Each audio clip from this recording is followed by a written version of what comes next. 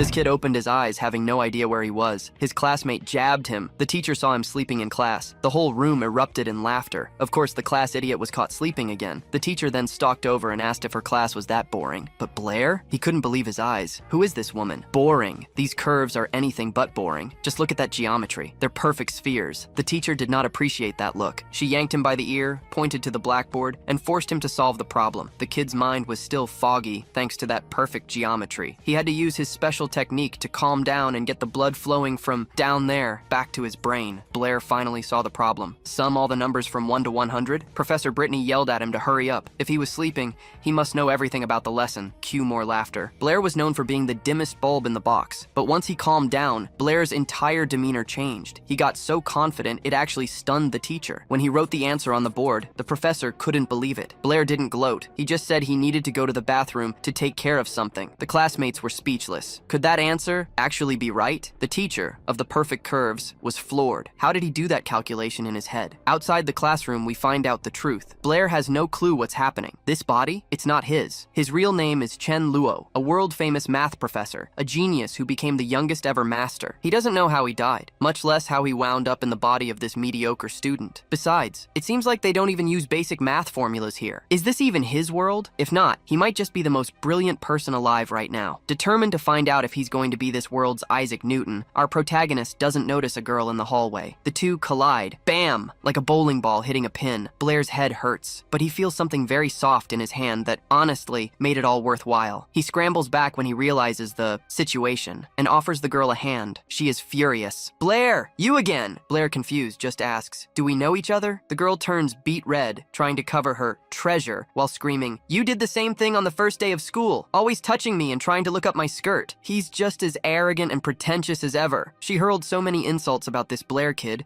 that our protagonist froze in secondhand embarrassment. He tried to explain, but the girl was dead set on erasing his memories, the unfriendly way. She started conjuring fire magic. Blair quickly tried a new tactic. "If I'm really that weak and pathetic, isn't beating me up just cowardice?" The girl wasn't listening. She was ready to barbecue his memories. Out of options, Blair resorted to sincerity. He apologized to the beautiful lady with the incredible geometry. "And I swear I didn't see the color of any white panties." The girl was caught completely off guard. She actually calmed down, but before she could say a word, the culprit had vanished, running away from the blonde as fast as his legs can carry him. As he runs, he starts to process the insanity of this world, where both science and magic exist side by side. Suddenly, a splitting headache hits him, and he collapses to his knees on the grass. His consciousness begins to fade, his body goes limp, and he passes out on the ground. Our protagonist's mind then drifts back to his childhood memories, where he's seen calling out for his dad. The scene shifts to a reflection in a puddle, showing some people in front of a palace. A man hands a beautiful box to a woman, calling her his love and trying to comfort her. Right after, the woman grabs a child by the arm and rushes inside a big 2-story house. Inside, while she's tending to her things, she overhears two women gossiping. They're saying that the lady and the child were nobles, but the man who supported them had died. The memory flashes forward,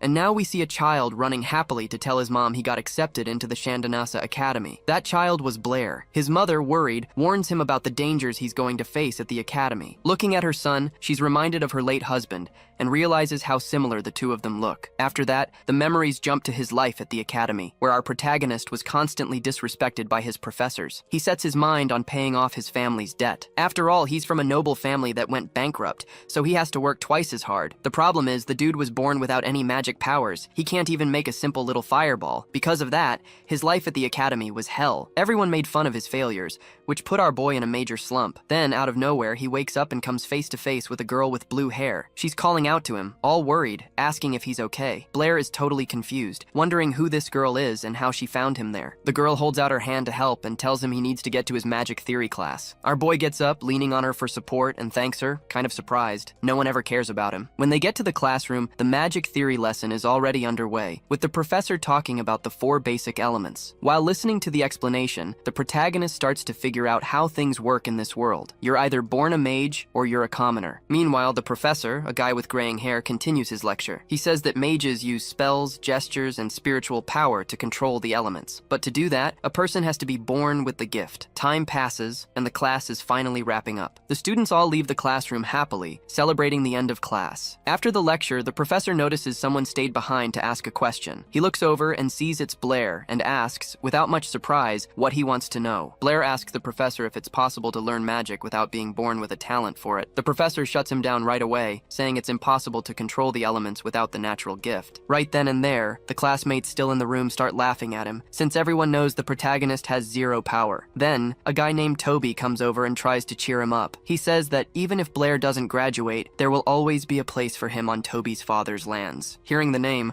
the protagonist remembers that this chubby little guy was the only friend of the body's previous owner. After their chat, Toby gives him a big smile. The two say a friendly goodbye, waving to each other. Out of nowhere, Blair notices the blue-haired girl is looking at him. He asks if she needs something. The girl gets all flustered and runs out of the room, but not before telling him that Professor Brittany told him to go to her office after class. He finds himself thinking about that girl. She was sticking close to him all day. It seemed like she wanted to say something. The guy realizes that even though he's a math genius, that's not going to help much in a world of magic if he doesn't have any powers. With a sliver of hope, he decides to try and use what little magic he has to summon a flame. He looks at his own hand, concentrates, and tries to use the fireball technique, hoping something will happen. His hope was already fading, and despair was setting in because it looked like he had failed again. But then, out of nowhere, his hand erupts in a bright orange flame. The guy is completely shocked, staring fascinated at the fireball in the palm of his hand. He doesn't understand a thing, just sees that yellow light glowing there. He can hardly believe it's real because, as far as he knew, this new body had zero magical power, but there's no denying it. He has to accept reality, and even lets out a sigh of relief. Right after, our boy starts playing around with his new power. Then he stops and starts to wonder how,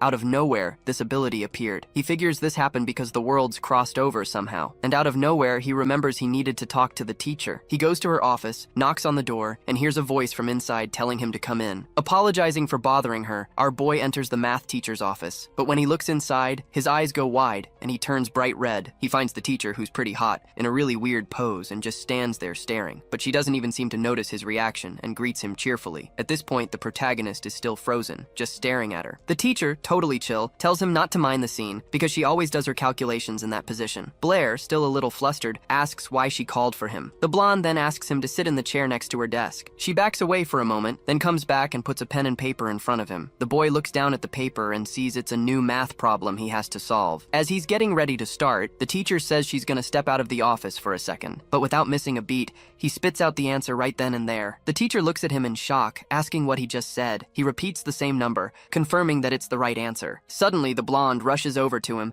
grabs him by the shoulder and starts asking, all worked up, how he solved it. Because for her, that problem takes forever. Looking a little angry, she asks if he'd solved that problem before, even though she chose the number 79 at random. The protagonist asks if she really wants to know the answer. She, half jokingly, insists again that he tell her how he did it. The guy's gaze unintentionally drifts down to her chest, and he, a bit shyly, agrees to explain everything. He's even surprised, thinking to himself that deep down, his teacher is kinda naive. Without wasting any time, he jumps right into the explanation. He says he saw the teacher solving the problem by adding the numbers one by one. He says that's a pretty risky approach, and it's really easy to make a mistake, but he congratulates her because her calculations were actually correct. She looks at her papers, totally confused, and says that's the only way she knows how to solve it. Our boy gives a big grin and says she's wrong. He starts to explain a new way, where first you have to find a pattern. According to him, you just take the first number with the last, the second with the second to last, and so on. Adding these pairs always gives you 80. He asks the teacher how many pairs of numbers that add up to 80 are in the problem. The blonde jumps out of her chair and shouts the answer, 39. The boy immediately praises her and tells her to sit down, but then quickly apologizes, saying it was out of habit. He continues the explanation, saying that this way the problem stops being a giant addition problem and turns into a simple multiplication. He shows that with this method, she can also find the solution super fast. The teacher, excited to have learned something new, happily declares that this is a wonderful way to solve the problem. What's more, she herself comments that this method could probably be improved. The boy praises her for the insight and starts to explain that yes, there is an improvement for this method. After his explanation, the blonde just freezes up, trying to process the logic of everything that was happening. Seeing his teacher totally frozen, our boy calls out her name, worried. He figures the basic math from his world is just too advanced for her. She finally snaps out of it and looks away, a little dejected, asking if he came up with that method himself. The protagonist dodges the question and just says he created the method to make calculations easier. In his head, he thinks that she'd never understand if he mentioned Gauss's name. Suddenly, the teacher grabs his hand and calls him a genius. To our protagonist, the scene feels pretty romantic. She says a bright future is waiting for him if they keep studying together. The guy turns bright red, says her name, and tries to say something. The teacher senses the mood, gets embarrassed, and backs away from him, scurrying off in another direction. But then, out of nowhere, her expression changes as an idea pops into her head. All excited, she suggests that Blair become an amazing mathematician. His answer is a real quick no. With a look full of ambition, he shouts that he wants to become an incredible mage. She looks at him with a confused face and asks why. So the teacher slams him down on the table and says he should be studying math, not wasting his talent. She tells him that as a mathematician, he could have a good position in society and that he should choose that path, not magic. Ignoring her, he forcefully shoves her hand away. Our protagonist says that what he cares about is magic and that he wants to be a mage, not a mathematician. In his opinion, being a great mathematician in this world is way too easy. He'd just have to spout off a few already existing mathematical theories. He feels like doing that would just be stealing other people's ideas, and that magic is way more interesting. After thinking for a moment, the teacher suggests they make a bet. She tells Blair that there's a magic exam coming up at the academy, which will decide whether or not he can stay. Our boy gets thoughtful and notes that if he fails, he'll be kicked out. The teacher confirms this and says that if he really wants to be a mage, he needs to pass this exam no matter what. A silence falls, and the boy just stares at her with an unreadable expression, thinking about something. Then the teacher grabs a calendar from the desk and continues explaining the bet. She says that if Blair passes the exam, she'll stop getting on his case about becoming a mathematician. But if he fails, she'll help him get a spot as a teaching assistant so he can stay at the academy and study math. After explaining everything, she asks if he accepts the bet. In her mind, she's sure the guy won't be able to pass because he has zero magical ability. Without showing any emotion, but with a super confident look in his eyes, the student accepts the bet. Out in the hallway, the guy thinks about how stubborn the teacher is and complains that she's always on his case. He starts replaying the earlier scene in his head, imagining it in a much more romantic way than it actually happened. Noticing these kind of dirty thoughts, he decides to distract himself by going to practice some magic. But then, out of nowhere, a girl with ribbons comes running towards him at full speed. They have a nasty collision, and the two of them bonk heads. After that, they both start falling to the ground at the same time. Our protagonist thinks the situation feels familiar, and then he feels something in his hand. When the pain fades, he opens his eyes and finds a girl sitting on top of him. The blonde realizes his hand is on her chest, and right away starts beating the crap out of our boy. Pissed off, she decides to use magic and starts preparing a fire spell. Out of nowhere, an orange fireball appears in her hand, but then she realizes there's no one in front of her anymore. The girl gets furious, cursing about how the guy disappeared again. Far away, our protagonist breathes a sigh of relief, thinking that if he hadn't bolted out of there at the speed of light, he'd be barbecue by now. A little while later, this same girl, who wears ribbons in her hair, goes to talk to the math teacher. She comes in complaining that she ran into a pervert twice in the same day at the academy. After venting, she gets even angrier and swears that the next time she finds that pervert, she's gonna blast him with a fireball without a second thought. The teacher finds the situation a bit funny and lets out a little chuckle. The girl, whose name is Isabella, quickly changes the subject. She says she's already finished the math problem the teacher had assigned. All proud, she mentions that she solved it all in one night and brags, thinking no one could have done it faster. The teacher even praises her effort, but bursts her bubble by saying that a guy named Blair solved the same assignment in just 1 minute. Isabella's jaw drops, completely confused, and she asks how he managed to do it so fast. The teacher explains there's a specific mathematical theory for it and offers to show her. So the teacher starts explaining exactly how the method Blair used works. After the lesson, Isabella has that look on her face like she's still processing everything, you know? But little by little, it starts to click, and she begins to understand the logic behind the theory. Then she realizes something and is shocked. She can't believe that Blair himself was the one who came up with it. Right then and there, Isabella decides she has to meet the genius who created this theory. She asks the teacher about him, her eyes sparkling with excitement as she waits for an answer. The teacher finds her whole reaction a bit strange, but agrees to introduce them. It's not long before Isabella just kicks a classroom door open and storms in. She starts yelling in front of everyone, asking where the guy named Blair is. She makes it crystal clear that she really wants to meet him. One of Blair's friends, completely startled,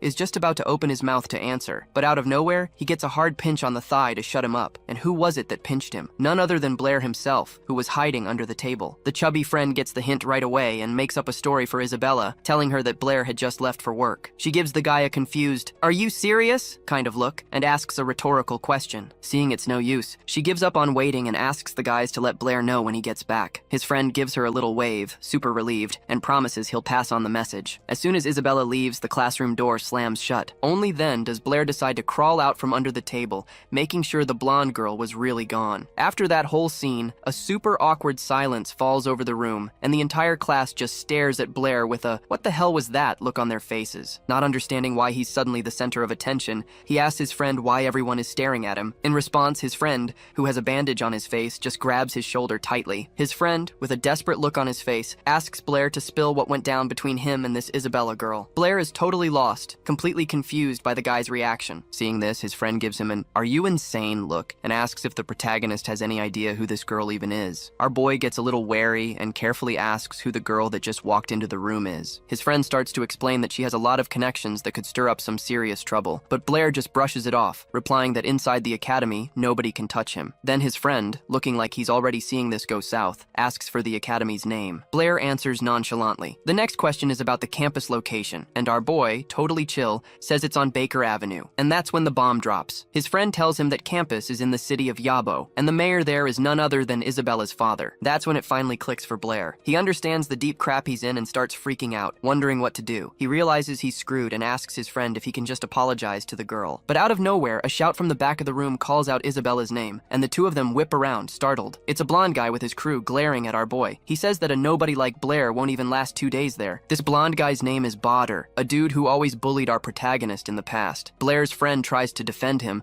but on the inside, he's thinking the blonde dude is totally right. He thinks this because at that academy, if you don't have any skills, you get zero respect. And to make matters worse, all the second-year students have to take an exam. Anyone who doesn't pass is out, expelled. In theory, the magic exam is super simple. Anyone should be able to pass it easily. There's just one catch. Blair has zero magical ability. For him, this exam means the end of the line. Suddenly, he's snapped out of his thoughts by a loud slam on a nearby table. It's Badr furiously yelling at Blair, asking if he's deaf or something. The air instantly gets heavy, and the blonde guy starts cussing him out relentlessly. Our protagonist's friend doesn't let it slide, his expression hardening as he gets ready to talk back to Badr. The blonde is challenged to a fight right then and there for being such a cocky and rude jerk, but he's totally confused, asking what Blair's friend, a guy named Toby, has to do with any of this. The tension between the two explodes, and they're just one step away from throwing hands. Badr, with a furious look on his face, promises he won't forget this. He turns and leaves with his friends, saying that next time Blair is going to pay for everything. Our protagonist just watches, looking a bit pale,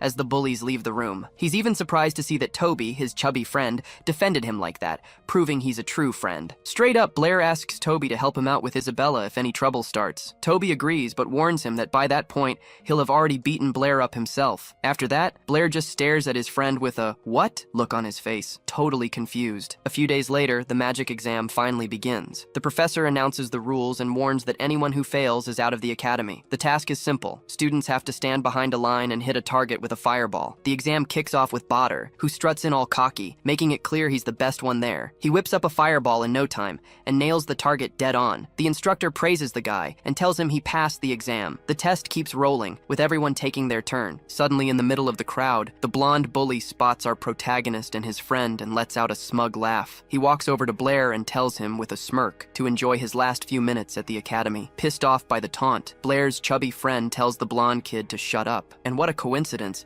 the next one to be called is none other than Toby. Without wasting a second, he starts prepping the fireball spell. Out of nowhere, a small orange flame appears in his hand. He shouts the name of the technique and launches the fireball. It flies out and just barely grazes the target. The instructor, without much enthusiasm, says that Toby passed. Even though he just scraped by, the guy is ecstatic that he made it. Next, the instructor looks at his list to see who's up. He was about to call Blair, but then remembers the kid doesn't even have any magic power. The instructor, feeling sorry for our boy, tries to avoid embarrassing him in front of everyone. So, he just starts wrapping up the exam, pretending he forgot about Blair. But then the blonde bully shouts out, telling the instructor not to end the test yet. He points out that there's still one student who hasn't taken the test. The guy points right at our protagonist and yells loud enough for everyone to hear that he's already failed. Blair just stands there silent and still, waiting to see what the instructor will do. The instructor, a bit awkwardly, asks the kid if he's going to take the test. The blonde bully's crew hears this and starts laughing their heads off, mocking Blair. As the crowd murmurs about the protagonist, a math teacher happens to be passing by. Blair's friend tries to cheer him up, putting a hand on his shoulder and telling him to just ignore the jerks. But then, out of nowhere, our boy's entire vibe shifts. With a look full of confidence, he decides he is going to take the test after all. The blonde kid and his crew are completely shocked by this, not understanding what Blair is talking about. The shock wears off fast and they all burst into laughter,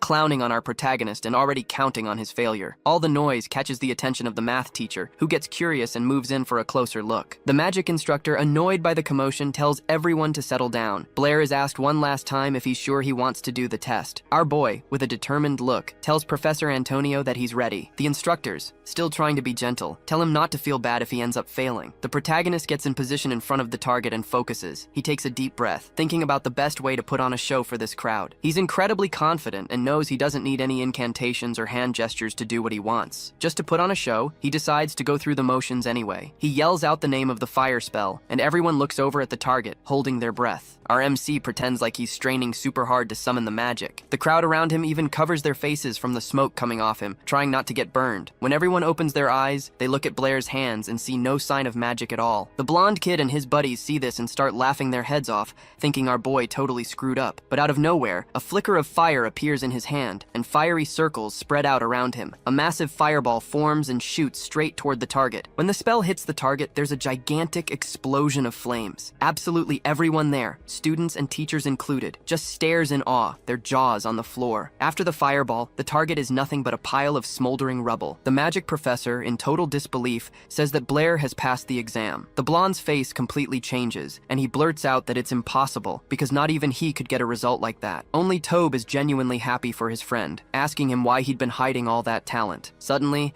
the professor calls our MC over for a talk. The math teacher is also off to the side, completely shocked, wondering how the kid pulled that off. Blair goes to the magic professor's office and starts spinning a tale about how he trained every single day with books, and that's how he managed to master the fireball spell. The professor, Anthony, explains that magic is a gift from the gods, and that people without any abilities were called the God-Forsaken, and they had all assumed Blair was one of them. But now, it seemed the gods had rewarded Blair with this gift, which was an incredibly rare occurrence. He praises our MC and encourages him to keep studying, telling him he has massive potential. Our boy thinks to himself, already tired of it all, that every single teacher at this academy is trying to force him to learn something. Then, out of the blue, he says he appreciates the praise, but he wants to go back to his own world. The professor looks at him, completely confused, and asks what worlds he's talking about. Our MC instantly realizes what he just said and tries to play it off, saying it was just a joke and that he let it slip by accident. But Anthony doesn't quite buy it and just figures he's been studying too hard. He assumes Blair was talking about the world from the legends of the Sacred Master. As soon as he hears about this master,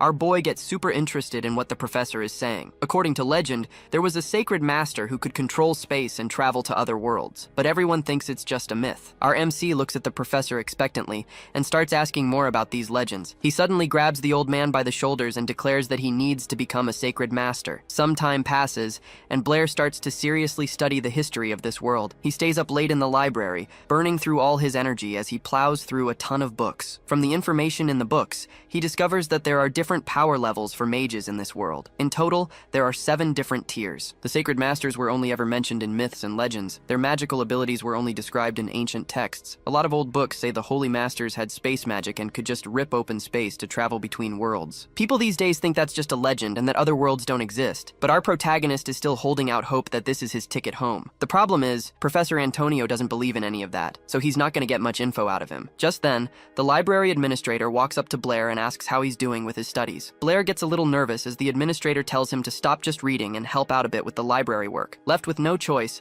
our boy agrees to take a break from the books. After his shift, he's totally wiped out because he had no idea working at the library was so tough. When his shift is over, it's time for class. The moment our protagonist walks into the room, a weird silence falls over the place. Everyone's whispering about his test results, since he did surprisingly well. The chatter wouldn't stop, and this sudden popularity was starting to weigh on him. Out of nowhere, he spots Isabella out of the corner of his eye, and just freezes. He doesn't get what this girl is doing there, and just stares at her, barely breathing. The blonde is sitting in a kind of weird pose, which makes our boy super flustered. He even tries to turn away so he doesn't have to look. Suddenly, Isabella shoots up from her seat and shouts for the whole class to hear that she didn't know that guy was the same Blair. Seeing things were about to go south, the protagonist tries to calm things down and shut down the conversation, but the girl cuts him off immediately and calls him a pervert in front of everyone. Blair still tries to find a way to calm the blonde down, but then he sees fire starting to form around her. She concentrates all her power in her hands, preparing a fire spell. Not knowing what to do, the scared kid can only cringe and cover his face with his hands, but he doesn't feel a thing. Surprised, he opens his eyes to see why the attack never hit him. Right in front of him is the math teacher, who stopped the clueless student. The teacher, with a disappointed look, asks Isabella why she's using magic inside the classroom. The mayor's daughter even tries to explain herself, but the teacher cuts her off before she can even speak. Right after that, the teacher calls Blair to her office. And it doesn't stop there. She decides Isabella has to come along too. Not wanting any more trouble, our boy agrees and quietly heads to the teacher's office. The 2 students and the teacher quickly leave the room, slamming the door behind them. After that crazy scene, all the students are left in silence, trying to process what just happened. A blonde guy in the class was in shock, not understanding why Blair was getting so much attention. Meanwhile, in the teacher's office, our boy explains all the awkward situations that went down with Isabella. The teacher tries to get the 2 of them to make up, saying it was all just a big misunderstanding. With the teacher pressuring her, the blonde girl ends up agreeing to forgive the guy. Then, the teacher changes the subject, bringing up the magic exam and praising the protagonist for his effort, saying the bet between them was officially over. She says she was really intrigued by his performance and asks him to show her how he managed to evolve out of nowhere and gain magic abilities. Our boy turns her down, saying it was just luck and that actually, he's the one who has some questions for her about magic. The blonde doesn't push it and just waits, curious to see what he's going to ask. He then drops the question. To use an element, do you really need to use hand gestures and recite spells? Isabella, who never misses a chance, butts into the conversation to make fun of the protagonist, calling his question stupid. Realizing his question sounded kinda dumb, Blair, a bit awkwardly, asks if there are any exceptions among mages. The teacher starts to explain that even the most powerful mages need spells and gestures. The only difference is that, at their level, they can do it a lot faster. She goes on, saying that magic is a gift from the gods. They were the ones who taught people to use gestures and spells to summon the elements. To do it without anything, a person would need what they call divine enlightenment. The student finds the question so absurd that she asks why the teacher is even answering it so seriously. The protagonist starts wondering if, because he's from another world, the gods here simply overlooked him. All of this was basic magic knowledge, and if he wanted to be a mage, he'd need to study the theory first. But the teacher called him over for another reason, one the girl had already mentioned. She hands him a folded paper and explains it's a scientific journal where the most important works are published. Isabella, who was nearby, sneaks a peek at the journal and is shocked. She notices the math teacher's name alongside our boys and has a totally over-the-top reaction. The teacher explains that she figured out the summation method the boy demonstrated and even wrote a paper on it, but the black-haired guy can only think about one thing: if he's going to make any money from this publication, since his library salary was a total joke. And as if reading his mind, the teacher suddenly calls his name. She hands him a small pouch of money and says it's his reward for his work. This was a ton of cash, covering more than 2 years of the salary he was making at the library. With a joy he can barely hide, he pretends to be embarrassed to accept it and offers half the money to the teacher. Naively, she agrees to the proposal on the spot and takes half the cash for herself. Blair's face falls instantly. He never expected her to actually take his money. The pain is immense because he only offered it out of politeness. With a single sentence, he got rid of half of all the money he had earned. Because of this, he started having some dark thoughts about how he needed to get out of this world as soon as possible. But suddenly, something catches his full attention, and he stares intently at the teacher with a newfound interest. He wants to know if every article published in that scientific journal pays the same amount of money. In response, he hears that yes, the payment is for each published article. And out of nowhere, a brilliant idea pops into his head, one he just has to share. He suddenly starts explaining a new theory, one he brought from his old world. The teacher realizes what he's talking about and calls it Hughes's Enigma. Our boy, who's not really up on this world's science, gives the girl a confused look. She explains that Ralph's riddle is a math problem created by some ancient sages. The story goes like this. Ralph has 7 sons, each son has 7 bags, each bag has 7 cats, and each cat has 7 kittens. The problem itself doesn't involve huge numbers. If you just add everything up, you'll get the answer. But the thing is, if the numbers were bigger, it'd be really good to have another way to solve it. So the blonde, with genuine interest, asks if he can solve Ralph's riddle using a different method. With a confident look, he replies that he has a few ideas about it. The girl gets super inspired by his answer and asks to work with him on this new method. Time passes as they work,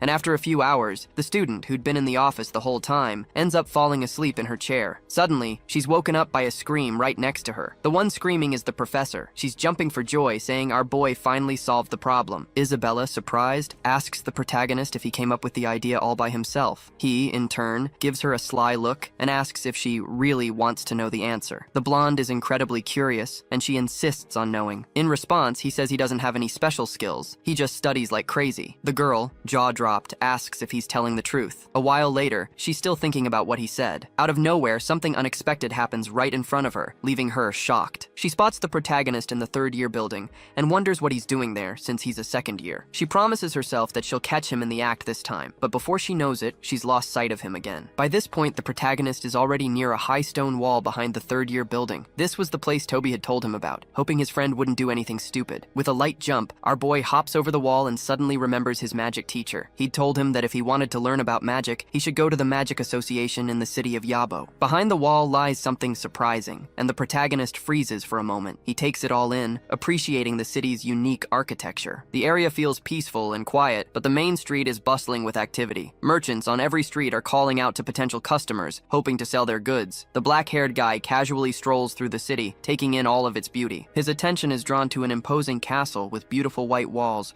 right in the center of it all. He recognizes it right away. That's the Magic Association he was looking for. Before heading inside, he carefully pulls a mask of some sort out of his pocket. He needs to be careful. It's best promised not to reveal his identity needlessly. Since the association's entrance was pretty quiet, he went straight to the main desk. There, he runs into a blue-haired girl who immediately offers to help. Our protagonist instantly recognizes her as Molly, one of his classmates, and wonders what she's doing working there. The girl offers him the services of a high-level mentor, but charges an insane amount of money for it. When our boy hears the price, he's a little shocked, not getting it at all. He obviously doesn't have that kind of cash, so he just gives up on the idea and starts to leave the building. But then, Molly calls him back. She says that if money is the issue, he can just sign up for the association's library. Boulier turns around, surprised, and even asks again, just to make sure he heard her right about this library. Turns out the Magic Association's library has thousands of books on the subject, and the best part, it's free. The protagonist, realizing he won't have to spend a single cent to learn, gets all excited and asks to sign up on the spot. But to do that, they ask him for a mage certificate, which unfortunately, he doesn't have. Molly thought he was already a mage and explains that the registration is meant to prove that the person actually knows their stuff when it comes to magic. She says he can just prove his skills right then and there by showing what he can do. The guy is a bit hesitant and asks if it's possible to take the test right there on the spot. It is, but Molly warns him that the specialist on duty today is a real hard ass. Apparently, only 10% of people pass his test. Even so, our protagonist isn't discouraged and agrees to take the exam, especially since jumping the wall again wouldn't be very practical. A little while later, they arrive at the examiner's room, a guy named Andrew. Our boy notices that the man is wearing a red mage's robe with 2 silver stripes. This means he's a mid-level mage of the fire element. The mage doesn't waste any time and gets straight to the point,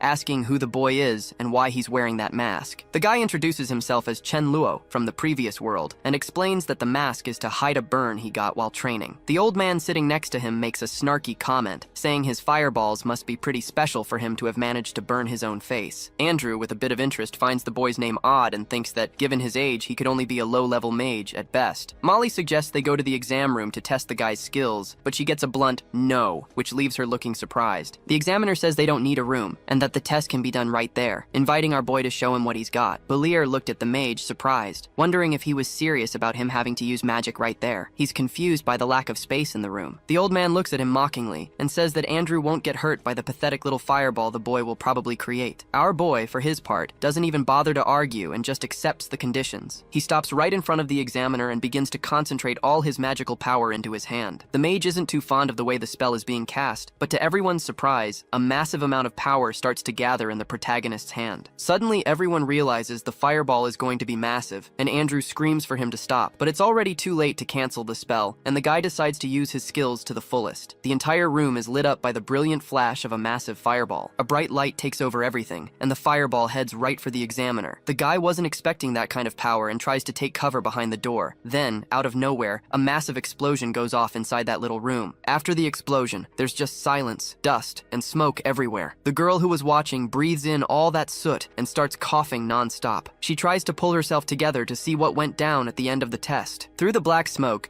she sees an old man coughing, who seems to have cast some kind of spell. Where the examiner was standing, there's now a giant blue shield protecting him. Andrew, meanwhile, is on the floor covered in dust, trying to figure out what just happened. So it was the white-haired old man who managed to put up the shield in time and save the bald mage. He keeps holding the barrier with a dead serious look on his face, trying to peer through the smoke. The examiner is in such a state of shock that he doesn't even react, and the older mage has to shake him by the shoulders to get him to snap out of it. The girl just stares at the whole scene, completely in shock. Our boy, realizing the confusion, immediately apologizes to the mages. He explains that he thought everyone was prepared for his spell, and that's why he went all out. After all that chaos, the protagonist passed the test. A little while later, he's in another room getting his mage certificate and a library card. He takes the documents and starts looking them over. The girl from before walks up and says she was blown away by what he did in front of the examiners. The protagonist, whose name is Chen Luo, thanks her for the compliment, says his goodbyes, and leaves. The thing is, he called her by her name,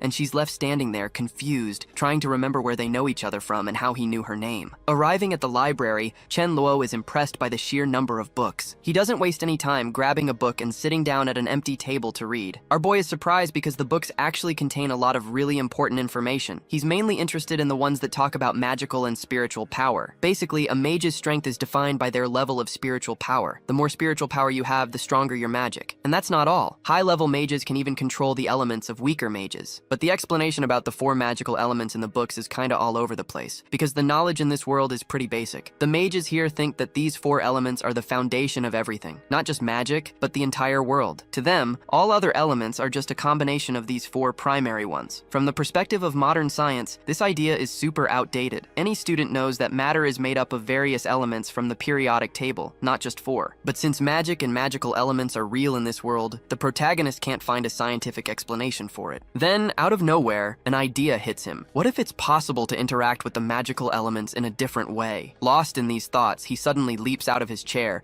startling everyone in the library. If his theory is right, he might just be able to create a completely new kind of magic. Out of nowhere, he gathers the papers that were on the table. Without a second thought, our boy gets his stuff and bolts from the library. He needed to test this crazy idea and went straight to the Magic Association. When he gets to the association, completely out of breath, he runs down a hallway, and the guys who administered his test recognize him. The examiner and an older man were sitting there, still kind of in shock from what they'd seen earlier. To help set the scene, a blue-haired girl was serving them tea. This Andrew guy comments that this Chen Luo has extremely low spiritual power, but even so, he managed to create a huge and super powerful fireball. And the weirdest part is that the old man couldn't even control the element the kid summoned. The gray-robed mage thinks maybe the kid has some secret they're not getting. It was already getting dark, so the protagonist decides to get out of the city and head back to the academy. On the way, he just hops over a high stone wall like it was nothing, and he lands smoothly on the other side, on his feet, without kicking up a single speck of dust. Our boy doesn't want to waste time and decides to try creating that new magic right then and there. A bunch of ideas start popping into his head, and he struggles to focus and create something different. The protagonist takes a deep breath and, out of nowhere, feels a strange energy. A whitish flow, one he doesn't recognize, starts swirling around him. He figures out that this energy is coming from his own body and that he can control it. He tries to direct this flow of chi to create a second element. A ball of magic forms in his hand, and it transforms into oxygen. But then he's not sure if it's actually pure oxygen. There was no way to tell just by looking. So Blair gathers the oxygen he created in his hand, making it denser and more concentrated. He figures if it's really oxygen, all he has to do is set it on fire to be sure. But the first attempt is a bust. He adds fire and only a little puff of smoke comes from his hand. Without losing hope, he tries the crazy experiment again. He creates the oxygen in his hand one more time, compresses it tight, and lights that thing on fire. Suddenly, a giant explosion goes off all around him. The shockwave is so strong it shatters the windows of the nearby buildings. To give you an idea, even a glass that was just chilling on the math teacher's desk started to crack all over. The teacher hears that huge noise coming from the street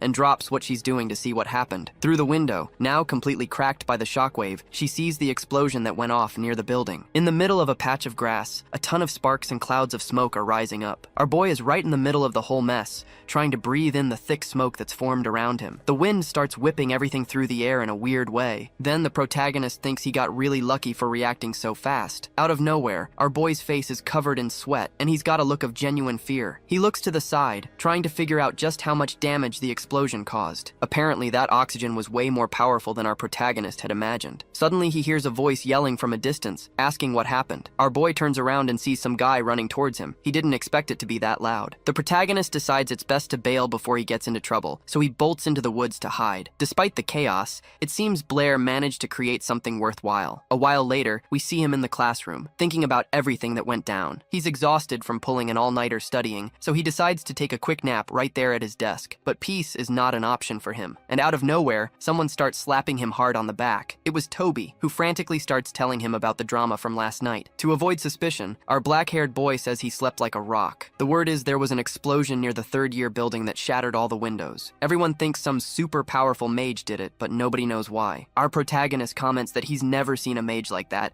and his friend gives him a shocked look, asking what he means he's never seen a high-level mage. After all, their math teacher is a super high-level mage. Hearing this, Blair's face is one of pure shock, and he even jumps out of his chair. A little later, our protagonist decides to go talk to the teacher, and the scene cuts to him knocking on her office door. She opens the door almost immediately and greets her student. Our boy came at the perfect time, because she actually wanted to speak with him. She tells him that the Mathematicians Association has already published an article on Routh's enigma, and since he was the one who proposed the solution, his name is listed first among the authors. The teacher congratulates him for solving the most difficult problem in mathematics, but brushing that aside, he says he's here to discuss something else. To the blonde teacher's surprise, he says he wants to study math with her and asks for her help. After hearing this, she just stares at him, completely confused. The guy wanted to be a mage, but suddenly he'd decided he also really liked math and didn't want to regret it later. He even says he feels like he must have been an incredible mathematician in his past life. The teacher, overcome with emotion, takes his hand, calling him by his name. She can't control herself and presses his hand against her own chest, saying how happy she is to hear that. She hugs him and says that from now on, they'll study math together every day after school. Dying of embarrassment, the guy tries to pull away from the hug, gently pushing her with his hands, and uses the moment to ask for help with magic too. Still totally flustered by the scene, he hears her agree to everything and decides to get out of there as fast as he can. Our boy is already rushing for the door, dying to get out of there. He opens it, but the blonde teacher calls out to him, reminding him about their arrangement for the next day. He just agrees, wanting to bolt. But then, out of nowhere, she tells him to stop and wait another minute. So, she sits on her desk, clasps her hands, and tries to figure out how to say what's on her mind. Blair is totally confused, staring at her nervously. Then it dawns on the teacher. The black-haired guy only agreed to the math lessons to get help with his magic. She's troubled by this because she realized his request wasn't sincere. Seeing he's been caught, the protagonist panics,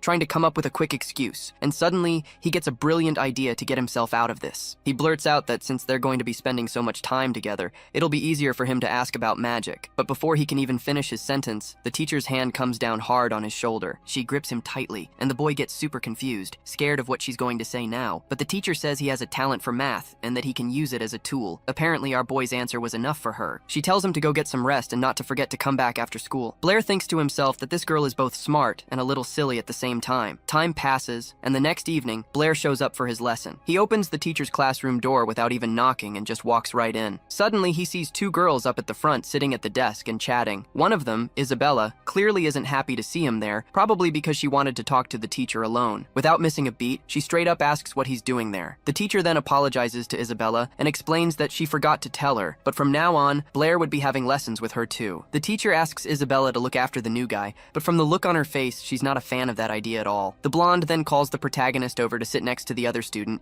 and says she's prepared a problem for him. The question was this: a stone is dropped into a well. A little while later, another stone, twice as heavy, is also dropped. The question is, when will the second stone catch up to the first one? Isabella starts to answer, saying they need to know the time between the two drops. But before she can finish, Blair cuts her off. Our boy, without hesitating, flat out says the second stone will never catch up to the first. He explains that if you ignore air resistance, a heavy stone won't catch up to a lighter one. His answer leaves the blonde girl sitting next to him really irritated. She accuses him of not even knowing the basics. According to her, everyone knows that an object's falling speed depends on its weight. The heavier it is, the faster it falls. She says that this is what the ancient sages discovered, and that even a child knows it, but our protagonist isn't buying it. The look on his face shows he's getting pretty pissed off too. He shoots back that just because a bunch of ancient sages said something, that doesn't make it true, and asks if she's ever actually seen it happen in real life. The blonde gets pissed that the guy dared to question the wisdom of the ancients. The vibe gets tense between them, because neither one wants to back down. So our protagonist tells them straight up that science has to be precise, and that if a truth can't be proven, then it's not a real truth. Another student suggests a bet, but the guy says no. The teacher tries to calm things down so everyone doesn't start a fight, but then, out of nowhere, the mayor's daughter bets 10 gold coins. He instantly agrees. The teacher just face palms, frustrated that she can't stop the black-haired kid. After a while, they find a spot to do the experiment. She tries one last time, saying that one stone is twice the size of the other, and that they should just drop the whole argument. But he holds his ground. After all, he wasn't about to pass up on some easy money. Nobody there thinks he's gonna win,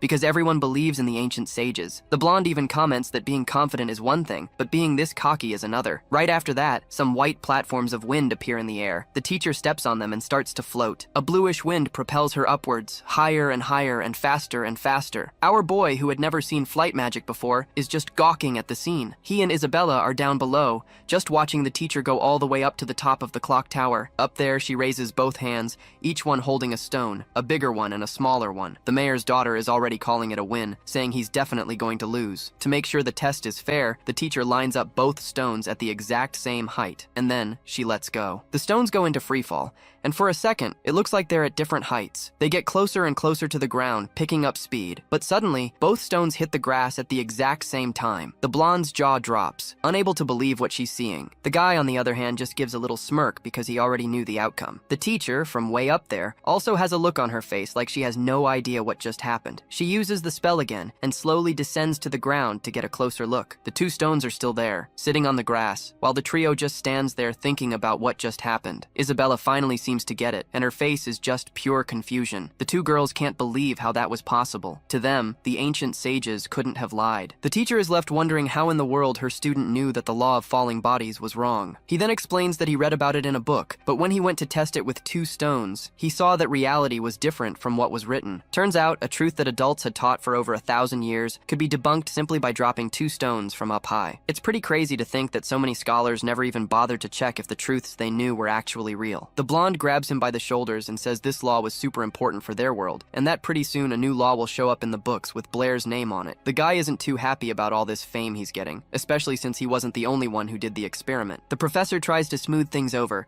saying the credit was all his and that she just played a small part. But if he wants, he can refine this law together with Isabella, and the girl gets all excited about the idea. Our protagonist replies that he'll definitely need her help to finalize the law and invites her to join in. All of a sudden, all the shyness vanishes from her face and she looks at the guy, surprised. Her mind starts racing, thinking hard about his proposal. She even imagines the newspaper headlines, announcing that 2 geniuses have appeared at the academy and are working together on a new law. Her face turns red again as she thinks about the possibility of working with the guy. The girl decides not to show what she's feeling, and trying to play it cool, she timidly agrees. The blonde is lost in thought for a while, realizing they'll have to work alone together. She starts imagining possible names for the new law, thinking about how their names would be side by side in the title, which makes her blush again. Then out of nowhere, she offers to help our protagonist if anyone messes with him at the academy, all while thinking about how smart and handsome he is. Suddenly, the guy holds out his hand to her, and the girl immediately thinks he wants to shake hands. This gesture made Isabella all flustered and even a little upset, without even understanding why. She decides to ask what he wants with his hand out, and in response, he asks for 10 gold coins. Our protagonist clearly meant something else by that gesture, and his eyes start to sparkle at the thought of the cash he was about to get. The girl was super disappointed for getting it wrong and backed away from him, a bit sulky. In the end, our protagonist gets the promised payment from the bet and starts counting the coins. He's thrilled for winning 10 gold coins in a challenge and getting rich in a single day. Isabella figures out that the guy is more interested in money than fame, but she still feels like that's not the whole story. Our protagonist gets thoughtful after her words and goes silent for a moment. The girl, with genuine curiosity, decides to ask him what he really wants. This question catches the guy by surprise because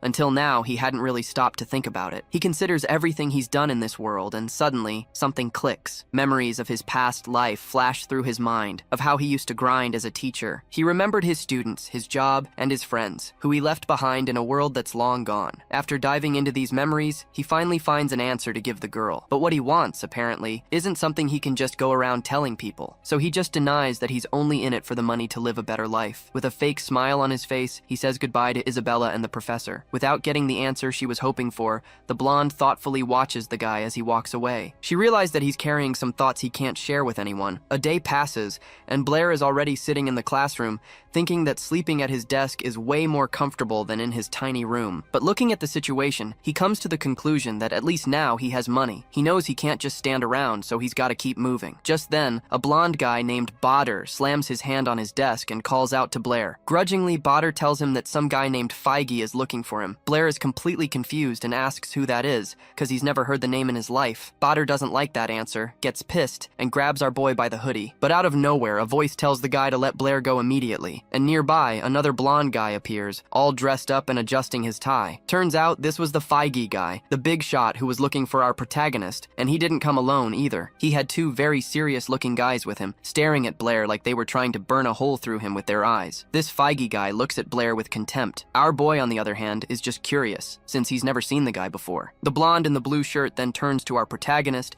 and asks if his name is Blair. He sizes Blair up from head to toe and lets out a sarcastic little laugh, standing right in front of him. That's when it clicks for our protagonist. With a serious face, he tells the guy to let him go and introduces himself, asking what's going on. The smug blonde warns Blair to stay away from Isabella. In his mind, a guy like Blair shouldn't even get near a girl like her. After delivering his message, Feige tells his crew to scram and they all take off. On his way out, the blonde bumps into Toby, who was just passing by. The chubby guy can't take the impact and awkwardly falls to his knees. He's so scared he doesn't even dare to say a word, just quietly waiting for the group of bullies to leave. A bit awkwardly, Toby walks up to to our protagonist and asks if he's okay. Blair says he is, that the guys just wanted to talk. But Toby is super surprised that Feige came at Blair out of the blue and can't figure out why. Then Toby explains the situation. That blonde guy is Feige, the class president, and everyone at the academy is terrified of him. He's from the famous Howard family and is the son of a viscount. And to make matters worse, his dad is a big shot in a secret society, and a bunch of the teachers here are members too. Toby tries to smooth things over,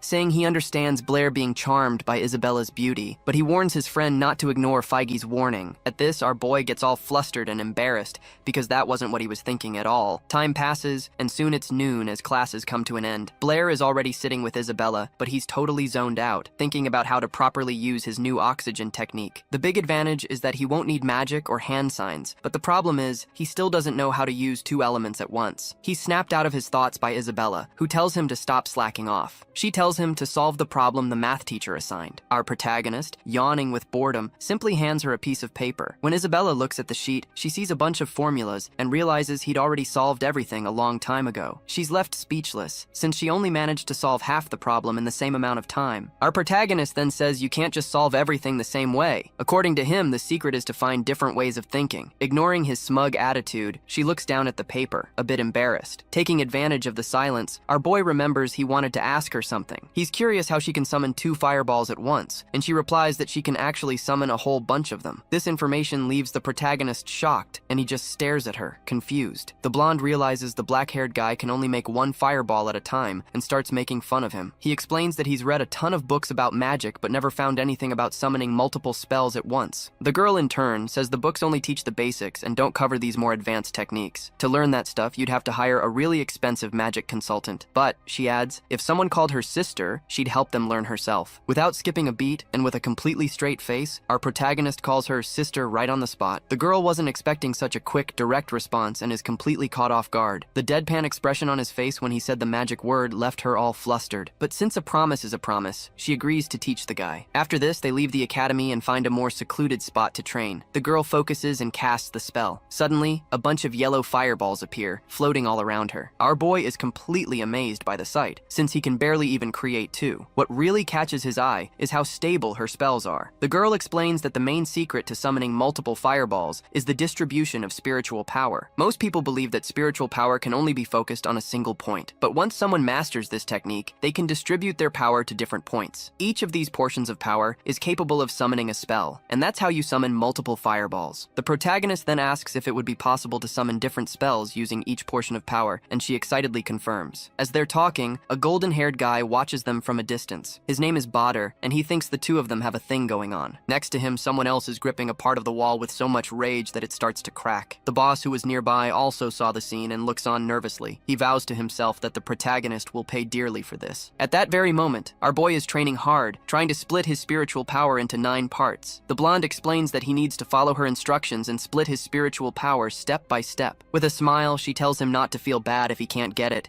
because it took even her 6 months of training to learn. Suddenly, just as she finishes speaking, a bunch of fireballs appear all around the young man. The girl stares in confusion at the scene before her and asks how he managed to do that. Totally nonchalantly, he replies that he just split his spiritual power into 9 parts and summoned the fireballs. But the girl isn't buying that excuse and asks how he managed to pull that off so quickly. Blair looks over at her, a little surprised, and just says he simply understood the technique and was able to use it. An answer that simple leaves the blonde completely stunned. She just stands there for a moment, staring at the guy. Her face turns bright red, thinking that he wasn't just a math genius, but a magic one too. Then she starts getting really pissed off, because she trained for way longer than he did. To save face, she decides to lie, saying she's done the same thing before. With her pride wounded, the girl just ditches the training session and runs off. Our boy has no clue why she's so mad, and just chalks it up to another one of those I don't understand women moments. He puts his hand in his pocket and suddenly feels something weird. It catches his attention, and he stops to see what it is. Meanwhile, the girl still hasn't cooled off and is stomping angrily toward the academy. Out of nowhere, Blair runs after her and grabs her arm. Isabella is startled by the move and asks if he needs something else. That's when she notices his hand is held out,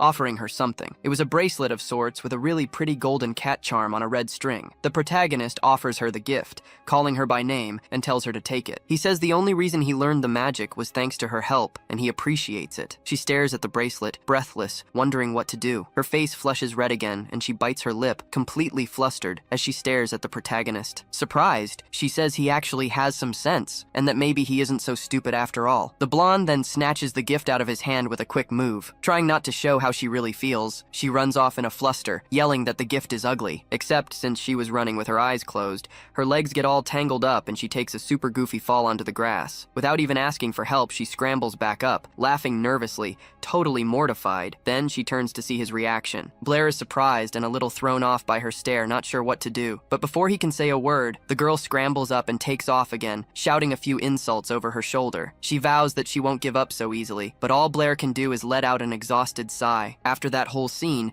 he decides to take a break and lies down on the grass to chill in the sun for a bit. He figures if she really didn't like it, she wouldn't have taken the gift. After all, he spent 50 silver coins on that thing. The guy was thinking that he originally planned to give the bracelet to his math teacher, but then he suddenly spots something right in front of him. 3 guys walk up to our protagonist, who's just lying there on the grass. One of them, Badr, reminds our boy that the class president had already warned him to stay away from that girl. Him getting close to the mayor's daughter was making the president pretty damn nervous. Without saying a word, our MC just gets up from the grass, looking dead serious. Then, out of nowhere, he turns his back and just bolts from the guys who were giving him a hard time. The blonde dude and his crew weren't about to let that slide and took off right after him. The thing is, our boy saw no reason to fight these guys. But then, one of the 3 decided to run his mouth, saying Blair's dad died a coward, fleeing in the middle of a battle. Hearing that about his family really struck a nerve, and our MC stopped dead in his tracks. The blonde dude, seeing his opening, kept taunting him. He thought Blair had let his guard down and tried to sucker punch him from behind, but as he threw the punch, his fist just stopped in midair, right in front of our boy's face. The bully was not expecting that at all. Since he'd thrown the punch with all his might, the recoil sent him flying backward, and in the end, he was the only one who got hurt. You could see on Blair's face that he was seriously pissed off by the gang's actions. Meanwhile, the blonde dude could barely even get back on his feet. His hand was completely burned, and he was in excruciating pain. This just made our MC even more furious, and he declared that his father was a brave warrior who died for his homeland. He added that his dad was an amazing father who deserved respect, even in death. Blair then threatened them, saying that no one gets to insult his father. Fueled by his rage, 9 fireballs suddenly appeared, floating around him, grabbing the bully's attention. They were completely shocked by Blair's skill, because as far as they knew, he had 0 magic. The thought of being burned alive terrified the guys, and they bailed immediately, leaving their leader behind. Now alone with a furious Blair, the blonde dude looked up at him, terrified. What he saw was enough to make him panic and start begging for his life. The bully tried to save his own skin, saying that fighting was forbidden at the academy,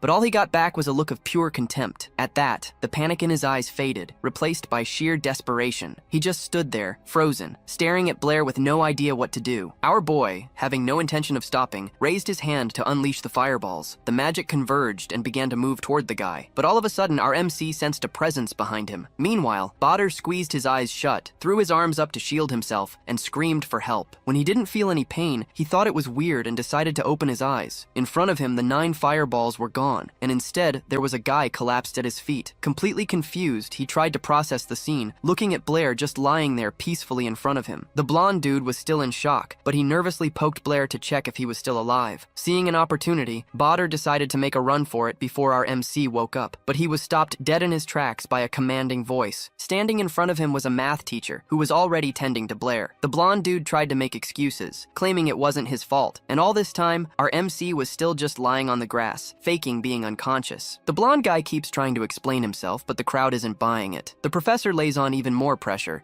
saying she knows exactly how he feels about Blair. The whole argument, which was going nowhere, is cut short by a guy with a beard and mustache who just shows up out of nowhere. He tells Badr off, since our black-haired boy was right there, passed out on the ground. This just proves that the blondie was lying the whole time. The man then orders Badr to go straight to his office and wait to face the consequences of his actions. He goes to talk to the vice president, saying this is all the academy's administration's fault, and apologizing for the scene. The 2 men walk away, discussing the situation, while the girl tries to wake Blair up. She's worried about his condition, but suddenly she feels a weird chill. The protagonist pulls away from her a bit, and his face just freezes in a mix of embarrassment and a certain excitement. The girl sees this and thinks he's genuinely not feeling well, but he replies that he was fine, right up until she was practically smothering him. She then gives him one of those big motherly hugs and says she was really worried about him. Just then, an older gentleman approaches and says this whole mess will be sorted out, but that they came for another reason. The girl takes the lead and decides to introduce the 2 men to Blair. The older one's name is Archil, and the younger one is Calvin. Our boy bows respectfully, greeting the 2 academy employees. Apparently,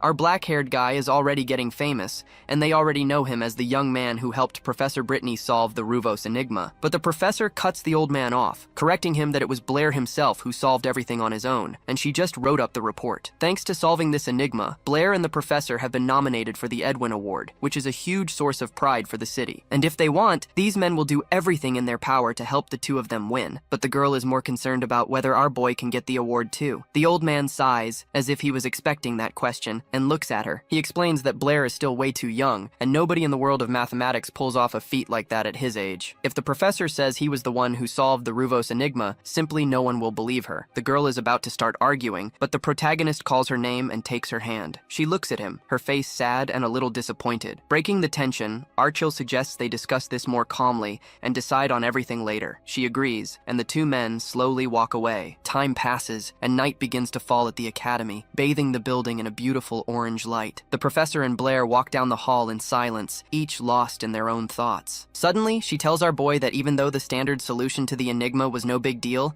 the method he used was a giant leap forward in the history of mathematics. The award has to be his. It makes no sense for anyone else to get the credit for it. This leaves Blair a bit stunned, and he quickly scrambles for something to say. After a moment, he says the award shouldn't be his. He then adds that, as far as he's concerned, Professor Brittany stopped being a stranger to him a long time ago. The compliment makes the teacher turn bright red. She's surprised, but in a good way. Embarrassed by her own reaction, she tells the student to just head home, leaving him wondering what he could have said wrong. A little while later, a crowd had already gathered around the bulletin board. Everyone was talking about the paper Professor Brittany published, and of course about the student's name who helped out. People were blown away, saying that scientists had spent centuries trying to solve the Ruvus enigma and failed. While everyone was talking about him, our protagonist decided to blend into the crowd to go unnoticed, and it worked. Nobody spotted him. But then, not too far away, he suddenly hears a bunch of shouting and cursing coming from a room. He recognizes the old man he'd met before and sees someone else in the back of the room. It was Badr and his father. The dad was seriously chewing his son out over the fight. The guy's parenting style was pretty intense, and to teach him a lesson, he just starts slapping his own son. Our protagonist watches this, furious, but with no intention of getting involved. After slapping the kid around right there in front of everyone, the blondie's father starts begging Artil for forgiveness, pleading with him not to expel his son from the academy. But what Badr did was too serious. He broke the school's rules in a major way. Without even letting the old man finish speaking, the blonde kid's dad just drops to his knees, begging with all his might for the director's mercy. He stays there in that position, desperately pleading for them to let Badr stay, despite the mistake he made. Badr is shocked by his father's actions and tells him to get up, but Blair, despite everything, decides to step in. He walks up to Artil, greets the director, and is greeted in return. Pretending he didn't hear a thing,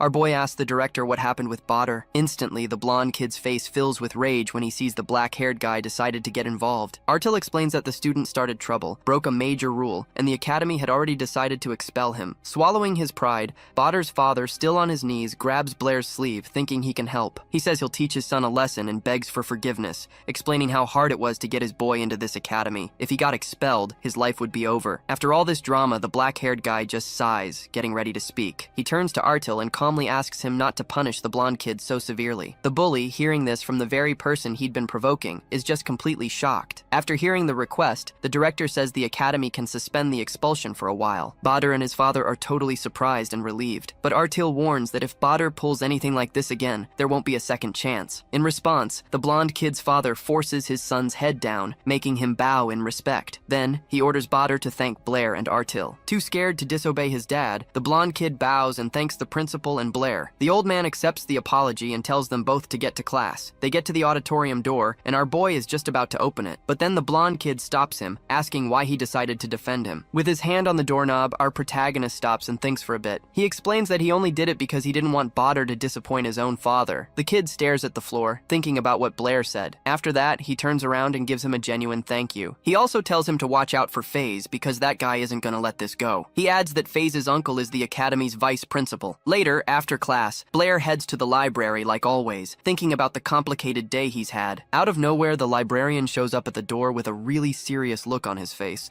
making it clear this wasn't going to be a good talk. Our protagonist wasn't expecting to see him there and asks what he's doing. The librarian gets straight to the point and asks if Blair has gotten into a fight with anyone lately. Our boy is surprised and totally confused, asks if something happened. Then he gets the news. He can't work in the library or live in his room anymore, and to make matters worse, it's a direct order from the vice principal. After this bombshell, our protagonist decides to find Professor Brittany, the one who's wanted to take him and Isabella to a math seminar from the start. Blair explains he can't go, since he got kicked out of his room and now has to find a place to stay. In response, the professor invites him to live at at her place, saying she has a spare room. Our boy gets all flustered by the offer, already imagining what it'd be like to live with her. Worried, he asks if it would be a bother for her to have him living there. She calmly replies that it's no problem at all, because that way they can study math anytime. Her answer kinda makes sense to him, but he's still beat red anyway. They seal the deal, and she tells Blair to meet her after the ball. Suddenly, Isabella barges into the room without warning and immediately asks what our boy is doing there. The professor explains that Blair is also going to the seminar with them, and that from now on, he'll be living with her. This last piece of news makes the blonde furious,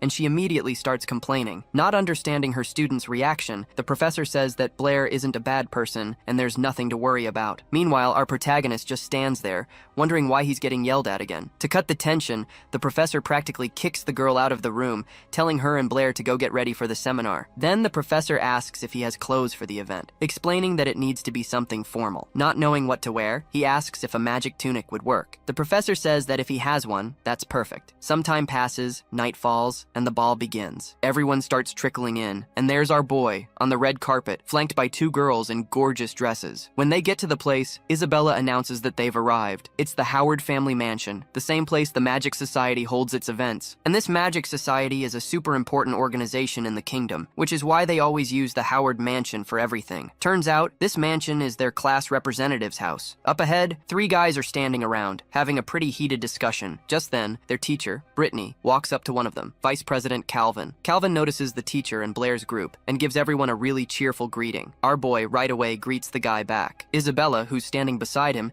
is confused about where they know each other from. The vice president then asks Blair to introduce his friends, mentioning they were just talking about him. Professor Brittany decides not to interrupt their chat and backs away, saying she'll catch up with them later. Blair and Isabella walk into the mansion and their jaws just drop, looking at everything around them. Our protagonist is blown away by how fancy the party is and makes a beeline for the food table. Without a second thought, he starts grabbing a ton of snacks and drinks, scarfing it all down in a flash. But Isabella is not happy about this scene at all, thinking he's embarrassing them. Suddenly, something catches Blair's eye, and he looks over in one direction with a lot of interest. He sees a huge painting on the wall, showing two rivers connected by several bridges. The blonde girl explains that this is the Howard family's greatest pride, the painting called The Seven Bridges of the Royal Capital. Blair, kinda confused, asks for the painting's name again, making it obvious he had no clue what it was. Their conversation is overheard by the homeowner's son, a playboy who, making fun of him, starts insulting our protagonist for the way he's acting. Isabella can't stand the guy's attitude and defends Blair, saying he's their guest and deserves respect, but the blonde dude couldn't care less. He keeps insulting Blair for his ignorance, since he didn't even know such a famous painting. Isabella decides not to start any more trouble with this Feige guy and grabs Blair by the hand to get out of there. The class representative sees her holding our boy's hand and gets visibly pissed off by the scene. He goes after them and gets in Blair's face, saying the only thing he knows how to do is hide behind girls. In response, Blair cracks a little joke and asks what the real meaning of the painting is. For some reason, the question leaves Isabella confused, and she just stares at him, not getting it. Blair then explains that if he understands the story behind the painting, he'll be able to create a new magical method. The blonde kid hears this and scoffs, saying Professor Brittany only put his name on the paper out of pity and nothing more. Isabella defends him again, saying Blair figured out how to solve the riddle all by himself. In response, the blonde dude decides to make a scene. He announces out loud for everyone to hear that Blair is going to solve the riddle written in the painting. Isabella is shocked by his attitude, realizing the guy just turned a personal beef into a public event. Immediately, whispers start spreading through the hall, with everyone talking trash about Blair. All the commotion gets the attention of Professor Brittany and Calvin, who were further away. The blonde dude then taunts our protagonist, saying that now he's forced to solve the riddle in front of everyone. Out of nowhere, a hand grabs our boy's arm. It's Professor Brittany. She looks worried and asks him why he went and picked a fight with FaZe. She explains that the Howard family is super powerful in the city, and messing with them is just asking for trouble. If he keeps this up, he'll have problems not just with the Math Society, but with the entire academy. And to make matters worse, this Seven Bridges problem is something mathematicians have been trying to solve for centuries. FaZe just wants him to try and solve it so he can humiliate our boy in front of everyone. So then FaZe, the blonde guy, overhears the conversation and turns to Professor Brittany. He taunts her, saying she herself called Blair a genius, but now it seems like she doesn't trust him anymore. The professor gets flustered and starts raising her voice to explain herself, but she gets cut off. That's when Blair, full of confidence, says that he will indeed take on the challenge. He says it's a way of thanking the family head for getting him kicked out of the library. The girls nearby hear this and are shocked, because they had no idea about the real reason he left the library. They even ask if he's sure, but Blair is already turning to FaZe. He confirms that he'll solve the problem, and that he accepts the bet. So, FaZe starts explaining the story of the so-called Seven Bridges Challenge. It was a guy from the first generation of the Howard family family who came up with it. Many years ago, the head of the family was an important official and noticed the capital had a unique geography. Back then, the city was a lot smaller. The city was split by a river with 2 islands in the middle. To connect everything, they built 7 bridges. These bridges helped the people of the city connect and do business. One day, this old family head was looking at the bridges and got a wild idea. Was it possible to cross all 7 bridges, passing over each one only once, and return to the exact same spot where you started? When he posed this question, mathematicians from all over the kingdom went nuts trying to find the answer. A ton of famous scientists traveled to the capital just to try and solve the problem. Time passed. People came up with a bunch of theories, but no one could figure out how to get back to the starting point without having to cross a bridge twice. Until one day, the old man who created the challenge himself announced that he had found the solution. He told everyone to meet him the next day to prove he was right. So mathematicians from all over gathered at the bridges, but they waited all day and the guy never showed up. A few days later, they found his body. The story goes that he got so excited about his discovery that he ended up tripping and drowning in the river. His death was a huge blow to everyone in the math world. The problem was never solved, and not even his own family knows the answer. Even with the solution lost, the family hung an engraving of the bridges in their hall to honor the man. FaZe finishes by saying that this whole story is a source of pride for them. Our boy instantly gets what this is all about, because this puzzle is very similar to one that existed in his world. After telling the whole story, FaZe asks, with a mocking smirk, if Blair thinks he can find the solution. Blair replies that no, he won't find a solution. And then he adds that if he can't, then nobody else can either. FaZe almost bursts out laughing at this answer. He can barely contain himself and lets out a scornful laugh. He just can't hold it in anymore and starts laughing right in the blonde guy's face real loud. The crowd is kinda confused and starts to break up, finding their little beef pretty boring. One of the girls there comments that Blair is just another arrogant brat who doesn't know his place. But her friend, who is right next to her, keeps an eye on our boy and realizes he's got a real sharp look in his eyes. To her, the black-haired dude isn't as dumb as everyone thinks. After his laughing fit, the protagonist starts to explain his answer. He says that the 7 bridges riddle simply has no solution, and that's why he can't solve it. With that answer, everyone in the room goes silent, processing the information. Teacher Brittany and Isabella start whispering to each other about what he said. Faizi gets pissed off and cusses our boy out, asking how the first elder of his clan could have found a solution if one doesn't exist. In response, he gets another question thrown back at him. Is there any proof that this so-called elder actually solved the riddle? The blonde guy is floored by his audacity and asks if he has any idea who that elder was in the kingdom. Out of nowhere, someone in the middle of the crowd bangs a cane on the floor and tells everyone to shut up. The guy is Viscount Howard, who tells Faisei to stop bragging about his family. The blonde kid wilts on the spot and apologizes to his dad. Then the Viscount walks up to Blair and says he's heard of him. Our boy, without showing any emotion, bows politely and greets the head of the house. The Viscount then says he saw the argument with his son, and even apologizes for the boy. But he quickly follows up, saying he heard Blair claim the riddle had no solution, and that this was a disrespect to the honor of his family's ancestor. The protagonist starts explaining that the 7 bridges of the capital really can't be solved. The girl who was nearby notices that he's never looked so confident. The Viscount gets nervous and asks, now irritated, if he really wants to prove what he's saying. Our main character doesn't back down and says he can prove to everyone there that the riddle is impossible. According to him, many scholars of that era tried to solve the problem practically by testing the paths, which is a valid attempt. But if you actually look at the problem, the answer is something else entirely. While he was talking, he was drawing on a piece of paper, and then he decides to show it to everyone. He explains that a practical and complicated problem like this can be turned into a simple drawing, where each piece of land is a point and each bridge is a line connecting those points. So, the map of the 7 bridges can be simplified into that drawing. If you can leave from each point without repeating a path, it means you can return to your starting place. The crowd is dumbfounded, and a few people comment that they'd never thought of solving the problem that way. At this, one of those 2 girls who were talking about Blair admits he's not so simple after all and that her friend was right. The other girl just gives her an "I told you so" look, totally satisfied with being right. The protagonist continues his explanation. He says that, aside from the starting and ending points, whenever you cross a bridge to get to a place, you need another bridge to leave. So he simplifies the math. Points that have an odd number of lines connected to them are odd points, and points with an even number of lines are even points. Brittany figures out the logic. To leave the starting point and make it back, they have to pass through every single point, and to do that, all the points need to be paired up. Our boy confirms her idea and says that's the key. Just then, some guy with glasses gets what Blair is saying and starts to ask a question out loud, but Blair cuts him off right away. He explains that the 4 points of that puzzle are singular, or in other words, odd. So, no matter what method they use, they'll never be able to get back to the starting point. He drops the bomb. The 7 bridges puzzle doesn't have a solution and never did. The whole crowd is in shock, processing what he just said. The guy with the glasses admits there's no flaw in the theory, which means the problem really is impossible. The blonde boy, who who's totally embarrassed by the revelation, yells that Blair is wrong. Then it starts dawning on everyone. The Howard family has been lying this whole time. He tells everyone to shut up and insists he's wrong. But after such clear proof, no one doubts anymore that the puzzle has no solution. The other girl, who trusted Blair's intelligence from the very beginning, says their ancestor was just a con man. Unable to handle the pressure from the crowd, the blonde guy, Feige, panics and starts calling for his father. But instead of support, he gets a massive punch to the face. His father, Viscount Howard, slugs his son with all his might, sending the kid flying several meters back. The head of the family starts blaming Feige for not keeping his mouth shut. He says that if it weren't for him, the Howard family wouldn't have been humiliated in front of so many people, and he swears to himself that the guy who dared to dishonor his family will pay for it. The Viscount tries to slip away, moving out of everyone's sight, but out of nowhere, he hears a voice telling him to stop. It's Blair. He says that, by the rules of the Mathematics Society, since he helped Feige with the question, the Viscount now has to help him in return. The Viscount stops, thinks for a moment, and ends up agreeing. He asks what question Blair wants answered, and our boy's question is pretty simple. He wants to know, if the sides of a square are 1, what is the value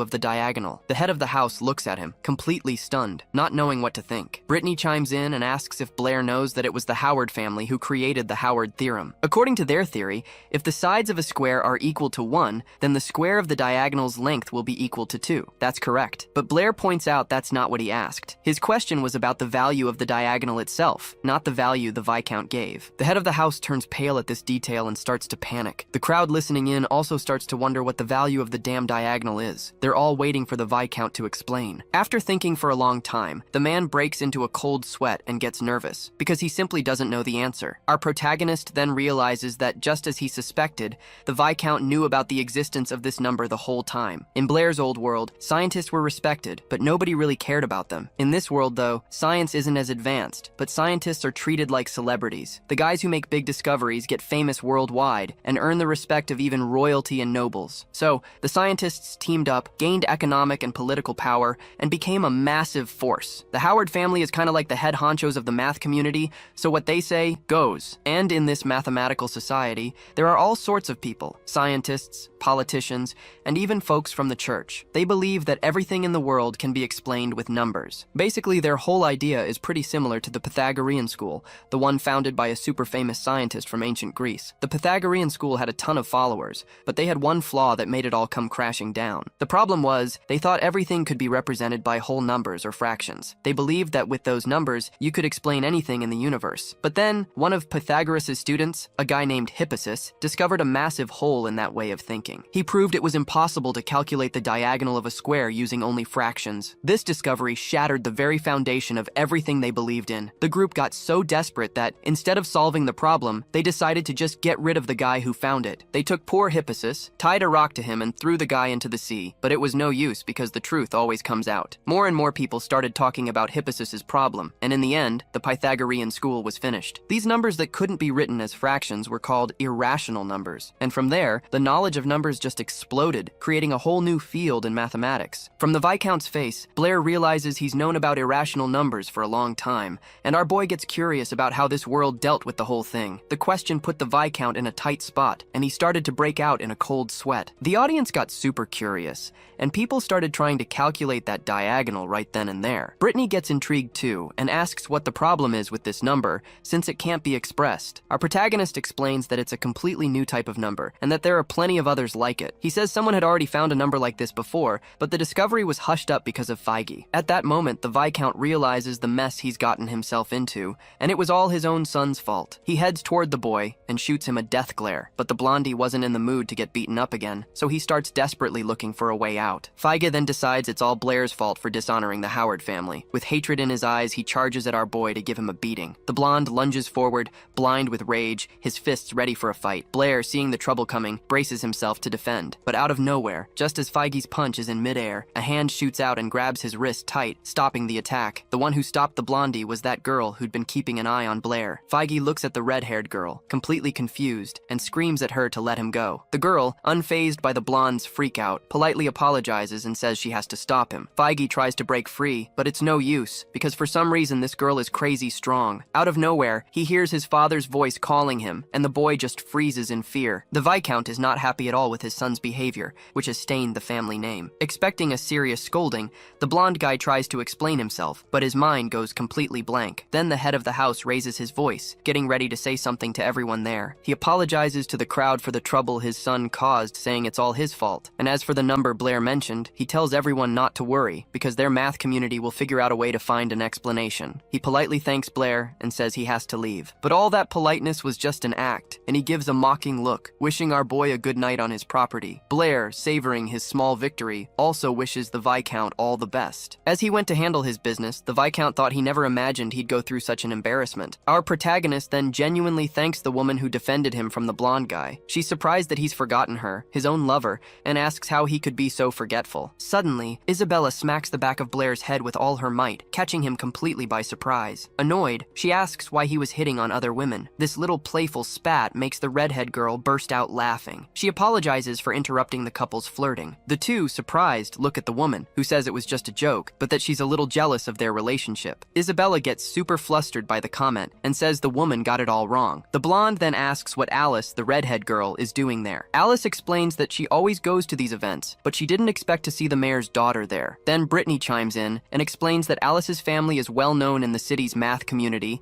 and that she's been attending these seminars representing her family for years. She introduces herself to our boy, stating her name and holding out her hand. The girl says she's a third year at the academy and a classmate of Isabella's. Blair shakes her hand back and says the pleasure is all his. Alice then gets right up close to his face and stares at him with a curious look. With her being so close, our boy can't help himself and ends up checking out her chest, turning bright red with embarrassment. As Alice stares at the protagonist, Isabella gets dejected, realizing she can't hold a candle to the other girl's beauty. The mayor's daughter's classmate says she liked Blair's presentation and suggests he start studying math more seriously, but out of nowhere, Blair shuts her down, saying he'll have to decline. He suggests she go see Professor Brittany, since he learned a lot from her. Alice realized right away that he wasn't going to fall for cheap tricks and was impressed by his boldness. Alice says her goodbyes to the group and tells Blair she wants to have a word with him alone later. This makes Isabella a little bit jealous. She was curious about his reaction when she asked him to go with Alice, but Blair just looked at her, completely confused, asking why he should go with the other girl. In Isabella's mind, all guys are the same. They see a pretty girl and immediately start chasing her. Not wanting to drag out the conversation, Blair blurts out that Alice can't even compare to Isabella's beauty. This gets her all flustered, and she asks if he's being serious. Our boy, with a total deadpan expression, replies that yeah, he genuinely thinks she's more beautiful. The protagonist is relieved to have dodged that bullet, while Isabella gets all shy thinking about the compliment. Out of nowhere, a guy in a white suit approaches them. It was President Calvin, and the group asks what he's doing there. The president says they're the stars of the night and that he just had to come and say hello. Not realizing the scale of what he'd done, Blair humbly says he just helped solve the problem and mentioned that number. But Calvin explains that the problem and that number were no small thing. The Howard family took great pride in that Seven Bridges enigma. Except today, it was proven that the problem has no solution. Because of that, the family's reputation went down the drain, and the number Blair mentioned could turn the entire world of mathematics upside down. So, the president wants to know who this guy really is. He's curious where a talent like this came from out of nowhere, and what the real intentions are of the kid who shook everything up with a simple explanation. Blair decides to play dumb. He says everyone saw Feige asking him for help. He just had an idea and said it out loud. And as for the number, it was just curiosity. He even adds that the Viscount would surely have found that number eventually with the help of the Mathematics Society. Calvin decides not to press the issue and admits that maybe he overthought it. But he warns Blair to be careful with the Howard family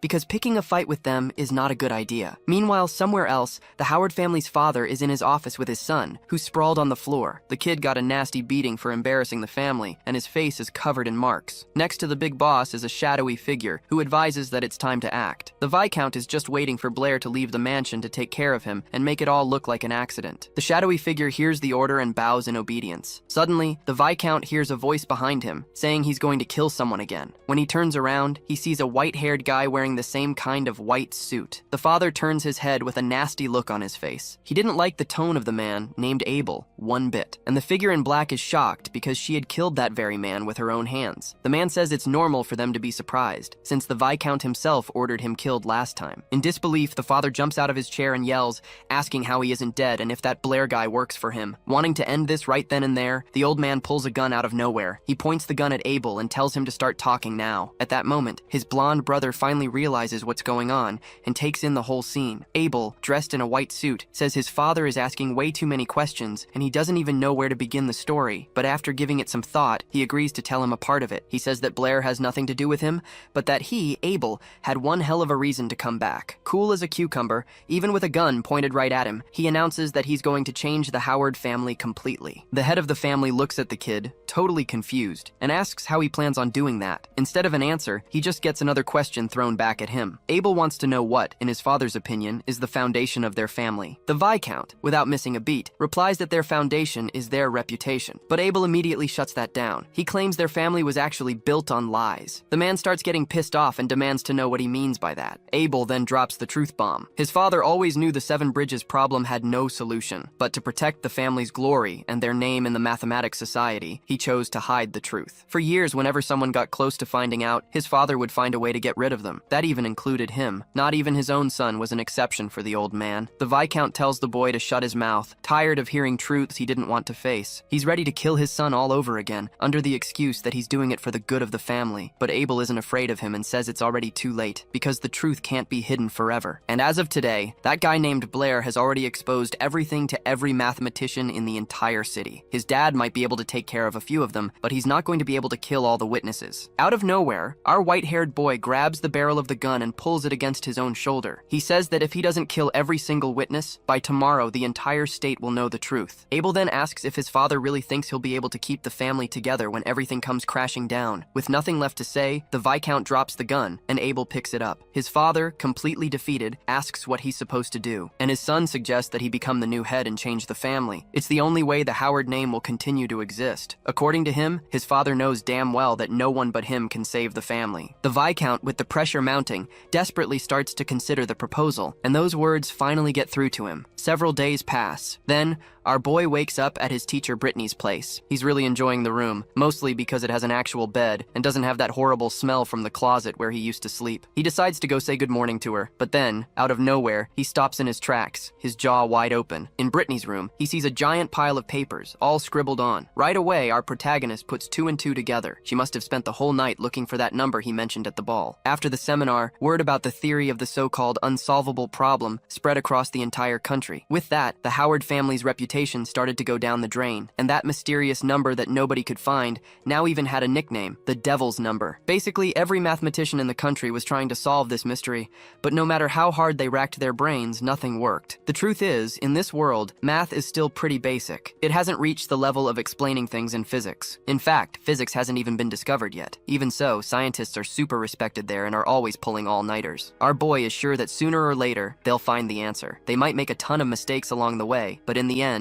the truth will come out. While Brittany is still sleeping, our protagonist grabs the newspaper to read. He finds out the Howard family has a new head. People are saying this new guy will probably shut down the Mathematics Society. For the Howard family, it would be the best thing to do. But Blair wonders why they'd take such a drastic measure. He tries to find out who this new leader is, and that's when Brittany shows up behind him. All sleepy, she wishes him a good morning. The black-haired guy gets a little flustered by the sight. She looks so innocent that he even gets shy. He just stands there, admiring her beauty, while the blonde just stares at him in silence. But then her expression changes. She gets annoyed, remembering she'd asked him to wake her up as soon as he got up. Brittany pokes his cheek with her finger and calls him a naughty boy. Then she starts teasing him about that number Blair won't reveal. The problem is she's way too close to him. So close that our boy gets super embarrassed and, out of nowhere, his nose starts to bleed. While he's just standing there, beet red, Brittany finally realizes what she's wearing. Then it hits her, and she understands why he reacted that way. Super embarrassed, she lets out a scream that echoes through the whole house, calling Blair a pervert. After all that chaos, we see our boy in the kitchen, trying to whip something up, and on his face, the perfect mark of a handprint. The girl apologizes to him, saying she hit him by accident. Blair realizes that when Brittany wakes up, she acts like a completely different person. The blonde gets worried, thinking he won't like her anymore like this, but our boy casually replies that he likes her no matter what. She's surprised to hear that and looks at him. The answer seems to please her, and you can tell she got all flustered, while Blair looks pretty pleased with himself. Then the girl gets curious and asks why he's mixing eggs and red berries berries. He explains that he's making a tomato omelet, and the blonde finds that pretty weird. Blair says that in his hometown, they call these red berries tomatoes, and that back there, almost everyone knows how to make a tomato omelet. He remembers his past life and how he used to eat this all the time. After cooking, he gets ready in a hurry and leaves for school, but not before asking the girl to try his food. Out of nowhere, Brittany stops him to hand him something. She presses a white cloth against his chest and wipes down his hoodie. Our boy is dying of embarrassment from Brittany's unexpected move. At least his clothes look a bit cleaner now. She tells him to get going, and Blair, still feeling a little awkward about what just went down, says his goodbyes. The girl is left home alone and decides to try the food, which she still thinks looks pretty weird. She scoops up a small bite with her spoon and slowly puts it in her mouth. The taste of the omelet completely surprises her. Brittany's never tasted anything like it. It's so good. Her whole body gets goosebumps. She savors the sweet taste of the tomatoes. The food is unbelievably delicious, and she's left in complete awe. Meanwhile, our boy has already made it to the academy and suddenly realizes his stomach is growling like crazy. While he was busy making food for Brittany, he completely forgot about himself and ended up leaving without eating. In Blair's classroom, the girls are gossiping about the new head of the Howard family, who had the math society shut down. They're talking about how handsome this mystery guy is, how he solved the family's biggest mystery and then just vanished. One of the girls even says that her uncle from the math society told her the guy was around their age. The only thing is, the guy himself asked for his name to be kept a secret. The girl can't understand how that's possible. A guy their age shocking the entire world with that number. Blair is half listening to the conversation when he spots Isabella standing right beside him, asking about the devil's number. But our boy just keeps denying it, saying he doesn't know a thing. The blonde isn't buying it and tells him so to his face. Out of nowhere, another third-year student walks into the room and tells Isabella to leave Blair alone. It's Alice. She greets Blair cheerfully. He returns the greeting, while Isabella just glares at her. The guys in Blair's class watch the scene in shock, totally jealous of him. One of the dudes is just standing there, racking his brain trying to figure out why Blair is so popular with the girls. Just then, Alice gets closer to our protagonist and asks if they were talking about the devil's number. But instead of an answer, the only thing she hears is a super loud growl coming from our boy's stomach. The two of them stare at him, confused, and Blair is absolutely mortified by the situation. He apologizes to them, but Alice finds the whole thing so bizarre that she just bursts out laughing. Isabella immediately calls the guy a pig, complaining that it's not even lunchtime yet. Suddenly, a small bread roll wrapped in a napkin is placed right in front of his face. It was offered by Alice, who said she accidentally grabbed an extra one and was asking for help to eat it. Blair stares at the roll, practically drooling. He genuinely thanks the girl and tells her she's a really good person. But Isabella pinches his cheek and yells at him not to accept food from strangers. He tries to explain that he wanted to refuse, but the roll just smelled way too good. The blonde looks at him, super annoyed, and asks why he didn't ask her for some bread. Blair then reminds her that she was the one who just called him a pig, which is why he didn't ask for anything. Alice explains it's only natural for her to want to help, because Blair is a genius. Isabella turns green with envy at the comment, and a bit embarrassed, she also offers her food to our MC, telling him to forget about Alice's role. Alice, in turn, taunts the blonde, saying she can't decide for him, since they're not dating or anything. Isabella's patience runs out and she gives the other girl a death glare. The blonde then gives Blair a choice, either her sandwich or Alice's roll. He could only pick one. The beef between the two just escalates, and our boy just wanted to eat in peace. He asks Isabella to pass him the sandwich, thanking her. The blonde even does a little victory dance, thinking he chose her dish. But then, out of nowhere, he grabs the roll with one hand and the sandwich with the other, and shoves them both into his mouth at the same time. To everyone's surprise, he stuffs his cheeks full, trying to swallow. He forces his throat and manages to get them both down. With tears in his eyes, he says it was delicious and thanks both of them. The whole crowd just stares at him with their jaws on the floor, in complete disbelief. Isabella still brags, saying her sandwich was so good that Blair just devoured it in a flash. Then Alice notices that a small crumb from her roll is stuck on his face and decides to get it with her finger. She says, with a more provocative look, that there's still something on his cheek and that she'll eat it herself. The girl licks the crumb right off her own finger and calls Blair a slob. Continuing her taunt, Alice eats the piece, and Isabella reacts horribly to it. Suddenly, the bell rings throughout the entire building, signaling that class is about to start. Alice says goodbye to Blair, telling him to study hard. The blonde, with a furious look, then tells him to wait for her in the classroom after class is over. The third-year girls leave the room, slamming the door behind them. Blair can finally breathe a sigh of relief. For him, this whole change was already getting pretty stressful. Out of nowhere, someone pinches his cheek again and calls his name. It was Toby, who immediately asks where he had even found Alice. Blair answers that he met her a few days ago at night, and Toby has a really weird reaction. Our boy explains that Professor Brittany had taken him to a math seminar, and that's where they met. Then Toby realizes it was at that same seminar that everyone started talking about the so-called devil's number. But his curiosity has to wait, because the teacher arrives in the classroom, and Blair gets called up to the board. Brittany asks the class to split into groups to try and solve the problem. While no one's looking, the teacher gives Blair a little poke and calls his name. She discreetly hands him a small bread roll, and our protagonist's reaction is kinda strange. The teacher whispers that she noticed he didn't have breakfast and brought something for him to eat. But Blair, who was already full, looks at the bread in pure desperation. He goes back to his desk, where everyone's already split into groups. Toby sees the bread in Blair's hand and asks where he got it. Blair, not wanting to get into the details, says he'll tell him later, and that right now they need to solve the problem. The pink-haired girl cuts in out of nowhere and asks Blair about the guy who was at the math seminar. Trying to play dumb, our boy says he thinks he saw the guy there. The girl doesn't quite get his answer, but she gives Blair a look, as if she knows he's hiding something. He makes up an excuse, saying that when the mysterious man showed up, he had stepped out for a second to take care of something, and by the time he got back, the guy had already talked about the devil's number. Toby jumps into the conversation, and both of them can't believe how Blair missed it. Our boy explains himself, saying he'd eaten too much and was having stomach problems. His friend, a little suspicious, says that Blair really dropped the ball by not taking the chance. But the pink-haired girl defends our protagonist, saying that just going to an event like that is lucky enough. She remembers that he's really good at math and asks him to make some time to study with her. Toby teases the girl, saying her request to study had other intentions. The other girl sitting with them in the group starts to get really annoyed with the conversation. Some time passes, and finally the bell rings, signaling that class is over. The protagonist is exhausted because he spent the whole time trying to avoid Isabella without being seen. He just wants some peace and quiet to finally practice magic, since he needs to keep his skills sharp. Out of nowhere, not too far away, he hears a voice asking since when he's been interested in magic. He looks over and just sees a dark silhouette in front of him, unable to make out who it is. Suddenly, a cold blade is pressed against his throat, and our boy is terrified. Blair stares at the person threatening him, filled with fear, but he can't see their face at all. The dark figure is, in fact, a blue-haired girl. It's the protagonist's classmate, who tells him not to move, warning him that the dagger is very sharp. He immediately recognizes her as his friend Molly, and is confused as to why she's doing this. She says it was him who solved the riddle at the seminar, and talked about the devil's number. According to her,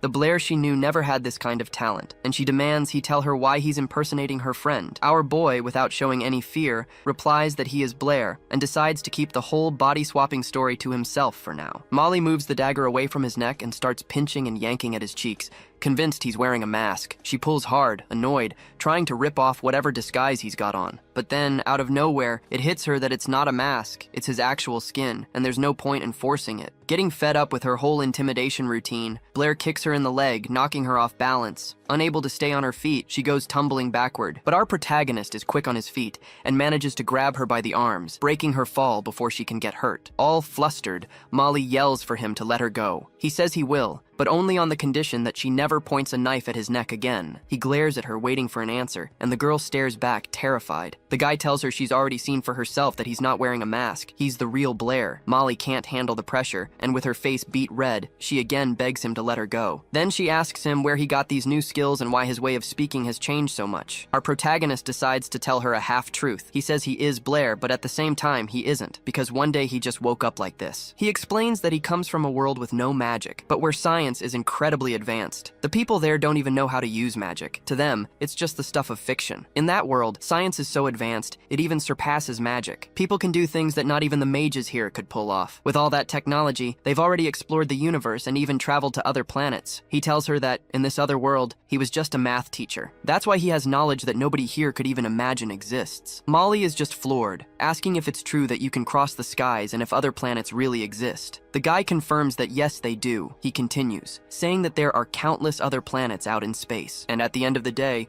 he woke up in this world as a math genius and a great mage, but unfortunately, he lost part of his memories. The girl just stands there, processing everything he said, trying to decide what to do. Suddenly, she lets out a sigh of relief and seems to have made up her mind. Molly smiles and says she believes him, because the Blair she knew always loved to tell all sorts of fantastic stories. Confused, he asks what she's talking about. She replies that he always liked science more than magic, and kept saying he wanted to live in a world without powers, probably because he always had trouble with it. The girl says he must have been crying that day because of his memory loss and promises she'll help him get it back. Playing along, our boy takes Molly's hand and thanks her for her concern. She gets all shy while Blair gently holds her hand, but completely killing the mood, She pulls away and tells him not to get any wrong ideas, that she only agreed to help with his memory and nothing more. Some time passes at the academy, they resolve their issues and they each go their separate ways. Blair is left standing there in the hallway, thinking about his life and the things he's done. He starts to get a little worried, because this was the first time he'd told anyone about this whole traveling between worlds thing. Out of nowhere, he senses someone behind him, and a gigantic hand grabs his body. When he looks, it's Toby, who just lifts our boy into the air with zero effort, holding him with both hands. A little argument starts between them, while Feige just watches from a distance. When they finally notice the blondie over there, Blair is already trying to calm his friend down. Toby then goes up to Feige, demanding to know what he's doing there. But to everyone's surprise, Feige bows in front of them. He starts apologizing to Blair, saying he treated him very badly. Feige Howard insists that the apology is sincere,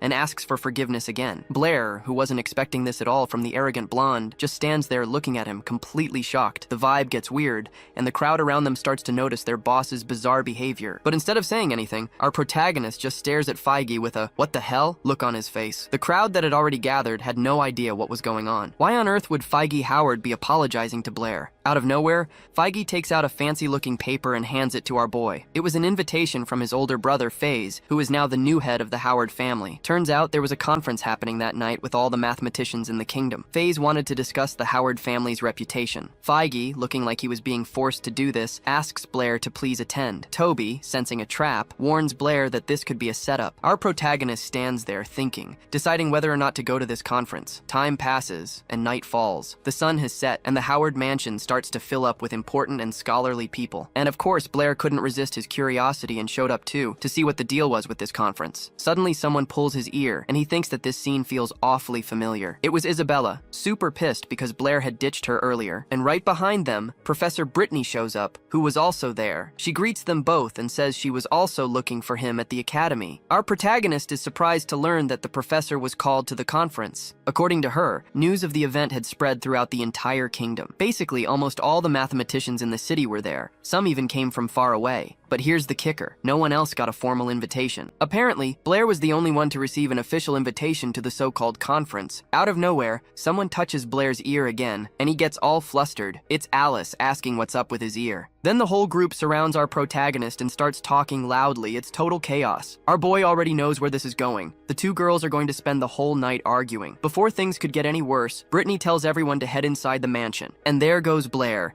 surrounded by the girls, slowly walking up the stairs to the hallway that leads to the main hall. Inside, something immediately catches his eye, and he can't stop staring. Turns out that famous painting of the capital's 7 bridges is no longer on the wall. Brittany, standing next to him, is curious to see how the new head of the family, some guy named Abel, is going to handle this whole mess. Blair notices she's talking about this Abel guy like she knows him, so he asks if that's the case. She confirms they were in the same class. Brittany explains that Abel wanted to be a professor at the academy, but he just fell off the map about 3 years ago. She was floored when she found out that, out of nowhere, he became the new head of the Howard family. So Blair, getting curious, asks what this Abel guy is like. The question catches Brittany off guard, and she's a little lost for words about her old classmate. After thinking for a moment, she sums it up by saying he was a guy who lived and breathed math. Meanwhile, as the crowd gathers in the main hall, Abel is in his office, looking over some papers. Face, his brother, comes in and tells him that everyone's gathered and just waiting for the new boss. But Abel replies with a totally random question about love, saying that the wait just makes the meeting more exciting. Then he asks if Blair showed up to the conference. The blonde guy replies that there's a huge crowd out there, and it's impossible to tell if Blair came, but that he did what he could. Abel notices his brother is tense and tries to calm him down, telling him to relax, that he's not their father and doesn't need to be afraid. Finally, he tells his brother it's time to go meet everyone, saying this is the beginning of a new era for the Howard family. Back in the hall, the crowd has been waiting for a while and had even started to relax a bit. Bader is also in the middle of the crowd when suddenly he sees the back doors swing open, and out walk Abel and his brother. The guy with the scar walks down the red carpet with super confident posture. Some people in the hall are a bit shocked to see how young the new leader is. He walks up to a spot where everyone can see him, greets the crowd, and thanks them all for coming. He introduces himself as Abel Howard, the new representative of the family. Brittany looks at him and realizes the guy has completely changed. He's not the same kid from 3 years ago. The way he dresses, the way he talks, everything is different. Turning to the crowd, he says he knows everyone is anxious to get to the main event. But first, he takes out a book and asks permission to tell a story about the family's past. Our boy Blair looks at the book, super curious, trying to figure out what it is. Abel then explains that it's the diary of the clan's first ancestor. He says this book holds the entire truth that the family has hidden for centuries. The story goes that, just like many other scientists, his ancestor went to the 7 bridges to solve that famous problem. He spent a long time there, racking his brain, but he couldn't find the answer. Even so, the old man had no intention of giving up. And then one day, the ancestor finally thought he'd found the right path. He got so excited that he ran off to tell everyone. The very next day, he showed off the path he'd supposedly found. The old guy was so happy he didn't even stop to check if his theory was right. He just went around spreading the news. But later that night, he decided to actually test it. And that's when he realized the huge mistake he'd made. He hadn't found the right solution at all. In fact, he'd just taken a wrong shortcut in his research. The guy realized the gigantic error he'd made and that, come morning, he was going to be completely humiliated in front of a ton of people. In the end, unable to bear the shame, the old man decided to throw himself into the river. He wanted to pay for his guilt with his own life. He left behind a notebook where he explained everything that happened and, in his notes, asked his descendants to tell everyone the truth. But he never imagined his family wouldn't do as he asked. Instead, they hid the book and made up a story, claiming the ancestor had solved the problem, but that the proof sank with him. All that just to protect the family's honor, and that lie held up until now. But you can't hide the truth forever, and now the family has to face the consequences. After that whole heavy speech, Abel took a deep bow in front of everyone at the conference. He said he wanted to apologize to everyone for hiding the truth for so many years. Then, a bunch of people in the audience started yelling at him, asking how his family had the nerve to hide it for so long. Sizing Abel up, Blair realized the guy was pretty determined. Once it became clear that the 7 bridges problem had no solution, it was obvious the Howard family had been lying the whole time. Now that he's told the truth, future generations will have an even greater responsibility, and to their first ancestor, the Howard name will become a mark of shame. Out of nowhere, a girl in the crowd asks if that's why Abel disbanded the Math Society. Without looking up, the new head of the family replies that atonement was one of the reasons, but not the main one. The main reason for disbanding the society was the so-called Devil's Number. The same girl asked again if they had managed to find that number. Abel straightened up and said no, they hadn't been able to find the Devil's Number, but it wasn't because they lacked the ability. He claimed that this number simply didn't exist, which left Blair pretty surprised. An older man in the audience asked why he thought the number didn't exist. Abel explained that the number didn't exist within the framework of their current knowledge. That's why he disbanded the Math Society. A guy with glasses asked if they would never be able to discover the Devil's Number, but the answer was no. The white-haired man states that the Devil's Number can indeed be solved, and that one day they'll be able to do it. But, for now, this is a completely new field of research, and the person who can guide everyone into this new field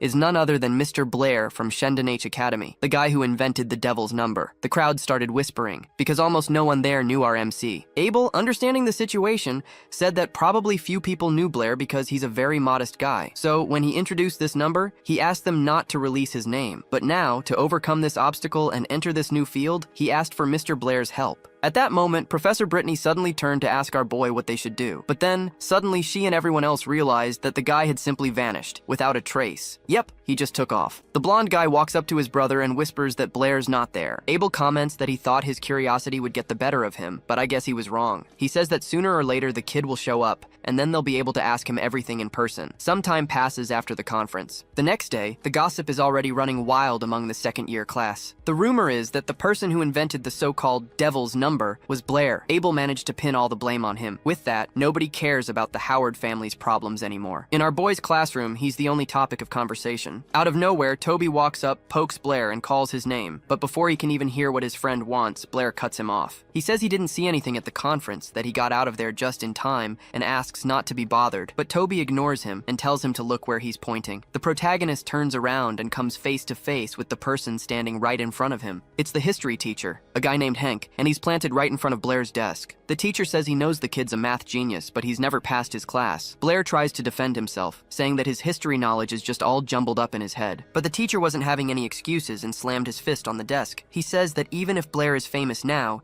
he's still a student and needs to take his studies seriously. Toby, his eyes wide with fear, decides to interrupt and says that someone is looking for Blair. Hank gets pissed off for being interrupted and is about to start chewing the kid out, but Toby just points off to the side. Without even looking, the teacher keeps up his tough act, saying he doesn't give a damn who it is, not even if it were the vice principal. And then, out of nowhere, the vice principal himself puts a hand on his shoulder and says he's here for Blair. The teacher's whole demeanor changes in an instant, scared to death. Hank tells Blair to get up quickly and just go with the guy. Our boy gets up right away and bolts out of the room, walking down the academy's hallway. There, along with the vice principal, is President Calvin. He holds out his hand to Blair, who asks, looking a bit down, what they wanted. The vice principal explains that the entire world is asking him to solve the Devil's devil's number enigma, and that even the city's mathematical society is feeling the pressure. Blair gets the picture, and his expression shifts. He's just about to open his mouth to speak, but gets cut off by Calvin. The president says they really need his help, and that it would be good for him too. But the protagonist, with a little smirk on his face, replies that he simply doesn't want to do it. The scene cuts to Brittany's classroom. She's teaching when the door bursts open. It's Toby, who comes in without even knocking. He's totally out of breath. He ran all the way there to tell the teacher to hurry. He says they took Blair and asks for her help. So, the whole crowd gathered around the conference room where they'd taken our boy. He was surrounded by the academy's top teachers and administrators. There were 4 vice principals there just to interrogate him, and another 10 or so managers at the door. Blair asks President Calvin how he expects to get his cooperation. The president replies that since the kid invented the so-called devil's number,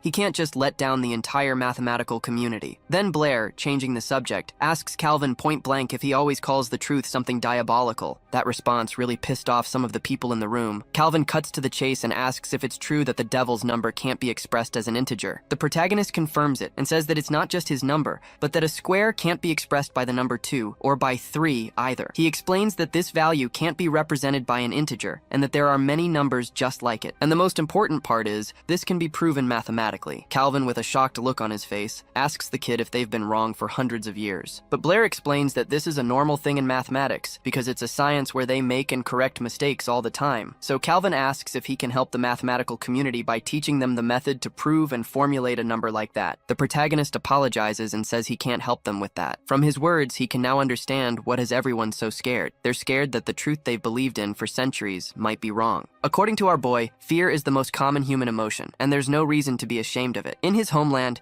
entire wars were fought just to get to the bottom of the truth. He says that only by overcoming their fear can they move forward and find the truth. They need to fight this devil step by step, and if he just tells them everything himself, it'll hurt the entire world of mathematics. He believes they can summon the courage to face their fear head-on and overcome this challenge. After all, people have always valued courage. The old president is completely stunned by this phrase, feeling the weight of everything that's happening. Out of nowhere, everyone around the boy bows sharply and respectfully, thanking him for the lesson. The president agrees with Blair, saying he's right and that they were too hasty. They thank the protagonist for his guidance and promise that the mathematical community will never forget his contribution. Afraid of becoming even more famous, Blair tries to get the president to change his mind. Suddenly, the room's door is torn from its hinges, and a man in white comes flying out along with it. The door goes whistling to the opposite side of the room, and a few chairs go flying after it. Everyone, including Blair, just stared in shock at the person who managed to knock down the door with so much force. Everyone sees teacher Brittany in the hallway, looking at the administrators with pure rage in her eyes. She unleashes all her power into the air,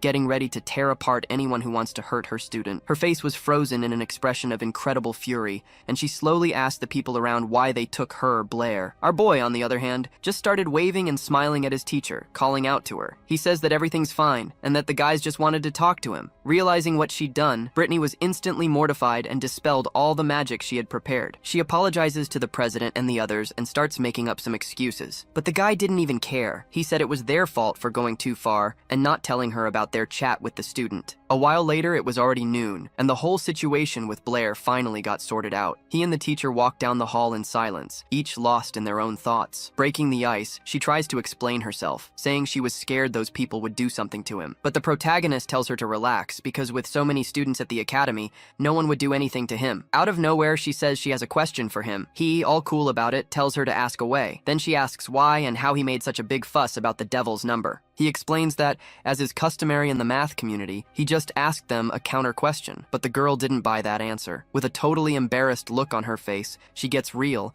and asks if he likes Isabella. The protagonist was not expecting that question at all and was completely frozen. In Brittany's head, Blair was in the middle of a love triangle with Isabella and Feige. In her theory, he hated Feige because she liked him too. So the teacher promises she won't tell anyone that Blair supposedly humiliated young Howard over Isabella. He tried to explain himself, but it was no use. The teacher wouldn't even hear him out and just happily ran off down the hall. Trying to fix the mess, our boy yells for her to stop one last time, but his words are completely ignored, and he's left in despair, already dreading the headache he'll have to deal with later. Some time passes, it's night now, and our protagonist heads home. Cut to him in the kitchen, making dinner for himself and Isabella. He's thinking about how wild teacher Brittany's imagination is, and how he needs to find some time to explain everything to her. Suddenly, Isabella herself appears in front of him, curiously looking at what he's cooking. Teacher Brittany arrives too, and explains she was the one who called the student over, so they could research the devil's number together. Changing the subject, Boulier asks if it's true that Brittany's main magic is wind-based. He explains that he wanted to make a refrigerator to store food, but for that, he needed high-level water magic. The teacher, hearing a new word, asks what a refrigerator is. He hands her a piece of paper and says it's like an icebox for storing food. She and Isabella huddle together to see what the guy drew. Brittany looks at the drawing, surprised, while her student gives a sarcastic little smirk. Isabella, on the other hand, finds the drawing hilarious and starts laughing non-stop. Our boy, as you'd expect, gets annoyed by her reaction, snatches the paper back and starts complaining. But the teacher takes his drawing seriously, and using a water spell, she creates something exactly like what he drew. Our protagonist is floored and asks how she managed to do that. Then she explains that she hasn't just mastered air magic at the highest level, but water magic too. Isabella is shocked by this, because mages who can master 2 elements are extremely rare. You can count them on one hand. After seeing this display of power,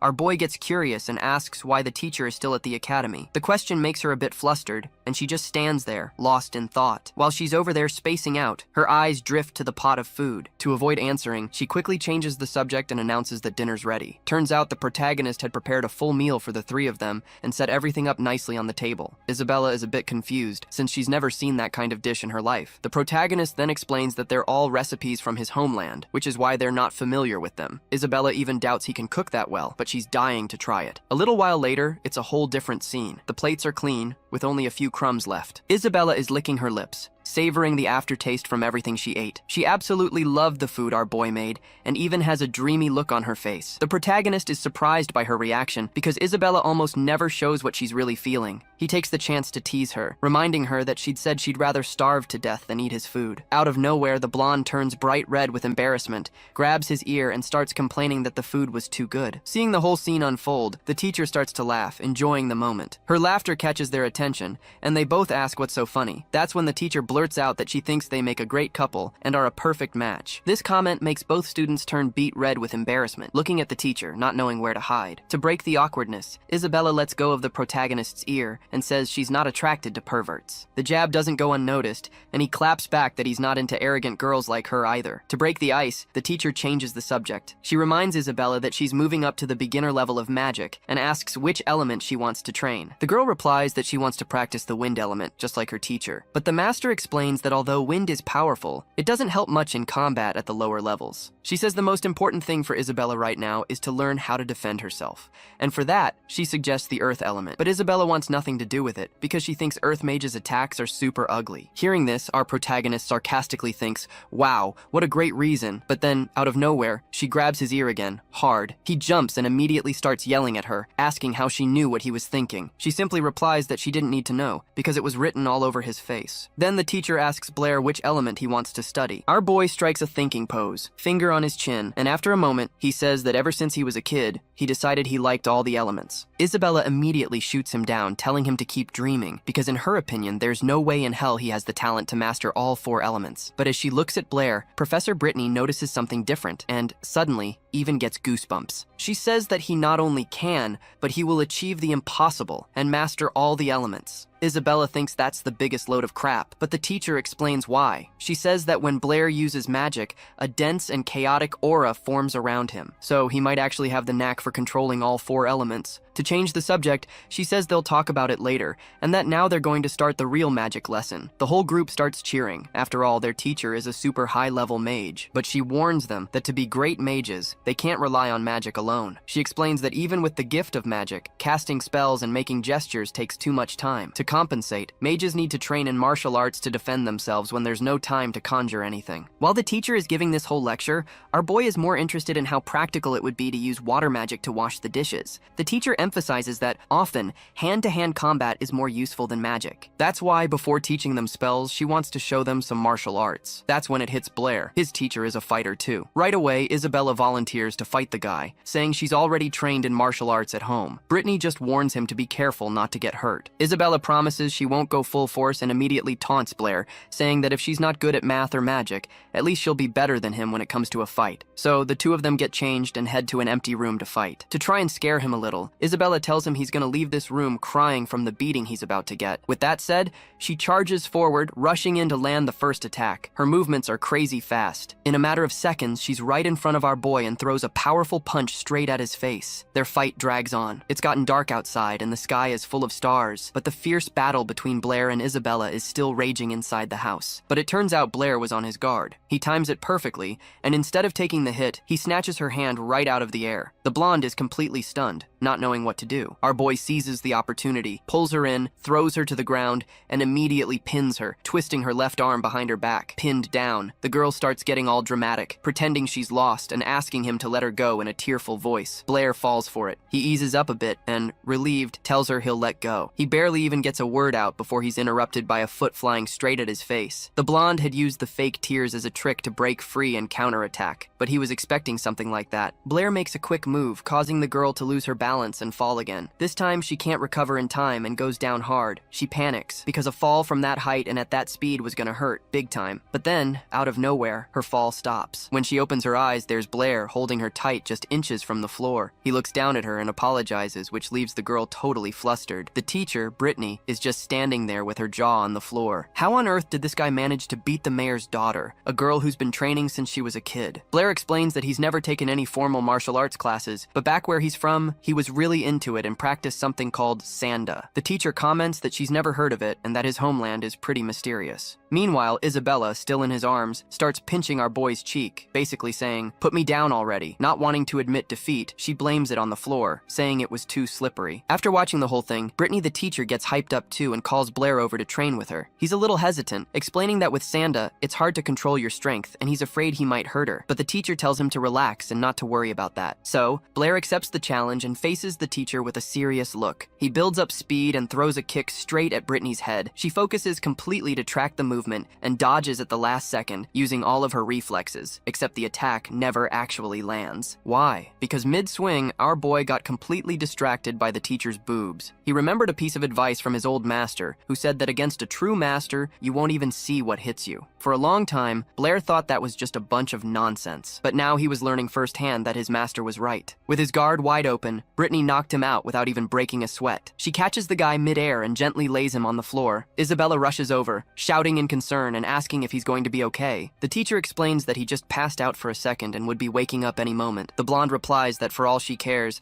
that pervert could stay knocked out forever. Seeing that Blair is out cold and won't hear anything, Brittany takes the chance to drop a bombshell. She says she knows Isabella has a crush on him. The girl is shocked by what she just heard and starts yelling, bright red with embarrassment. She tries to deny it, saying the teacher is crazy and that she would never like a creep like him. But Brittany insists, saying it's not just a hunch. She's positive about the girl's feelings. Isabella was about to say something back, but right at that moment, she's interrupted. Still a bit groggy, Blair yells the teacher's name and, without even looking, grabs the first thing his hand finds. Isabella gets even more mortified when she sees the guy, still unconscious, squeezing the teacher's boobs. Then his eyes start to open. He's coming to, trying to figure out what's going on. The next day, our boy is already at the academy, sitting in class and rubbing his bruises. Toby looks at him with a mischievous grin and asks what went down at Brittany's house, already implying something. Blair just angrily remembers everything that happened after he passed out. After that scene of him accidentally grabbing the teacher, Isabella totally lost it and went after the pervert. Blair, all beaten up, tried to get away, yelling that she was going to break his arm. The teacher had to step in,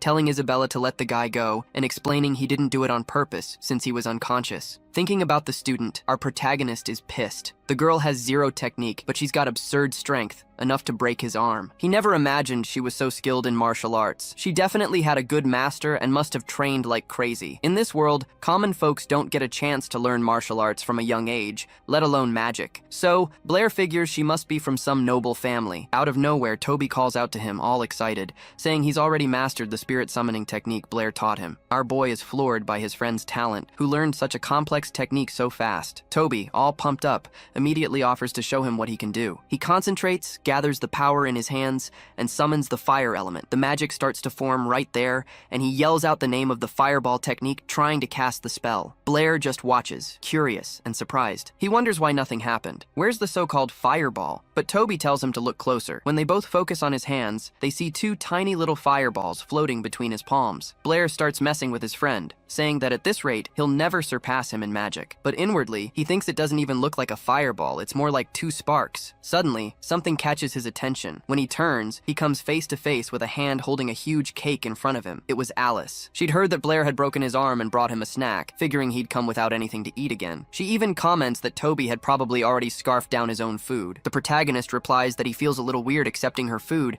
but at the same time he can't stop staring at the cake. With a smile on her face, the girl asks if it's good. As soon as Blair starts eating, he admits her food is the best ever and asks what she's doing there. She says she has a question for him. Blair promises to be honest and tells her to just spit it out. So Alice gets straight to the point. She wants to know if he likes Isabella. The question catches our boy completely off guard. Instead of answering, he asks her back why she wants to know. But the girl ignores him and insists, wanting an answer. Blair, trying to play it cool, says that right now the only thing he's interested in is magic. She finds his answer pretty lame, but in the end, she seems satisfied. Before the guy even had time to recover from that question, Alice leans in and gives him a kiss on the cheek. Blair gets even more flustered, and as she's leaving, she tells him she'll be coming to see him more often. At this point, all his classmates, who were just watching the scene unfold, are shocked at how easily girls seem to get interested in the black-haired guy. Classes finally end, and Blair decides to head to the library, still thinking about what Alice meant by all that, but he decides to just let it go, remembering that he's already read all the magic books on that floor. After finishing the last one, he stretches out in his chair and yawns, completely exhausted. So, the plan was to head to the second floor, which is where the more advanced books are kept. He walks over to the main desk and spots a girl with purple hair, totally absorbed in a pink-covered book. Guess she's a fan of romance novels, huh?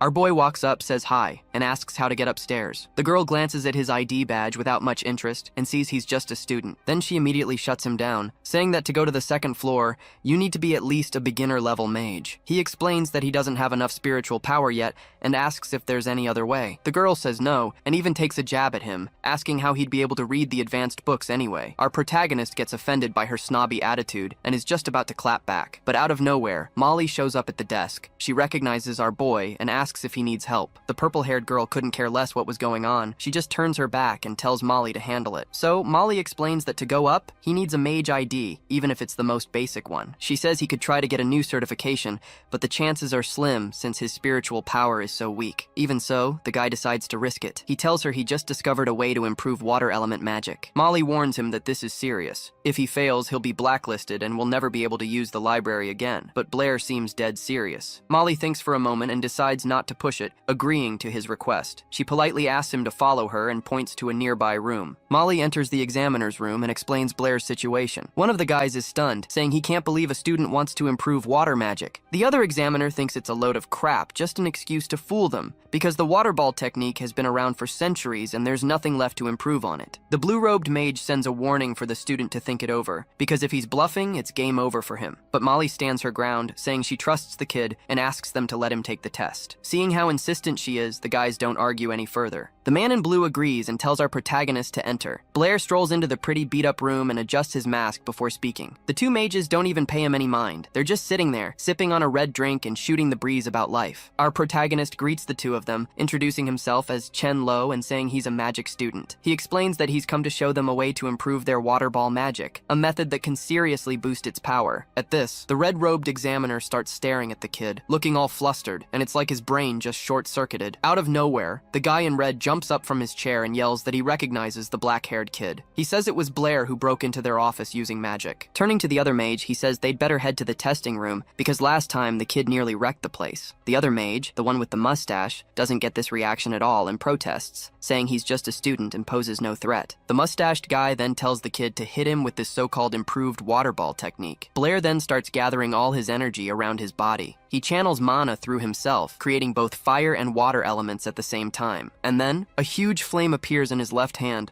and in his right, a water ball quickly starts to form. The water mage sees what our boy just did and is stunned, waiting to see what happens next. He immediately starts complaining to his brother that the kid can use 2 types of magic at once, and already gets ready to cast a spell. Blair, after gathering enough mana in his hands, starts to combine the 2 elements. Under pressure, the fire and water begin to fuse forcefully. Suddenly, as the two spells mix, a wave of water spreads everywhere. The fire mage, who had already put up a shield, instantly realizes the same thing as before is about to happen again. A pressure explosion goes off in the room, sending everything flying. Thick steam rises, and as it starts to clear, Blair's silhouette appears in the middle of it all. Brushing the dust off his clothes, the water mage angrily calls out to the kid. He glares at him furiously and asks, all worked up, how the black-haired guy managed to pull that off. For our protagonist, this technique is pretty simple. First, you create a water ball, and then a fire one. After that, you just mix the two elements, compressing them with your hands and bringing it all together. And when they merge, they release way more energy than either one does alone. The man in the blue robe catches his breath, thinking about how the kid managed to use two elements. He's pleased with the result and asks him to wait there for a bit. Molly decides to take care of their guest and prepares a cup of tea for him, and he thanks her in return. He feels a bit awkward with the girl just standing next to him and invites her to sit down. To keep the conversation going, the young man asks if Molly is also a mage. She replies that her skills aren't as good as his, recalling, impressed, what Blair had just done. But our protagonist is humble and says he's not all that great either, since he hasn't even reached the initial level yet, and that the power of the energy balls comes from the technique he uses. He can use two elements, but that has nothing to do with his skill. According to him, it's easier than it looks. It's like doing two different things at once, one with each hand. He even shows this off by drawing on a piece of paper with both hands. Handing the paper to the girl, he shows her that he managed to draw two animals at the same time. The girl says the dog and cat are cute, and our boy replies that they're actually a wolf and a tiger. Looking embarrassed,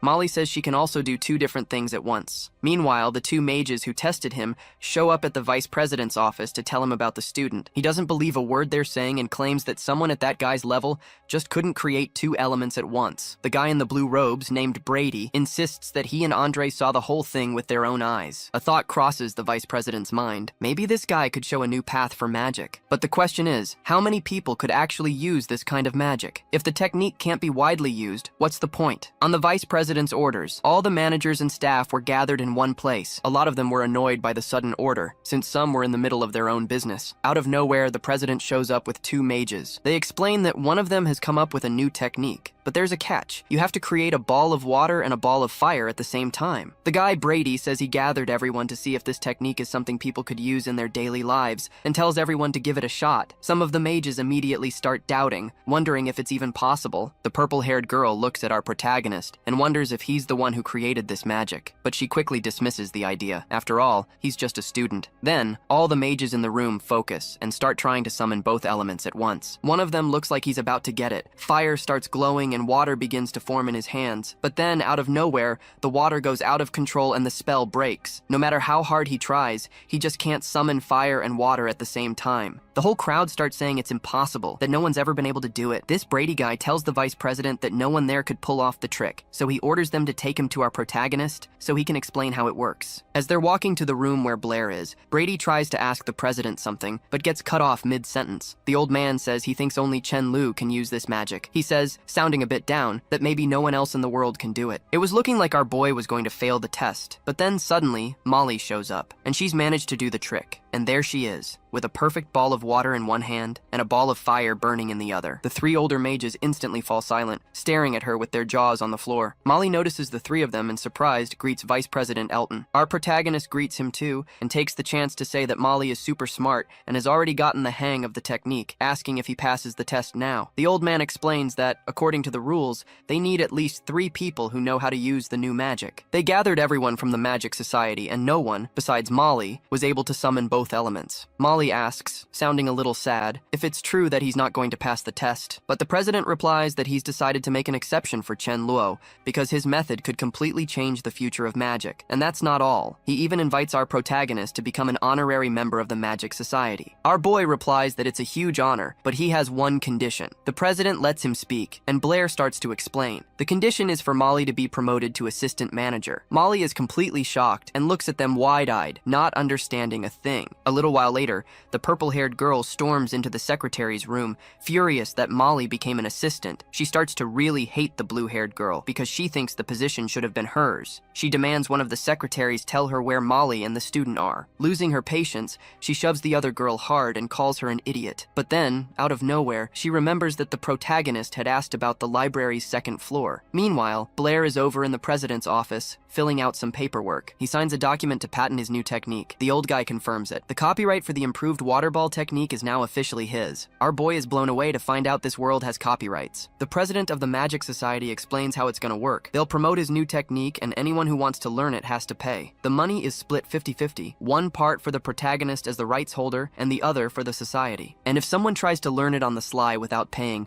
the society finds out right away. The offender goes straight onto a blacklist and, depending on the case, could even be arrested. Blair thinks to himself how crazy it is that their science is so backward, but their intellectual property protection is super advanced. Then the old guy drops the price for the technique, 100 gold coins. The protagonist nearly falls over because to him, that's a fortune. But the president gets it all wrong. He thinks Blair thought it was too little and immediately starts explaining that the technique is for highly skilled mages, and if the price is too high, the people who buy it and can't use it will get pissed off at them. The guy says he's cool with the price, but he has a solution for that problem. He suggests adding a special disclaimer at the end of the instructions. Basically, the disclaimer would state that the technique requires a high level of skill, that people should think twice before buying, and that there are no refunds. He even adds a clause stating that the final interpretation of the rules is up to the Magic Society and him. The old man asks what that means, and our boy explains it's to get them off the hook for any problems. The president is impressed with how thorough Blair was, thinking of every little detail. Blair tosses out a sarcastic comment, saying the old man is no fool either, and that they both think alike. A while later, Molly takes the protagonist to the second floor of the library. He's shocked to see that the place is way bigger than the first floor. She explains that only higher-level mages are allowed in there, which is why it's usually empty. Up there are a ton of books on advanced magic and new techniques that he can study to his heart's content. Molly notices his reaction and asks what he's staring at. Our protagonist, being super direct, tells her he likes her new uniform. The girl gets all flustered by the out-of-the-blue compliment and thanks him. Right after that, he changes the subject and asks if there are any books on how to increase one's spiritual power. Molly says there are only a few books on that, but she has a look around and quickly finds what he was looking for. The book is called Theory and Practice for Increasing Spiritual Power. But as she's climbing down the ladder, Molly trips and just comes tumbling down. She squeezes her eyes shut, bracing for the impact with the floor, but she feels nothing. He opens his eyes to see that the guy managed to catch her mid-air and is now holding the girl in his arms. There's a bit of a moment between them, and Blair asks if she's okay. The girl gets super flustered, and for some reason feels like she's been in this exact situation before. But they weren't alone. A redhead who had just gotten to the second floor was spying on the whole thing from a corner, and of course she completely gets the wrong idea, and her mind starts racing. The redhead assumes Molly seduced the guy to get the promotion, so she walks up to Blair and starts messing with him, calling him Chen Luo, but he just snaps back, clearly annoyed. She congratulates him for passing the exam, and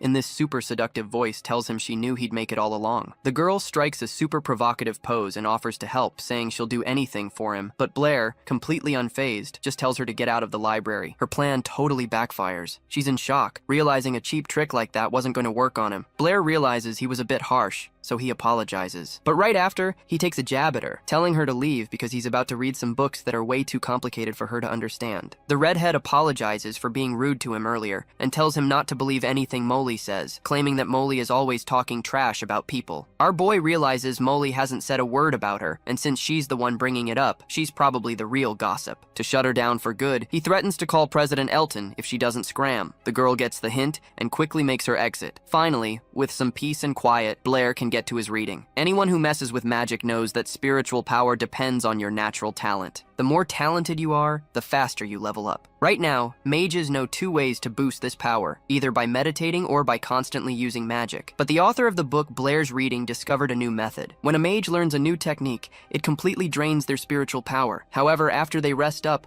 not only does the power come back, but its maximum capacity gets a major boost. So the logic is simple. Blair needs to completely exhaust his magical energy and then let it recover over and over again. By doing this, he can get way stronger, shattering the limits of his own talent. The protagonist is super hyped about this and decides to test out the technique today. This is his shot at becoming a true mage. Without wasting a second, he rushes to his favorite spot, over by the academy fence. But then, out of nowhere, a weird thought pops into his head and he stops in his tracks. looking thoughtful. He gets a nagging feeling that he forgot something super important and rushes back home. When he gets there, he finds the two girls with incredibly annoyed looks on their faces. The reason? He forgot to make their dinner. Blair is shocked by how dependent they are on him. He thinks to himself that they're like helpless little pets who can't fend for themselves. Isabella jumps up from the table and starts complaining, demanding to know why Blair is so late and hasn't made them anything to eat. Without arguing, he just grabs an apron and puts it on. He explains that he was handling some things at the Magic Society and figured the professor would cook something. Our boy then asks what the blonde is doing there,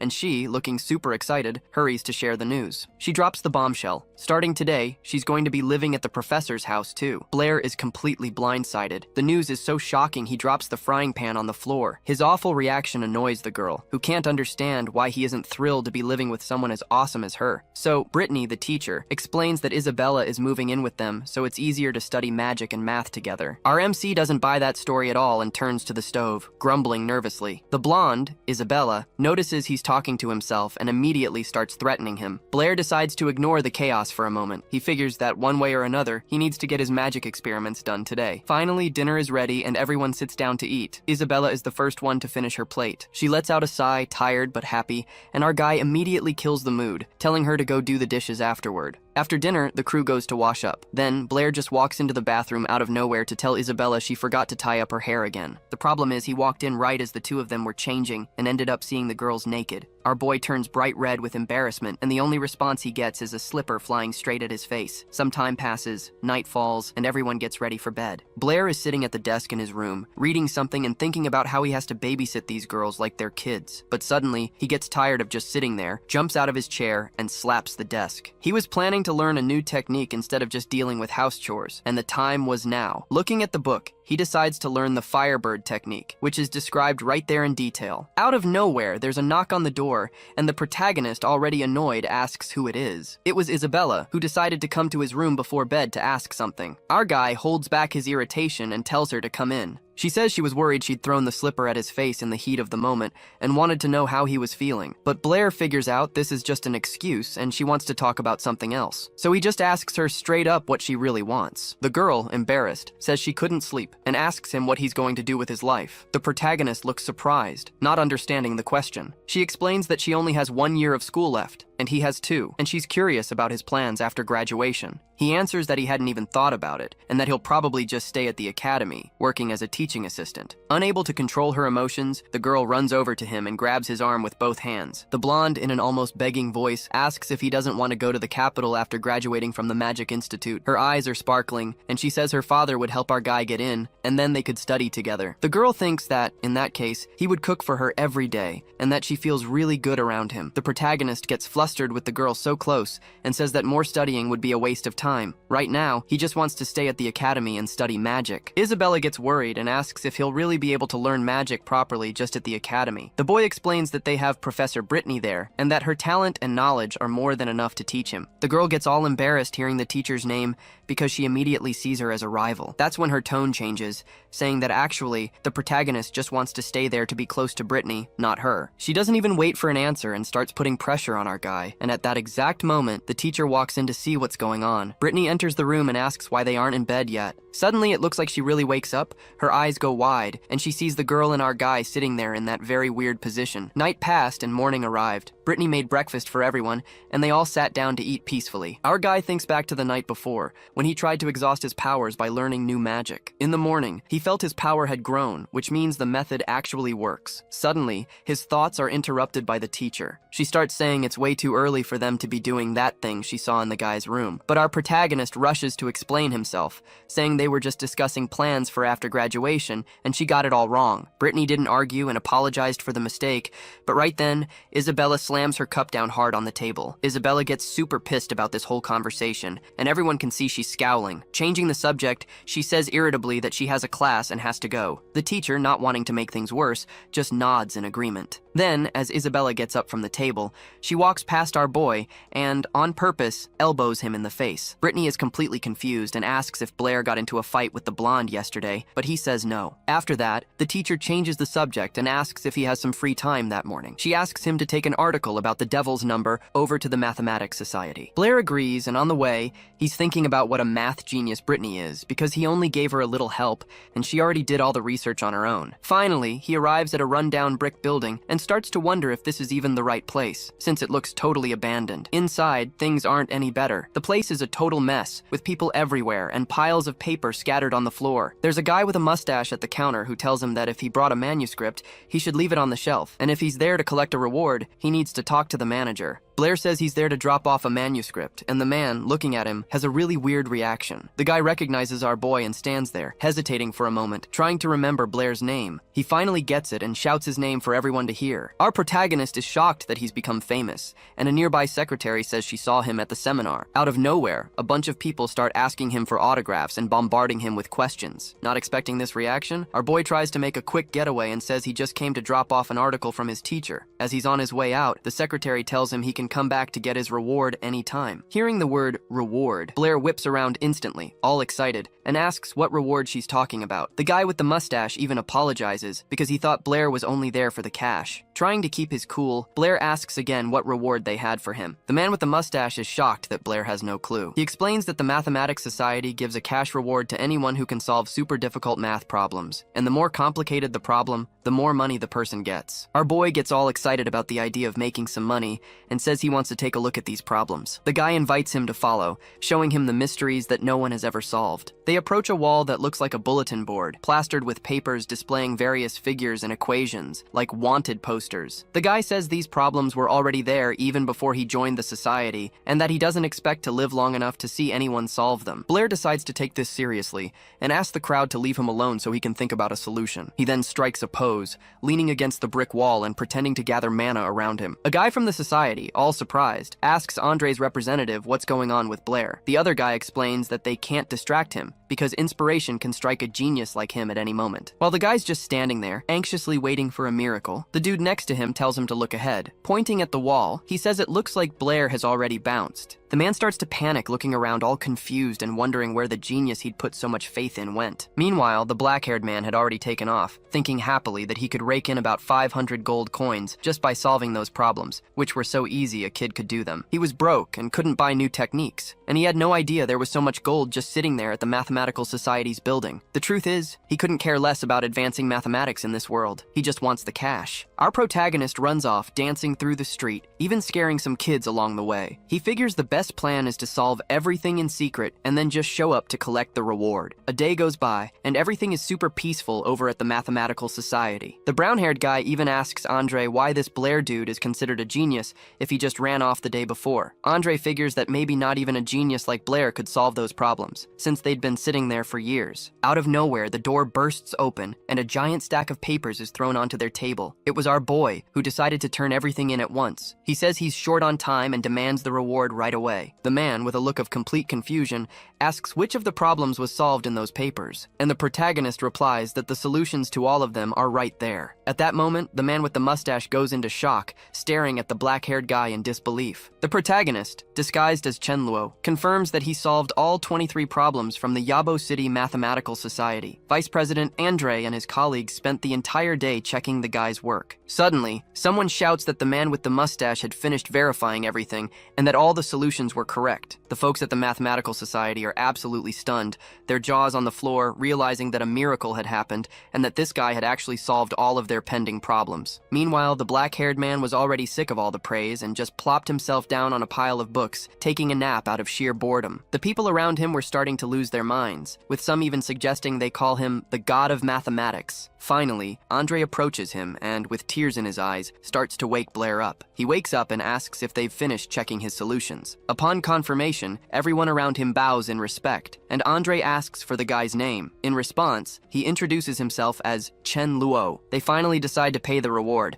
but the guy politely refuses a small portion of the money, just to show that their partnership was only just beginning. Blair, still as Chen Luo, doesn't waste any time and heads straight to the Magicians Association to blow his cash. He slams the money down in front of Mo Li and says he wants to buy new magic. Far away, a knight gallops at full speed on a horse through a rainstorm. He urges the animal on as if he's in a huge hurry to get somewhere, afraid he won't make it in time. Up ahead, he can already see the palace of Yabo City's lord, which sits between several mountains. The knight finally reaches the gate, but the guards stop him. The messenger then announces he has an order from the capital and must deliver it personally to the city's leader. Arriving at the lord's office, the knight hands the letter to a gray-haired gentleman. This man is Ozdem Clavios, the lord of Yabo City. As he reads the letter, he gets a confused look on his face and asks if what's written in it is true. The messenger confirms that some guy named Baird is already in Yabo City. The capital has confirmed it, but nobody knows his exact location. The mayor's wife hears the name Baird and says he's a traitor and a top-tier mage who vanished 3 years ago. Clavios doesn't get why this guy is back in town and says, worried, that if he uses his powers, it's over for Yabo City. While all this is going on, our protagonist is sitting in a classroom and,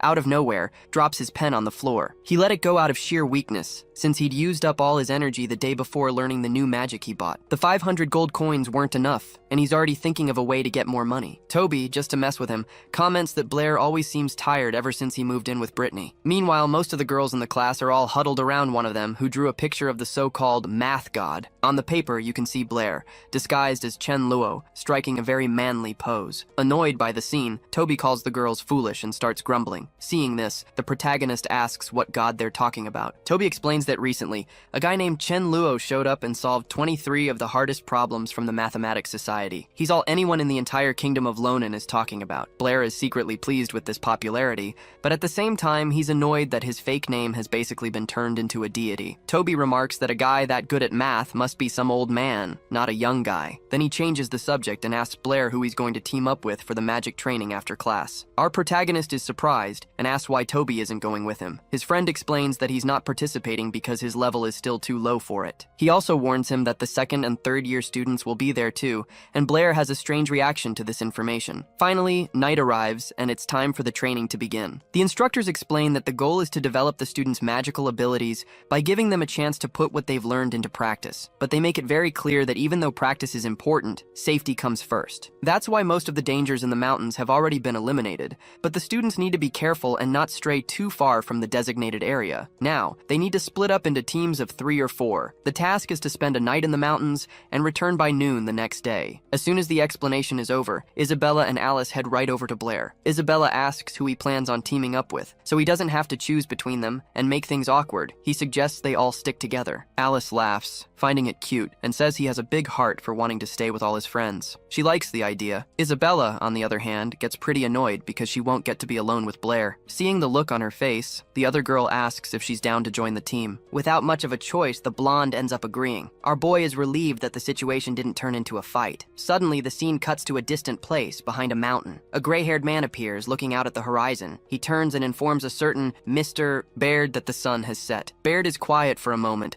thinking about what to say to his men who are waiting for orders. Finally, he announces that they've reached their destination. Looking at the fog-covered mountain peaks, he says that the city of Yabo will not see tomorrow's sunrise. Back in the mountains where the exam is taking place, night has fallen, and the sounds of nature take over. A little white rabbit chilling in the grass suddenly senses someone approaching. Wasting no time, it starts gathering fire magic in its mouth and launches a fireball at the intruders. But out of nowhere, right before it hits its target, the fireball just fizzles out in midair. The one who stopped the magic was Isabella, who snuffed out the attack with a simple gesture. The girl gets super excited that she managed to control the magic released by a wild animal. Blair, who was nearby, starts explaining that if the rabbit were to lose control of the fireball, it wouldn't be able to move. Then, out of the blue, our boy jumps as someone grabs his ear without warning. It was Isabella. She decides to teach Blair a lesson, telling him he shouldn't grab rabbits by their ears. She takes the little critter from him and holds it against her own chest, petting it. Then, someone grabs Blair's ear again, but this time it's a much gentler pull, not meant to hurt. This person was Alice. She excitedly gets close to Blair and asks if it hurts. Picking up the conversation, our boy decides to ask Alice if other animals can use magic too. She confirms it. Alice explains that over on the Divine Grace continent, people and most animals possess magic. However,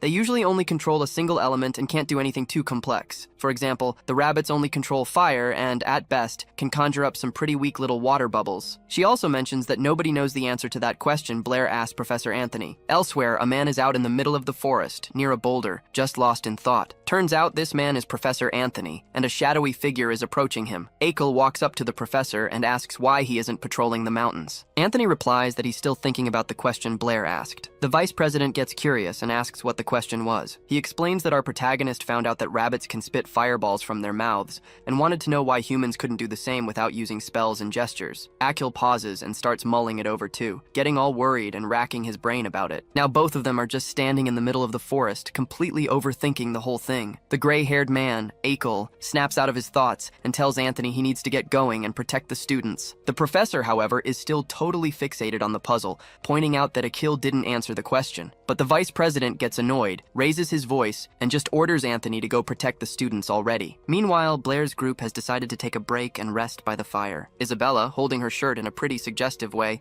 says that our boy has already felt something before, and asks, who has more, or Alice? Blair sits there, dying of embarrassment, and says it's really hard for him to say, but Alice suggests he touch hers again, just to be sure. Isabella raises her voice, declaring that her rabbit is bigger, and demands our boy admit it. She hands him the critter she caught and asks him to touch it again. But the rabbit doesn't want to go on his arm and starts thrashing around to escape. The girl can't hold on to the critter and just watches in surprise as it runs off into the forest. She saw that it ran towards a hollow stump, and now only the critter's tail is sticking out. Getting closer to the hole, she realizes the animal has run deeper inside. While Isabella is trying to peer into the darkness to see the critter, Alice slowly approaches her. But suddenly a strange sound starts coming from the hole, and the ground starts to shake. Blair's whole group realizes this is bad and that something is about to happen. The ground beneath them cracks open and the gap starts to widen. Right under the girls, a funnel starts to form, pulling them in. They fall into a weird room and a bunch of dust and dirt rains down on them. Then, Isabella, like a zombie rising from the grave, sticks her hand out of the dirt and starts to crawl out. She manages to pull her upper body free, and then her whole body. Right after that, she finds Alice and helps her up, brushing off the dust. The two of them stand there leaning on each other, trying to process what just happened. I mean, they just fell about 26 feet and came out in one piece. Now they're looking up at the hole they came from. Isabella tries to figure out where they are. You can see some wooden planks holding the place up, kind of like a tunnel. But Alice, without a second thought for herself, collapses onto the cold ground, fighting through the pain, and starts to call out for Blair. Isabella sees her friend is in really bad shape, barely conscious, and tries to snap her out of it. She puts a finger near Alice's nose to check if she's breathing and panics, because the redhead's breathing is getting weaker and weaker. Without a second thought, Isabella starts giving her mouth to mouth to try and save her friend. Finally, it works, and Alice suddenly wakes up, bolting upright. She tries to clear her throat and gasps for air. She goes into a huge coughing fit, her face turning bright red, but at least she's back to normal. Isabella is super relieved to have saved her friend and asks if she's okay. Alice asks where they are, and Isabella says she has no idea, that they fell through a hole in the mountain, and maybe it's an old mine. Alice replies that she's never heard of any mines near the academy. Then Isabella points to a door she'd spotted nearby. After a beat, Alice thanks Isabella for saving her life, but Isabella's reaction is super weird. She just stares at her friend with a confused look on her face. Alice asks what's the deal, why she's making that face, and Isabella says she just never expected to hear a thank you from her. Meanwhile, back outside, everyone felt the earthquake and started to freak out. The students were worried they'd fail the exam because the tremor scared off all the rabbits they needed to hunt, but Archie shows up and calms everyone down. Just then, Anthony comes running up and tells them that all the students have been evacuated from the area. He explains that the earthquake caught everyone by surprise, and the teachers did what they could, but no other students have been found, and that Professor Cook is checking the roster to see if anyone's missing. Out of nowhere, they all hear the sound of horse hooves pounding the ground, a dangerous sound heading right for them. A group of armored men appear, shouting for everyone to get out of the way. They're getting closer and closer to the students, who just stare, completely confused. Professor Anthony wonders what the hell these soldiers are doing here, and Archie stares at them, his face filled with dread. He starts connecting the dots and says that maybe the earthquake wasn't an accident. And while all that is going down outside, back to the girls in those mysterious catacombs. Isabella opens that door she'd seen. The room on the other side is huge, and the two of them head inside to check it out. Inside, they come face to face with a super weird pillar glowing with a purple light, and there are symbols floating around it, glowing in the same color. Isabella, without a second thought, raises her hand to try and read the symbols. But she can't make any sense of them and says the writing is too complex. Since she can't read it, she decides to just touch the pillar and see what happens. And then, out of nowhere, a beam of energy shoots out from the pillar right at her. The energy covers Isabella's entire body and sends her flying about 10 meters back. Seeing this, this, Alice rushes over to help, but Isabella gets up like it was nothing, saying she's fine and that there's probably a really powerful spell on that column. Alice, the redhead, mentions that she's seen something similar in some old magic books. According to legend, an ancient people built a giant copper column with magical engravings. By using copper wires,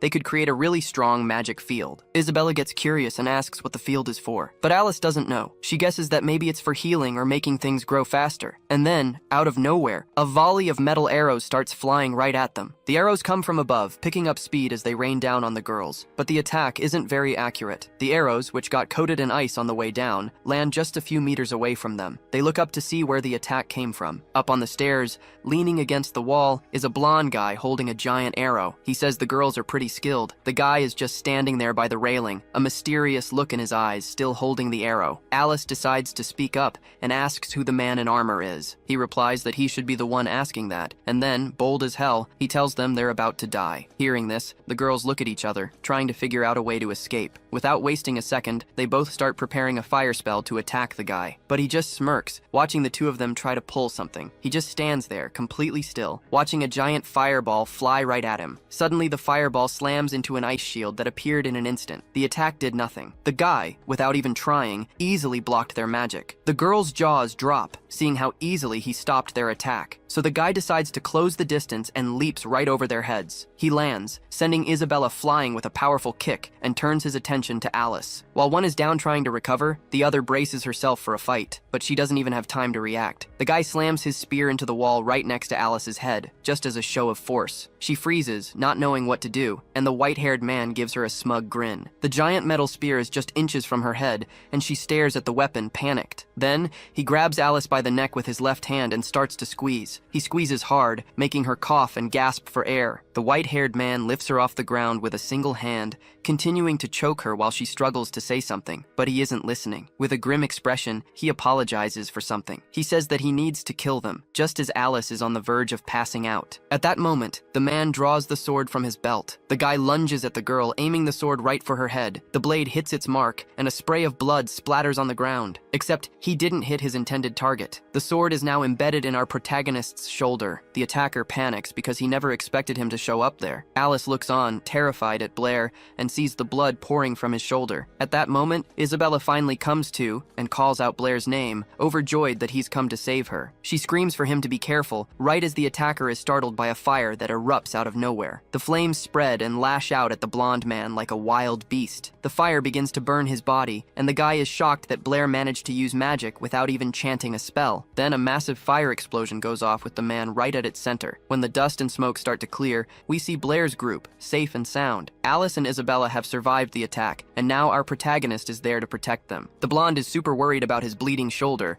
but Blair explains that he came through the same hole and followed the two of them. Without taking his eyes off the enemy, he says they'll deal with the wound later. By now, the villain is already starting to recover from the explosion. We find out he's one of Baird's servants, and he's shocked that Blair can use magic even faster than his boss. The white-haired guy decides he has to kill everyone there, since they saw what was in the basement. His long metal spear is coated in a thick layer of ice. He charges at our boy, ready to strike with all his might. Seeing this, the girls scream for him to be careful, but Blair just stands there, waiting for his enemy to get closer. The man is completely baffled by his reaction, his face a mask of pure shock. That's when he spots a giant mana orb floating right above his head. Taking a closer look, he figures out it's a water ball technique, and he's even more stunned because Blair cast the spell without making a single move. He also notices that the water ball itself has a really weird shape. The orb comes crashing down on him, completely engulfing his body. Suddenly, blood starts gushing from him everywhere, and the blonde guy begins to cough uncontrollably. His eyes fill with rage, and the exposed parts of his body look severely burned. The metal spear, now wet, slips from his blood-soaked hand. He tries to get back on his feet, but can only let out a scream. Overwhelmed by the sheer power of the attack that hit him, he collapses to the ground, unconscious. At the same time, up on the surface, we see Baird sitting on a massive boulder. He seems to be deep in thought, with an extremely serious look on his face. One of his men notices and asks him what's wrong. Getting up from the boulder, Baird averts his gaze and says that some rats have managed to infiltrate their ranks. The squadron of knights that had passed the students was now far away,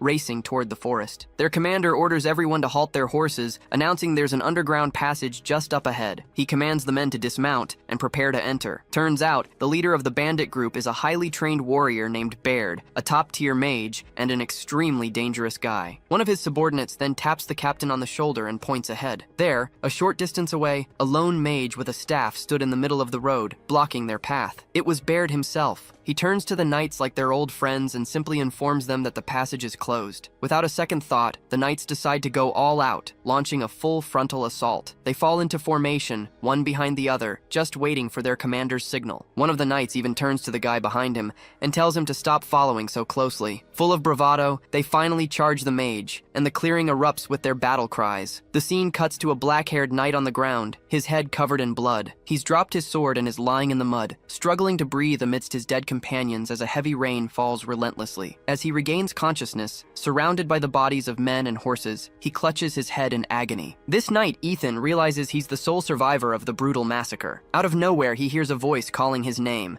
coming from one of the nearby bodies. It's his uncle, who's still desperately clinging to life. The young man rushes over to his uncle and stares at him, his eyes filled with tears. The uncle's legs are gone, and Ethan starts to feel this overwhelming rage for what happened to him. But the older knight tells his nephew not to worry and hands him something, saying that he needs to finish the mission. Ethan panics, saying he can't do it. He explains that the mage defeated an entire army all by himself, that Baird killed their commander single-handedly and could crush him with a single finger. The kid tries to save his uncle, holding on to him, but the man is only focused on the mission and begs his nephew one more time to complete it. As he's begging Ethan to save the city of Yabo, the uncle's hands go limp and he collapses to the ground. The young knight realizes his uncle has finally died and is completely overcome with emotion. Filled with despair and rage, Ethan starts screaming like a lunatic. Meanwhile, deep underground, in the same dungeon where Blair's group was, something else was going on. After taking down Baird's goon, the girls finally got a chance to tend to our boy's wound. Isabella was super curious about how the protagonist could use magic without an incantation, but he denied everything. Unable to get a straight answer, the girl just pressed down hard on his wound. Blair, having just taken that hit,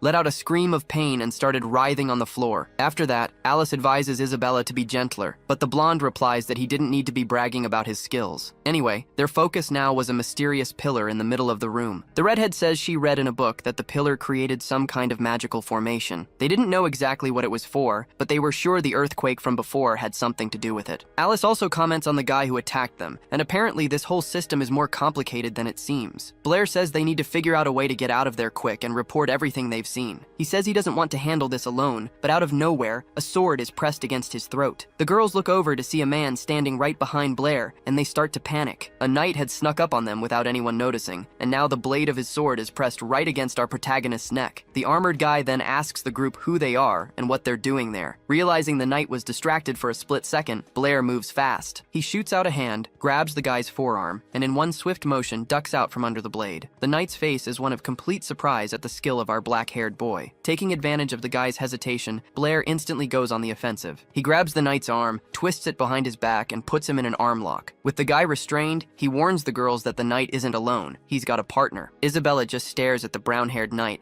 a look of surprise on her face and an interest she's not even trying to hide. The knight, whose name is Ethan, demands that Blair let him go, yelling that if he doesn't, the entire city of Yabo will be destroyed. Hearing this, Blair just freezes up, staring at the armored guy, completely clueless. Our protagonist's whole group gets curious about this and asks what he meant. After finally letting Ethan go, he starts explaining, and Isabella presses for more details. The knight reveals that the capital had known for a few days that a guy named Bird had invaded the city, but no one had been able to find him. The problem is, they had no idea just how strong this Bird guy was. Blair, hearing all this, innocently asks who this Bird is that everyone's so afraid of. Then the whole group starts chuckling, because it's unbelievable that our boy doesn't know a thing. Alice then starts to explain. She says that Bird is, simply put, the most famous and dangerous criminal in the kingdom of Lonen. Like, even little kids know his name. And to make matters worse, he used to be a general in the royal army. The guy isn't just good in a fight, he's also a top-notch mage with massive magical power. He was like the biggest name in the kingdom, but nobody ever imagined that in the middle of a battle, he and his army would just switch sides and betray everyone. Ever since that day, he's been completely off the map. The king even offered a huge bounty for his head, but to this day, no one has even gotten close. Then Isabella turns to the knight and asks for more details about this Bird. She wants to know if it's true he came to Yabo City just for that structure, and what that thing actually does. Ethan, with a terrified look on his face, replies that the magical system can destroy the entire city. Blair's group can't believe it, and asks again if he's serious that the whole city could be wiped off the map. The knight then explains that the formation is made of 118 pillars scattered throughout the inside of the mountain,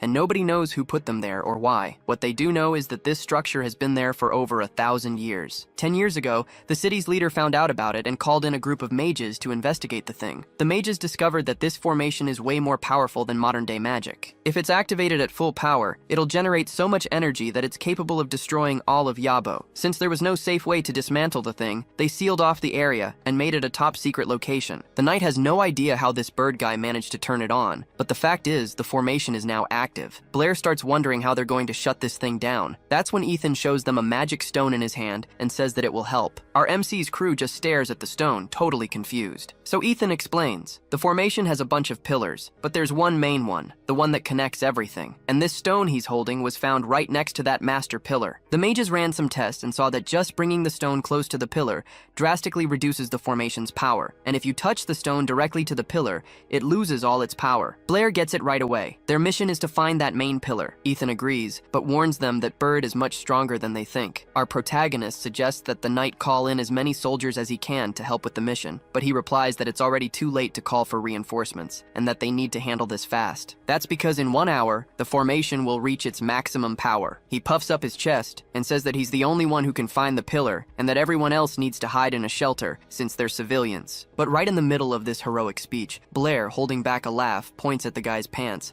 and says he didn't want to interrupt his moment of bravery. Ethan, who was feeling all high and mighty, looks down and is completely shocked. There was a huge wet spot right on his crotch. The guy's face turns beet red, and he starts stammering, making up an excuse that it was the rain that got his pants wet like that. Suddenly, Isabella stands up from her chair with an annoyed look, like she wants to say something. She declares that her family, the Clavos, has protected the city of Yabo for generations, and that it's her duty to help. Then, she announces she's coming along to deactivate the system. Just then, Blair overhears that the bounty on Bird's head is 100 million gold coins, and his jaw drops at the amount of cash. That's when it finally clicks for Ethan, and he realizes the girl in front of them is Isabella, the mayor's daughter. Hearing about the reward, our protagonist gets all fired up, puts a hand on the knight's shoulder, and declares that protecting Yabo is also his duty as a good citizen. Seeing her friend's attitude, Alice also decides she's not gonna run away and agrees to go with them. The knight gets pretty emotional seeing their courage, realizing they genuinely want to help the city. To totally ruin the mood, one of them suggests that the knight should probably change his pants first. Ethan, of course, gets super pissed at the teasing. Meanwhile,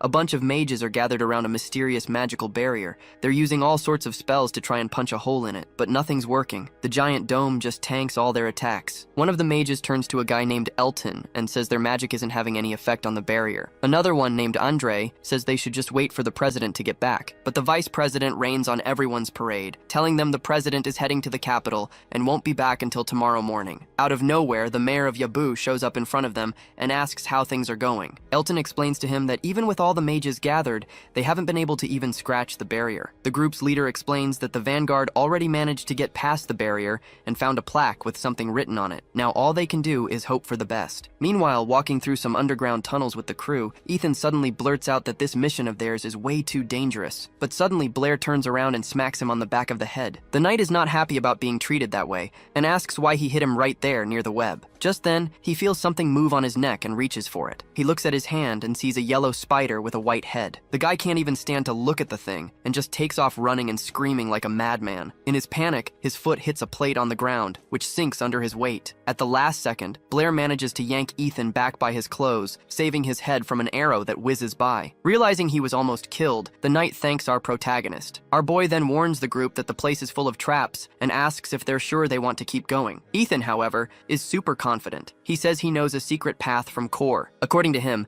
there are several routes to the main pillar room, but they all go through the main gate, where that Baird guy is definitely standing guard. He knows they don't stand a chance if they have to fight Baird head on. So he's going to lead the group through a shortcut that bypasses the main gate. The plan is to sneak into the room, place the piece on the pillar, and get the hell out. Blair gets curious and asks how he knows about this secret passage. Ethan explains that he has a degree in history and can read ancient texts. One day, he found a map in the palace, and now he knows all the dungeon's passageways. The black-haired guy asks why a historian ended up in the army. The knight explains that it's tough to find a job for a history major, and that his uncle, who served in the royal army, got him this position, and this is his very first mission. Blair Blair thinks, frustrated, that even in this world, landing a job is a total pain, just like in the world he came from. Finally, Ethan finds a different-looking section on the corridor wall. He presses on a panel, and it sinks inward. The walls beside it slide open, revealing a new passage for Blair's team. Ethan says that from here, they can go straight to the main room and finish the mission. Meanwhile, Baird is already in that room. One of his men reports that the barrier outside is working perfectly, and the enemies still haven't broken through. Baird remarks that the defense system is pretty good, and, out of nowhere, asks about a guy named Sid. His servant replies that he went to patrol the west sector and never came back. Baird stares thoughtfully at the main pillar and the scriptures around it, thinking that another rat has managed to get in. At that exact moment, Blair and his team start making their way through the secret passage. They reach a staircase that leads right into the main room, and the black-haired guy decides to take a peek to see what the situation is like inside. After making sure the coast was clear, he opens the hatch to the secret passage, which was disguised as part of the floor. Finally,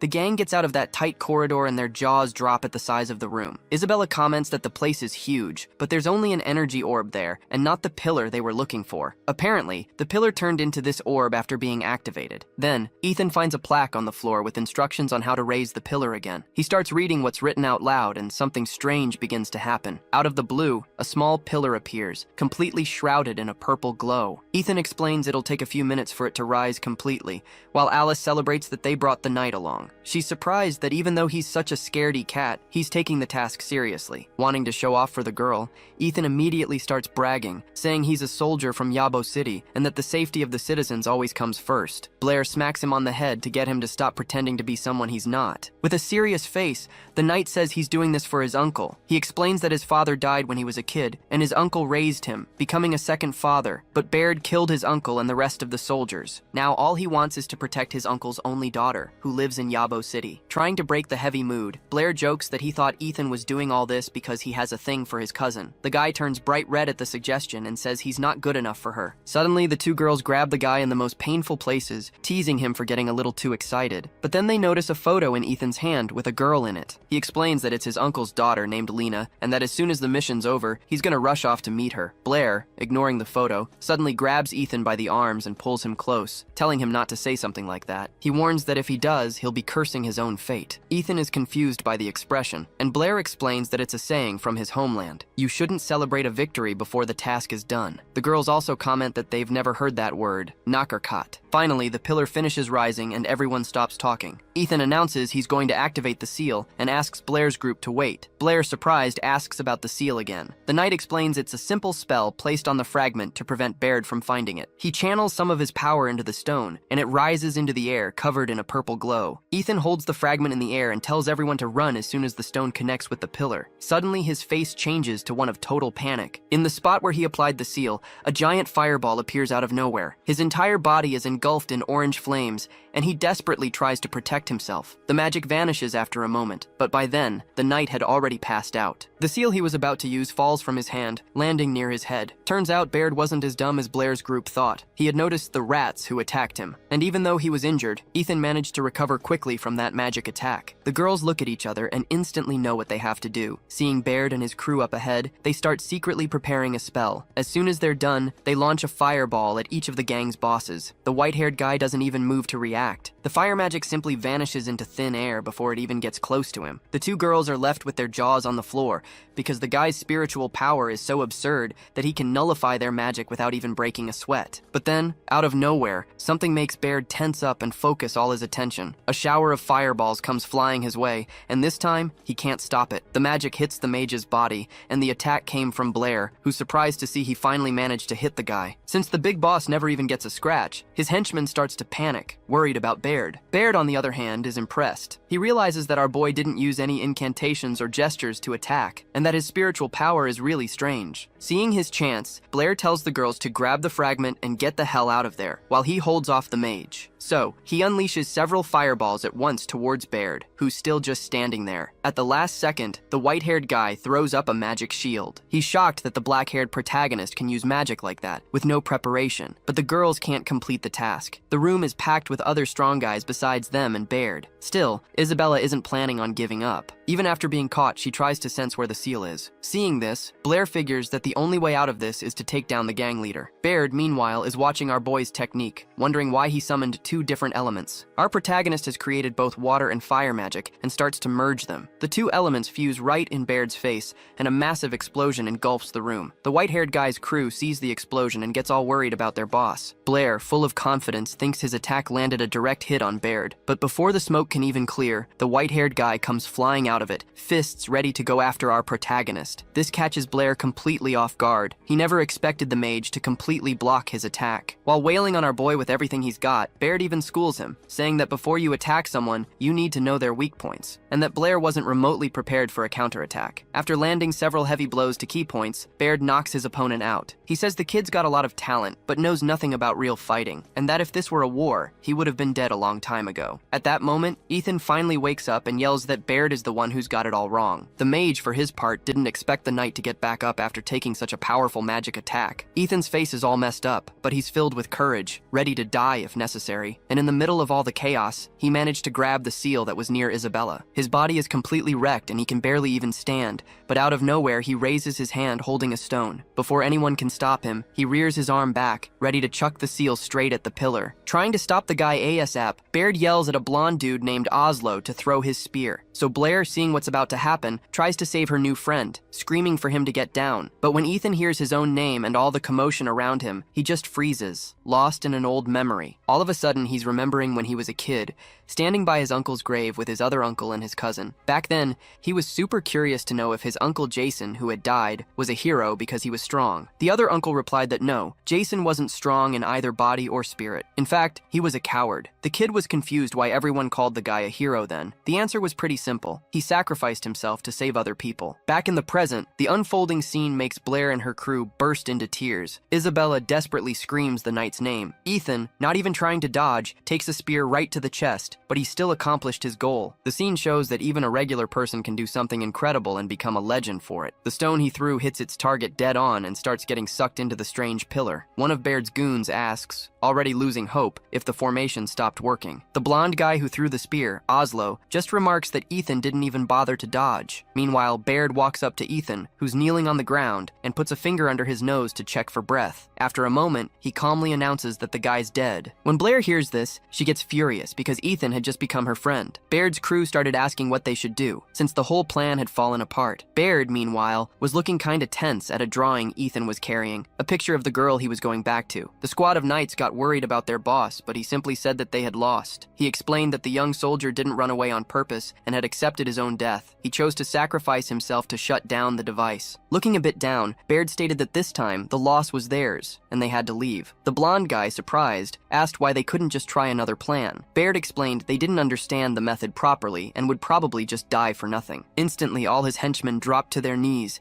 begging him to try again, saying they were ready to die for him. They needed revenge for everything that had happened. If there was even the slightest chance, they wanted to take it. But just as they were about to start a new plan, another squad of knights shows up and ties up our protagonist and his team with ropes. The girls were tied to chairs, while Blair was tied up tight around his chest and arms and simply tossed at their feet. Isabella and Alice started to worry about him, because the guy was still all banged up. But with a concerned look, he told them he was fine and already recovering. At that moment, the knights informed their boss that all the preparations for the plan were ready. After thinking for a bit and gathering his courage, Baird slammed a fist on his chest and, full of energy, asked his soldiers to help him one last time. And his crew didn't even think twice, immediately agreeing to their leader's order. They all walked over to the purple pillar, placed their hands on it, and began to recite the spell. The magical energy from each of the knights started to merge, forming a giant mist. Blair, who had never seen anything like this, asked his friends what was going on. Alice immediately replied that it looked like a sacrifice spell. Apparently they were doing it to reactivate the barrier, but the price was that they would never be able to get their magical power back. And as they poured all their magic into the pillar, it started to react. Up on the surface, the people also felt the change. Elton informed the city's mayor that the barrier had weakened, but now it was back to normal. The boss didn't pay it much mind, but he figured that something really bad was starting to happen down below. Back in the underground, one of Baird's men shouts with joy, celebrating that they did it. But then, out of nowhere, he realizes that his body, along with his friends, is slowly starting to disappear. With a smile on his face, the guy says goodbye to his master. In exchange for this sacrifice, Baird promises that the city of Yabu will be destroyed. Just hearing that, the disappearing soldier is at peace, and thanks his leader. Alice and the rest of Blair's group realize that the barrier has been activated again. Isabella can't hold back her emotions and desperately asks why Baird is doing this. She doesn't understand why he wants to destroy an entire city and kill hundreds of thousands of people. Baird, still reeling from the death of his comrades, says he knows he's not okay and that he and his men are just a bunch of lunatics. Without a clear answer, Isabella presses him,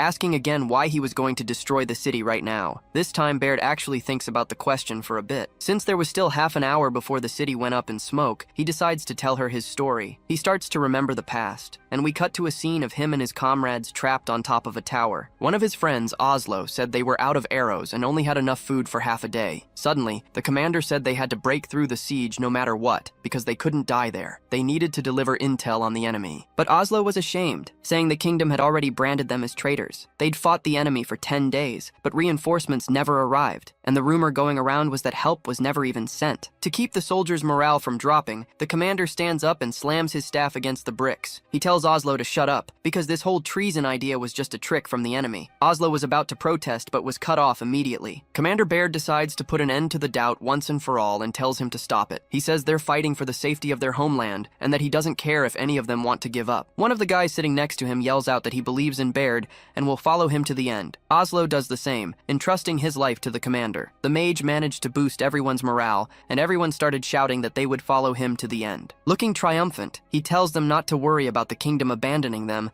and orders everyone to attack. 3 days pass. On the walls of Yabo City, one of the guards spots a group approaching on the road. It was none other than Baird and the surviving members of his squad. The white-haired guy, Baird, still has the strength to celebrate that they finally made it home, but he immediately collapses from exhaustion. But when he wakes up, the situation is completely different. He's in a prison cell. He tries to explain himself, saying he's a commander in the Royal Army and needs to give an urgent report to the king. Then the prison warden shows up and hits him with the hard truth. Baird has been branded a traitor. To make matters worse, he reveals that our guy's wife and son have already been punished by the law, and that the next day, it'll be his turn to be executed. Baird is in complete shock. He desperately grabs the man by the collar, screaming that he never betrayed his country and demanding they release him and his family. The warden breaks free and tells him straight up that everyone knows he's not a traitor. The problem is that someone powerful, way up top, wants his head, and because of that, he and his family had to die. After dropping that bombshell, he just turns his back and walks away, saying there's nothing more to talk about. Baird is completely shattered. He defended his homeland with everything he had, and in return, he was betrayed. A short time later, another guard doing his rounds hears a strange noise. Out of nowhere, his throat is slit, and he drops dead to the floor. Right after, Baird's cell door opens. It's his men, who'd managed to break out of another prison just to rescue their commander. But the guy had completely lost the will to live. He doesn't even react to them showing up, just sits there in the corner. A shout echoes down the hall. Someone spotted the squad. All hell breaks loose. While some of the men hold off the guards rushing in, others grab their commander and start dragging him out of there. To make it out alive, they all have to fight their way out of that prison. The next day, there's a public execution. The official announcement is a blatant lie. They claim Baird betrayed the kingdom, passed information to the enemy, and that the day before, he and his army tried to stage a coup but were stopped by the local brave soldiers. The story goes on, saying that Baird even resisted, killed guards, and managed to escape. Then they bring out the 3 men from his squad who were captured and announce they'll be hanged as rebels. In the middle of the crowd, one of Baird's loyal men, disguised in a hood, is disgusted watching all these brainless people celebrating the lie. He's there with his commander, who is still completely apathetic, showing no reaction whatsoever. The other soldier says they need to get out of the city ASAP. That's when Baird finally opens his mouth, but only to tell his team to go on without him and just leave him alone. That night, Baird and the men who refuse to abandon him arrive at his family's tomb. The guys have no idea what to do, since their own country has turned its back on them. Baird then tells them to stop calling him commander, because that part of his life is over. He declares that the state that betrayed them is now their enemy, and that it will pay for all the suffering they've endured. And then, out of nowhere, the scene shifts. The girls suddenly wake up, as if they're coming out of a trance. Turns out, the whole thing was a spell Baird had cast on them. Alice is shocked by how real it all felt, and asks if it was all just an illusion. The white-haired guy, Baird, explains that those were fragments of his memory, and that he used a synchronization magic so everyone would see the same thing. The redhead is shocked, asking where he learned such an ancient magic. Just then, Blair starts to stir and make some noises, and the girls notice right away. boy. Isabella, all worried, starts calling his name. Finally, our boy wakes up. She breathes a sigh of relief and says he scared her because he was stuck in the dream way longer than everyone else. Not understanding a thing, Blair, with that single tear in his eye, just stares at the white-haired guy. It seems like our protagonist was the one who managed to go the deepest into Baird's memories. Then Baird stands up and says he didn't mean to invade their space, but that it was all going to be over soon anyway. He explains that before joining the Royal Army, he worked for a while defending the city of Yabo. That's where he discovered this so-called system, and that's when he made up his mind. After getting his revenge on the kingdom, he was going to take his crew to that place. They found a bunch of old records in a basement and spent a long time studying them all. In those records, they found ancient magic, history, and even a manual on how to use the system. Turns out, a long time ago,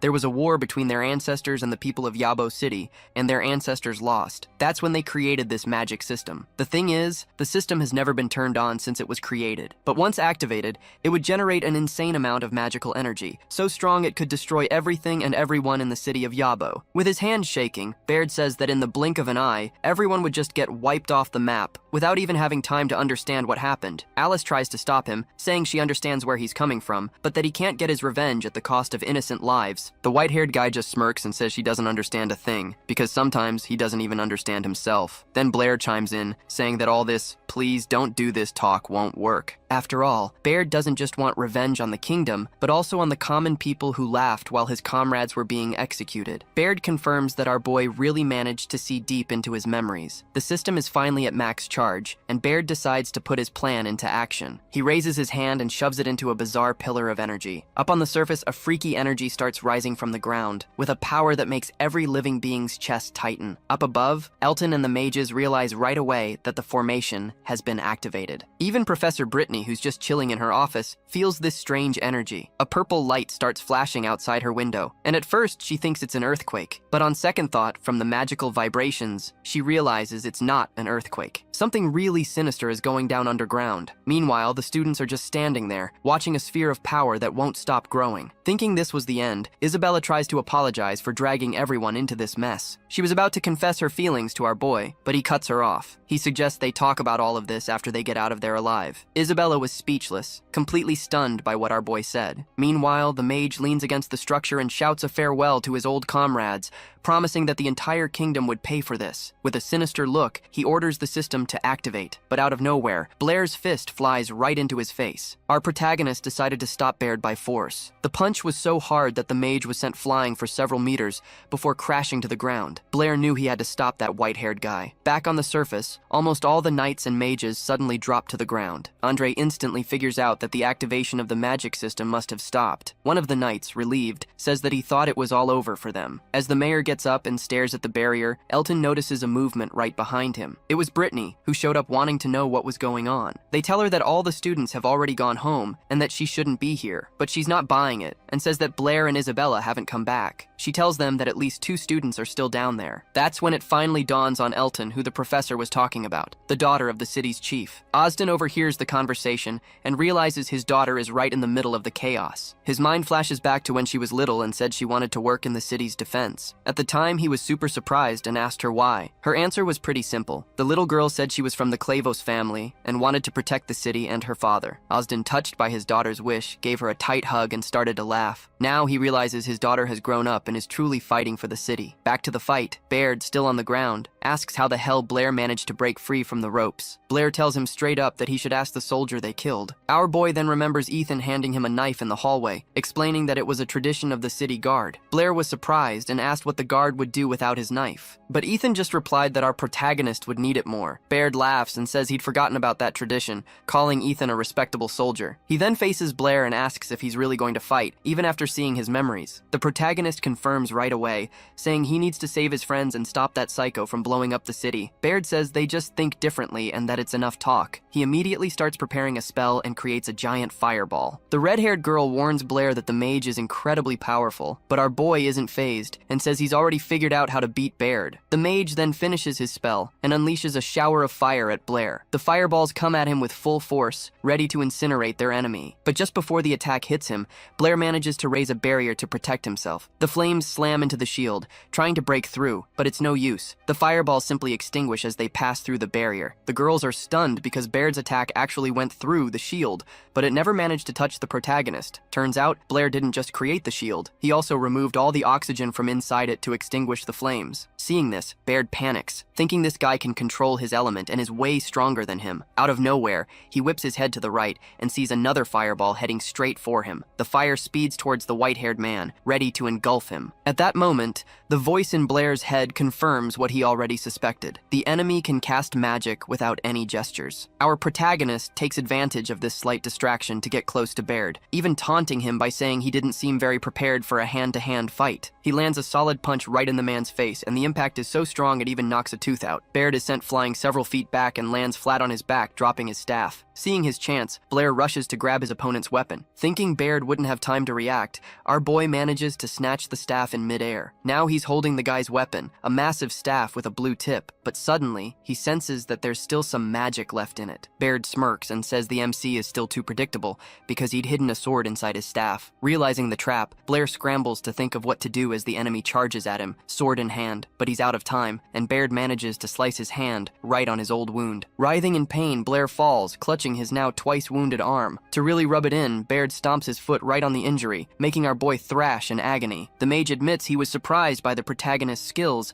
but says he lacks the killer instinct, since he had the chance to kill him earlier and didn't take it. The mage decides he's going to end the fight and kill his enemy, saying that on the battlefield, killing a worthy opponent is an honor. But to the guy's surprise, Blair whips his head around and yells that it's not enough. Just then, Baird realizes several fireballs are heading straight for him. They score a direct hit, exploding right in his face and lighting up the whole place. The ones who saved our MC were Isabella and Alice, who managed to cast a spell on the white-haired guy. Baird is a little injured by the attack, and Blair uses this distraction to pull all the oxygen from around his enemy. He points his blood-soaked hand at Baird and uses his magic. At first, the guy doesn't feel anything and is just confused, not getting what the spell was supposed to do. Suddenly, he can no longer hold his sword, and it just drops from his hand. Then it hits him. He can't speak or breathe. Gasping for air, Baird starts coughing and clutching his throat as Blair gets up from the ground. Our boy then apologizes to the man, saying he was right, that it's truly an honor to finish off a strong opponent. At this point, the white-haired man starts convulsing, trying to gasp for even a little air. He slowly starts to lose consciousness, thinking he's let his comrades down again. Finally, his consciousness fades completely, and he collapses hard on the ground. Seeing what went down, the girls run over to Blair in relief, asking if he's okay. Meanwhile, the energy built up in the pillar starts to fade away. Apparently, this trap deactivates on its own if no one triggers it after a while. Isabella, all excited, asks if they really managed to defend the city. Realizing they did, she runs over and gives Blair a huge hug, even though he's still all beaten up. Then, out of nowhere, chunks of earth and debris start falling from the ceiling. Alice explains that many of these ancient ruins self-destruct after being used, to stop enemies from using the place. Isabella doesn't quite get it and asks her friend again, so Alice just spells it out. The entire system is starting to fall apart. Suddenly, a giant block of stone breaks loose from the ceiling and comes flying right at them. Blair acts fast, grabbing both of them by the hand and making a run for it so they don't get crushed. In the middle of the escape, he chews out Alice for not warning them sooner that they needed to get out of there. The main pillar starts to crumble, threatening to fall on top of them. On the way, our boy sees his dead friend, sitting right in front of one of the collapsing pillars. He decides he'll honor his memory and Baird's, so he turns for a sec to say goodbye to the two of them. Outside, the knights and mages standing near the magic barrier watch it vanish. The whole crowd starts cheering, cause the barrier's finally gone, but Professor Brittany doesn't even hesitate. She takes off flying right away to find her students. She casts a flight spell and zips over to the dungeon entrance. Watching this, Elton smirks and comments that she's pretty impatient. At this point, the head of the city orders his knights to the fallen barrier to handle the situation. With a worried look on his face, he just hopes his daughter Isabella is all right. Back inside the dungeon, the students are still scrambling to escape the crumbling place, as rocks fall all around them. Finally, the trio reaches the dungeon entrance, the same place they came in through. Isabella sees the ceiling right in front of them is about to collapse and yells for everyone to get back. Sure enough, huge rocks come crashing down, completely blocking the exit. The girls are coughing from all the dust and call out for Blair, who vanished in the chaos. A moment later, they spot him a bit further down, looking totally beat up. Isabella, worried, asks if he got caught in the collapse. He tells them he's alright, but his shoulder is killing him. Alice realizes the exit's blocked and that they have no way to escape. The group is now trapped in the dark, in a narrow narrow hallway filled with rubble. That's when Blair notices one path that seems to have fewer rocks and suggests they just blast their way through. Isabella says that to do that, they would need a ton of fireballs, and she doesn't have enough energy. That's when our boy asks if they know how to use the fire shield technique, because he's got a plan. This time, instead of pumping oxygen in, he starts pulling all the oxygen out of the air with his hands. He explains that when the oxygen concentration in the air is at the perfect level, the explosion gets way more powerful. So he creates a sphere of pure oxygen, sets it ablaze, and hurls it at a pile of rocks. The explosion is massive, sending shards of rock flying everywhere. By this time, the girls have already put up a fire shield to protect them all from the flying rubble. The path is finally clear, and a thrilled Blair cheers that they made it. Meanwhile, outside, the sun is beginning to rise, bathing the mountains in a golden light. A hand reaches up from the newly cleared exit of the dungeon, trying to find a grip. It's Alice, the first one out, struggling to pull herself up. Isabella reaches down and helps her friend to her feet. Blair is the last one out, and he's completely wiped. Both girls offer him a hand, and Isabella asks how he's feeling. He tells them he's fine, but internally, he's thinking that he can't go on, that he's hit his absolute limit. Out of nowhere, his legs give out, and he stumbles on his way up. The girls can't grab him in time, and he starts to plummet back down. In what he thinks are his final moments, he's certain the fall is going to kill him. Suddenly, someone manages to grab his hand, saving him from death. It's Brittany's teacher who came flying in with magic just in the nick of time. Some time passes, and our boy wakes up in a hospital room with all the girls gathered around him. He finally opens his eyes, trying to make sense of what happened. He's a bit lost, trying to figure out where he is, and in a lot of pain. Isabella, who was dozing nearby, wakes up at the sound and tells him not to move. All the girls are super happy that the protagonist has finally woken up, especially Isabella. She gets so excited that she grabs him by the shoulders and starts shaking him with joy. Brittany explains that the wound wasn't fatal, he just lost a lot of blood. Changing the subject, our boy tries to tell them something about Baird, but she cuts him off immediately, saying that Isabella and Alice already told her everything and that it doesn't need to go in the report. He agrees, since there's nothing more they can do anyway. Suddenly, the door to the room opens and someone else walks in. The girls and Blair turn around, surprised to see who it is. It's the chief of Yabo City, who has decided to pay our boy a visit. Blair, completely curious, immediately asks why such an important man would be there. The man bows before Blair and thanks him for saving his daughter. Our boy wasn't expecting that at all and gets super embarrassed. Without even looking up, the man continues, inviting him to dinner at the Clavius family home. Hearing the invitation, Blair is just completely shocked. Isabella, who also heard the invitation, immediately assumes the dinner is for him to meet her parents. Getting the complete wrong idea, her face turns beet red with embarrassment. The next evening, Blair is all dressed up for the event, ready to go to dinner with Isabella. She lets him know there will be other families and a bunch of important people at the dinner, which is why our boy is already getting a little nervous about the crowd. Isabella explains that their family dinners are always like this. That's when Blair realizes that the title of city chief is passed down through her family. So it makes sense that their family dinners are actually high society parties. Out of nowhere, Blair thinks that one day Isabella is going to be the next city chief, and if he married her, he could do whatever he wanted in Yabo. Their son would also become the city chief, but to do that, he'd have to take her last name, Clavius. He continues getting lost in this fantasy of having kids with Isabella, but suddenly, she grabs his left ear and gives it a hard tug, saying he was thinking about something dirty again. She asks him what he was thinking about. Not having the guts to tell the truth, he makes something up on the spot and says it'd be possible to have 2 kids. Then he quickly changes the subject, saying a friend's wife is having twins, and they asked for help picking out names. Isabella actually thought he was thinking about their future kids, but she didn't have the guts to say anything either. Instead, she just asked if he'd thought of any names. Our boy says no, and explains that the couple wanted one kid to have the mom's last name, and the other to have the dad's. She gets curious and asks if he'd be cool with that, if his kid took the mother's last name. He replies that if he had 2 kids, he'd be totally fine with it. After a bit more small talk, they start approaching the spot where everyone's gathered. On the way, Isabella spots her mom, who Blair was finally about to meet. The blonde's mom, who has the same light hair, greets both her and Blair. Our boy gives a polite bow and greets Mrs. Clavius. Getting straight to the point, the woman thanks him for saving her daughter and says Isabella has told her a lot about him. Instantly, all the girls standing near Isabella's mom start eyeing Blair with interest. All this attention spooks the blonde, who grabs his hand out of nowhere and tells her mom she's taking him to see her father. One of the girls even asks why Isabella is so freaked out, but she doesn't even answer, just bolts from there with our guy in tow. With everyone watching, they quickly make their way over to the head of the family. Meanwhile, something interesting was going down over at the chief's office. A guy named Abel Howard had arrived in Osdown. The white-haired man says the finance minister,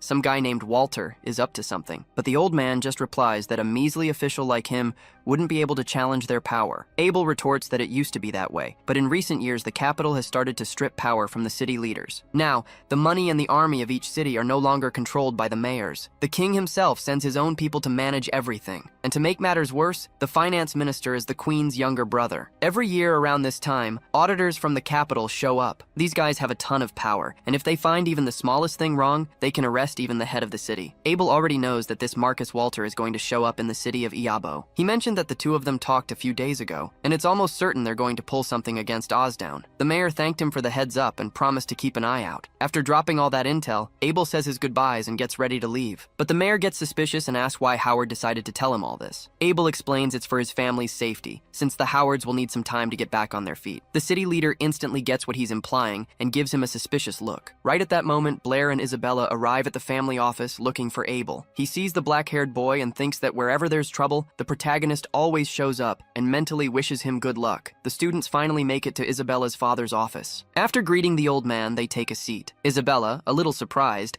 asks why her dad had been so quiet for so long. He then asks her to leave the office so he can talk to Blair alone. Without questioning it, she heads right for the door, and our boy tells her he'll catch up with her once he's done. The girl replies that she'll be waiting outside. As soon as the door closes, the old man stands up with a grim look on his face and thanks Blair for saving his daughter. Blair plays it cool, saying a man always has to protect a woman. Grabbing a sword, Osdown mentions that Isabella also said the guy took care of her at the academy. As he's saying this, the old man starts to unsheathe the sword. Starting to get a little desperate, Blair says they both studied under Professor Brittany and just looked out for each other. The head of the family then presses the partially drawn blade against the boy's face and asks if what Isabella said is true. Blair confirms. And at that very moment, the old man yanks the sword out completely, saying his daughter mentioned in her sleep that he kissed her, hugged her, and even got handsy with her. Our protagonist is confused and asks when he ever kissed her. Getting no answer, the old man insists, saying that he must have hugged her and then gotten handsy. Not figuring out what the old man was up to, Blair decides to cut to the chase and asks if that's why he was called in. Osdown is actually surprised by the kid's attitude. He says Blair is the first person to ever speak to him like that, and that the whole thing was just a test. Extending his hand, the old man asks him to continue looking after Isabella. Our protagonist extends his hand too, and they share a firm handshake. Afterward, at the old man's suggestion, they agree not to say anything about their conversation. A little time passes,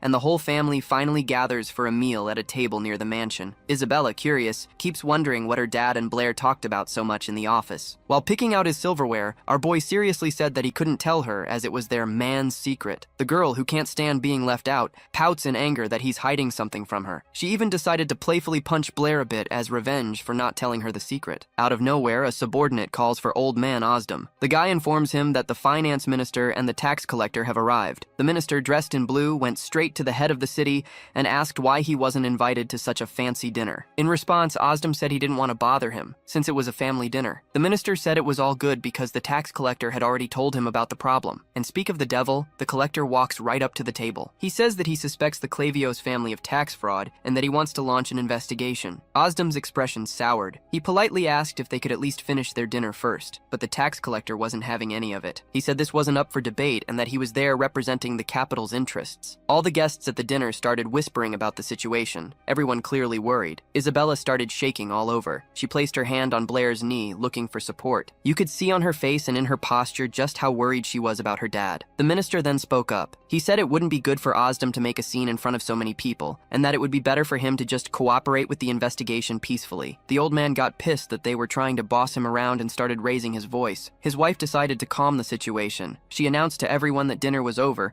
and that Osdom needed to handle some business. Blair also tried to calm Isabella down and suggested they leave. That's when he noticed that Calvin and Brad had arrived for the dinner and were standing in the back behind everyone else. The blonde grabbed Blair's hand and led him away from the crowd, trying to calm herself down. She looked completely distraught. Our boy decides to ask how she's holding up, pointing out that the city's leader is in serious trouble. If they dig up anything, he'll be stripped of his title and thrown in prison. And according to him, since this Walter guy is the queen's younger brother, he pretty much does whatever he wants in town. As the two of them walk past some other girls from the dinner, they overhear them gossiping about the mayor. One of the girls says she never imagined the Clavia family would fall so easily. Hearing this, Isabella squeezed Blair's hand hard, which made him look at her instantly. His face grew dark, filled with concern for her. Before him stood the beautiful girl, now crying. This really got to Blair. He started asking, almost in a panic, why she was crying, but Isabella didn't say anything. She just threw herself into our boy's arms. She started sobbing, terrified of what would happen to her father, and just became hysterical. The protagonist decided to calm her down. He gently told her not to worry. salary. In his head, Blair vowed that he wouldn't let anything happen to her dad. A little while later, our boy managed to calm Isabella down and decided to go talk to Calvin and Brad. He greeted the guys, and they asked what he was doing there. Blair answered that the clan chief was his friend's dad. Anyway, the guys changed the subject and thank our boy for saving the city. Curious, our protagonist asks what they're doing there and if they came along with the tax collector. Calvin explains that the tax collector guy is the vice president of their mathematics society,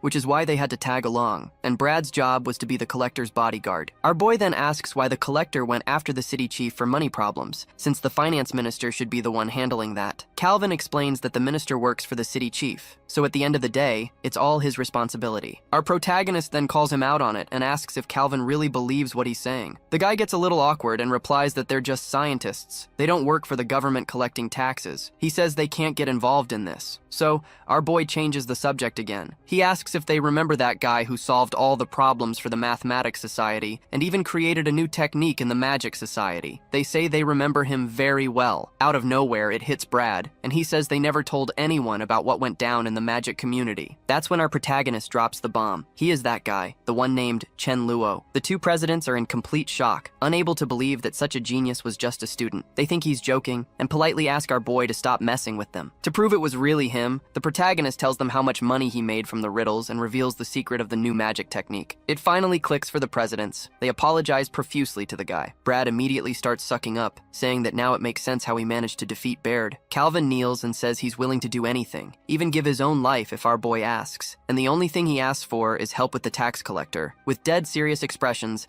the two presidents say their task is to protect the ministers, but that they could make a mistake, maybe even tonight. Our boy realizes that these two, who have always been super polite, are now acting like a couple of teenagers. It seems the image of the god of mathematics, Chen Luo, really got to their heads. The two decide that, for Chen Luo, they're willing to kill even this Walter guy. Going along with the plan, our boy says the tax collector is the main problem and needs to be taken care of. But the presidents completely misunderstand. They immediately declare they're going to kill the collector's entire family. This blind faith they have in their idol leaves our protagonist completely stunned. But he quickly explains that he doesn't want anyone killed. He just wants to make the guy leave Yabo City. The two presidents are super embarrassed about what they assumed, and finally understand what our boy wanted. He also asks them not to tell anyone about his identity as Chen Luo, because that would cause a lot of trouble for him. The conversation ends there, and the two presidents head off to carry out their mission. Calvin walks over to the crowd and calls Chief Caesar aside for a private chat. The blonde guy asks the Ozdun chief to wait there for a moment. He says he's going to handle this and will be right back. Taking a step back, Calvin declares flat out that Walter is not fit to be the finance minister of Yabo City. Hearing this, Caesar's expression turns much more serious. Caesar tells the president that it's not his call. Then Brad, who is standing nearby, cracks a smile and says the rumors must be true. The blonde dude is totally confused,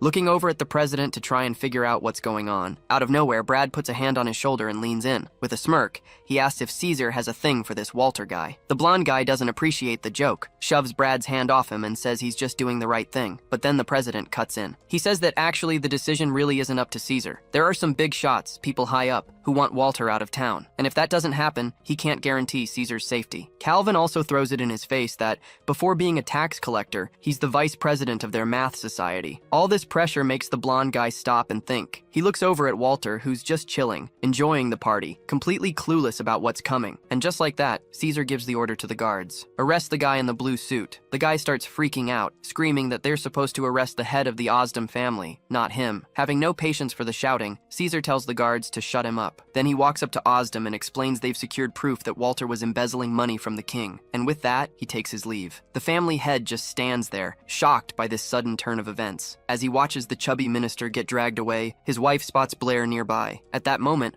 our boy was just trying to find a way to slip out of there and find Isabella. The wife, seeing this whole bizarre scene unfold, starts to chuckle. Her husband asks what's so funny. She pours them each a glass of wine. As they toast, she remarks that boy, Blair, is a pretty decent guy. With all the tension gone, they could finally relax and enjoy the rest of their night alone. Meanwhile, Isabella was sitting on a nearby bench, thinking about Blair. Before she even noticed, he had walked up and gently placed a hand on her head. Still crying, she asks if it's really him and how her father is doing. Our MC replies, real casual, that everything's already been taken care of. He tells her that his friends helped out, and Walter has already been taken away, and that the city of Yabo will soon have a new finance minister. The girl is surprised and asks how that's even possible, since Walter was partners with the tax collector. With a slight smirk, jerk. Blair explains that his friends are a bit more influential than that so-called tax collector. Finally calming down, she excitedly asks who these friends are, but he leans in closer, puts a finger to her lips in a cute gesture, and says she's asking too many questions. Moved by the moment, Isabella gives him a kiss on the cheek, which makes our boy all flustered. Unable to hide her embarrassment, she runs off, saying that dinner isn't over yet. So, before the main event even starts, the folks in the courtroom are already arguing over money, placing bets on who's gonna win the showdown. In the middle of all the commotion, a gold coin falls out of some guy's pocket and goes rolling. Right then, Isabella darts towards the table, with Blair trying to catch her and stop her. Not looking where she's going, the girl ends up tripping on the very coin that was rolling her way. She loses her balance and starts to fall, heading right for our protagonist. Blair, even with his broken arm,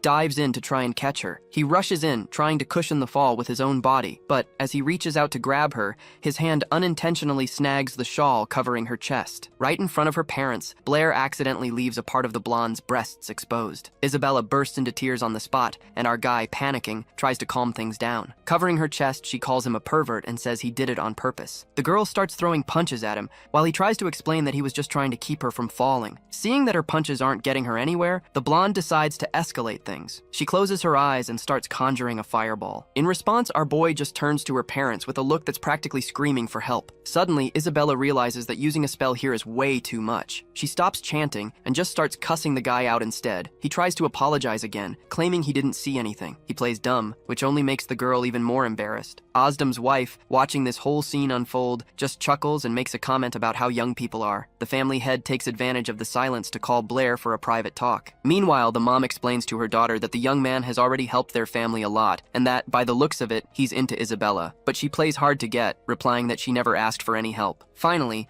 Blair and the old man head to the office and start their conversation. Ozdem kicks things off by saying that our boy isn't as simple as he looks. He says that our protagonist seems to have a grasp on everything, but the situation is complicated. The truth is, a couple of guys named Calvin and Brad owed the old man money, and today with this victory, that debt has been paid. Our protagonist replies that it was an honor to defend Isabella, but then uses the chance to bring up another point. The finance minister has been doing whatever he wants with taxes for 3 months, and the price of pork has already shot up 4 times. The old man asks if these are all the reasons he helped him. Blair explains that if the price of pork has risen so much, then the price of everything else in the city is going to rise too. The taxes affect the economy and the lives of the people, and if they let the minister do as he pleases, the people are going to struggle. And if the people have nothing to eat, the entire city will lose hope. The old man agrees that he's spot on and that the responsibility is his, but our guy tells him not to blame himself. While the men are having this serious talk, the women decide to peek through the crack in the door to see what's going on. Inside, Ozdem and Blair are smiling and talking about the need to choose a responsible person for the new minister's post. But out of nowhere, someone puts a hand on Isabella's back and pushes her toward the door. Unable to stop herself, she ends up stumbling right into the room. She ends up tripping and goes flying right at Blair, who is holding a glass of wine. Trying to stop herself, she throws her hands out and slams right into him. From the impact, the glass flies out of his hand. The wine soaks both of their clothes before the glass even shatters on the floor. Isabella's mom shows up right on cue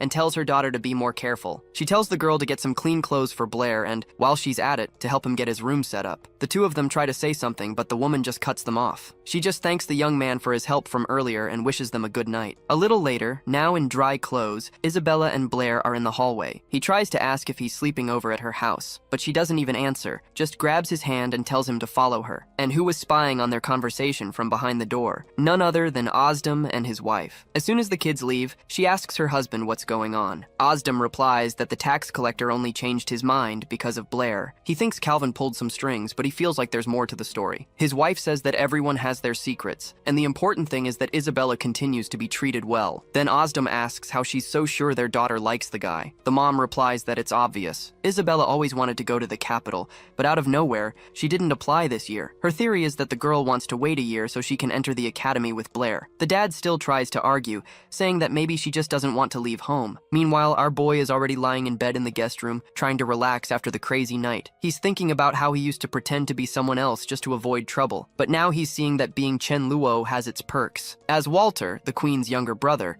he can pressure people like Ozdem and bend the rules. And as Chen Luo, he's like a math god. Calvin idolizes him and believes everything he says. It just took one word from the god to make the real Walter back off. The rules of the game have changed, and now they even control people's lives. Our protagonist realizes he needs to protect himself and those on his side. The conclusion is clear. To get ahead in this world, you need status status and power. Out of nowhere, he hears a knock at his door. He gets up right away to open it, but when he looks, no one's there. Then suddenly, the one who knocked just hops right in through the window, like it's the most normal thing in the world. While our boy is getting annoyed, asking why she didn't just use the door, the girl is already jumping on his bed. She explains that she didn't want anyone to see her. Our boy asks if she's crazy, because if anyone saw her climbing in through the window, they get the completely wrong idea. But she just plays along and asks why he couldn't sleep. Then she suggests he must be all excited to see such a big bed. Blair decides to play along and says it would be even better if she took her clothes off. Right away, the girl gets all flustered, calls him a pervert, and says she came to discuss something serious. She wanted to know what he talked about with her dad in the study earlier. A bit awkwardly, our protagonist asks if she's sure she wants to know, and she insists she does. So Blair lays it on her. He looks straight at the girl's chest and says her father thinks she's small and is worried about it. And because of that, her dad asked Blair to take care of her. The girl gets a little pissed, wondering why her dad would think she's small, but then all of a sudden it clicks, and she realizes our boy is just messing with her. She freaks out, starts screaming at him, and jumps out of bed. Blair tries to explain himself, but it's no use. The girl just stomps on his face with her foot and says she's not going to listen to a thing because she doesn't want to talk to a pervert. She says she knew she shouldn't have come and immediately heads for the window. Right then, Blair gets super embarrassed and runs after her to tell her something. He says that he knows the real reason she's there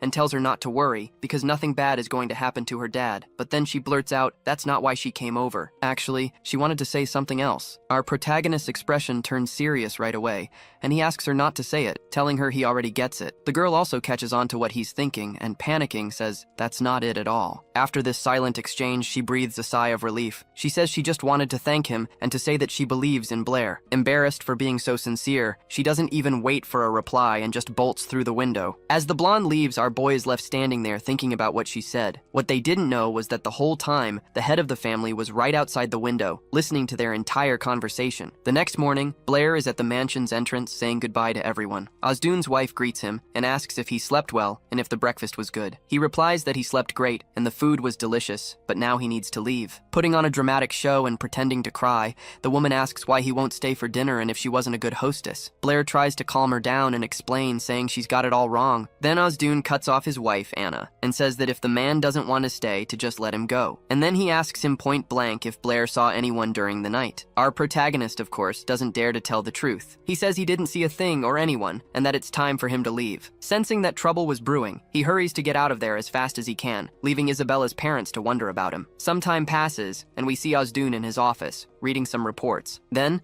there's a knock on the door. It was the tax collector and Calvino, who came in apologizing for bothering him. Caesar also apologizes, saying they were very careless the previous day and ended up causing trouble for him. But Osdoon is a good guy and says it was his fault too, since the money part is also his responsibility. After a more personal chat, Calvino and Caesar leave the city lord's estate. Meanwhile, somewhere else, a guy named Abel receives a letter and gets lost in thought. He realizes that Caesar helped Osdoon and that this Blair guy isn't as simple as he imagined. After reading what was written on it, he remarks that this whole thing is getting more and more interesting and simply burns the paper. Cutting to a new scene, we see a mother and her son walking through the city of Yabo. The mother points and says that the main building of the Mathematical Society is nearby, where the kingdom's best mathematicians work, but the little boy couldn't care less about that. He says he's into magic and that when he grows up, he's going to be a wizard, because magic will always beat math. Out of nowhere, Calvino appears behind them and jumps into their conversation. He says that math is the mother of all sciences, and that without it, you can't do any research. Then, he points his hand at the kid's head and asks again if magic can really defeat math. The mom, of course, defends her son, saying he's just a kid and doesn't know what he's talking about, but the boy stands his ground and says, there'll always be a mage strong enough to do it. Calvino doesn't even look at him, just replies that someone stronger can always show up,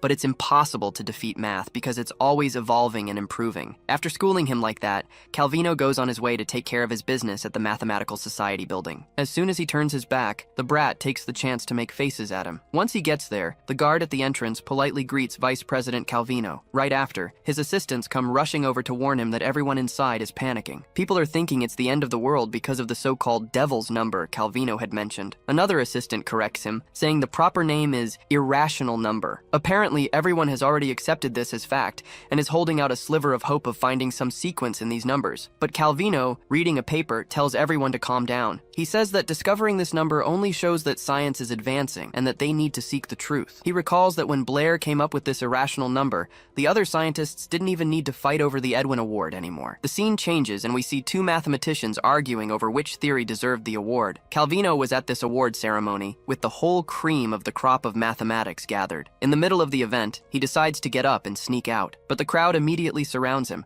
asking him to vote for their theories. Everyone, with a big smile on their face, ends up voting for the vice president. Meanwhile, the judges are over there talking, commenting on how that year's award ceremony was much calmer, without so much tension. Then, one of the elders announces on behalf of the society that Brittany and her student Blair from the city of Yabo were the winners of the award. At this point, Calvino was already sitting down again, with tears in his eyes, emotional because his society had finally achieved success. Next, they call him up to the stage to present the award. One of the judges hands him a golden statuette. The judge, all smiles, congratulates Calvino wholeheartedly on his mathematical society's victory. Without much ceremony, the guy takes the award, his eyes still full of tears, super emotional. He thought that with the so-called God Chen, his mathematical society would finally move forward. Then, one of the older judges explained to the crowd that that year Blair discovered an irrational number, and God Chen solved 23 problems. Another judge added that if Chen Luo had shown up, the award would have definitely been his. But Calvin couldn't care less if the guy would get on stage next time, because right then, he was just too happy. Meanwhile, a huge crowd was protesting in front of the Magic Society's building. Our boy decided to go check out what the deal was,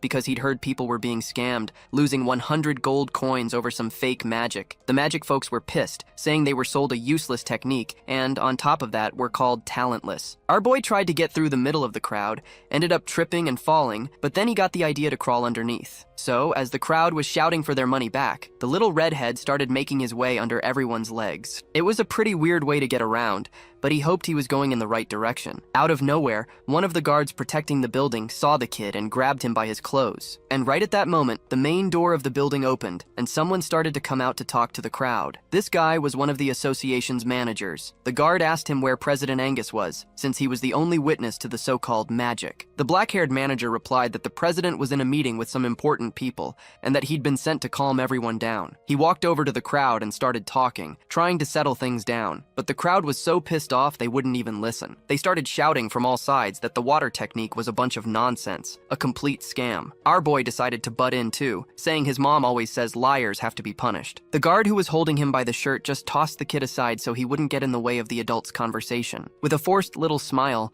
the manager said the technique wasn't fake, and that a few people had already managed to use it. One of the mages in the crowd didn't like that one bit, and got furious for being called mediocre. He grabbed the manager by his clothes and demanded his money back. The guy sent to calm people down repeated that the technique was real, and that some people could use it. Then, a red-headed mage in the middle of the crowd yelled for them to bring out at least one person who knew how to use the technique, and then everyone would shut up. Out of nowhere, everyone turned around when they heard a woman's voice asking what was going on. It was a noble woman. As soon as she showed up, all the protesting mages instantly bowed. She asked why everyone was crowded in front of the Magic Society. The red-headed mage explained that the association was breaking the law, selling a fake technique for a ridiculous price. The blonde noblewoman said she couldn't believe the Magic Society would do something like that. The black-haired manager then defended himself, saying it was a new technique that required a lot of skill. But the crowd didn't buy the excuse and kept yelling that it was all bullshit and that Chen Luo was a big fat liar. The noblewoman decided to take charge and said they'd settle this in a simple way. The Magic Society would have to demonstrate the technique. The manager took out a scroll with the spell's description and assured them they'd show the technique, no problem. He even added that the magic required mixing the fire and water elements. The woman reached for the scroll and asked if there was anyone in the Magic Society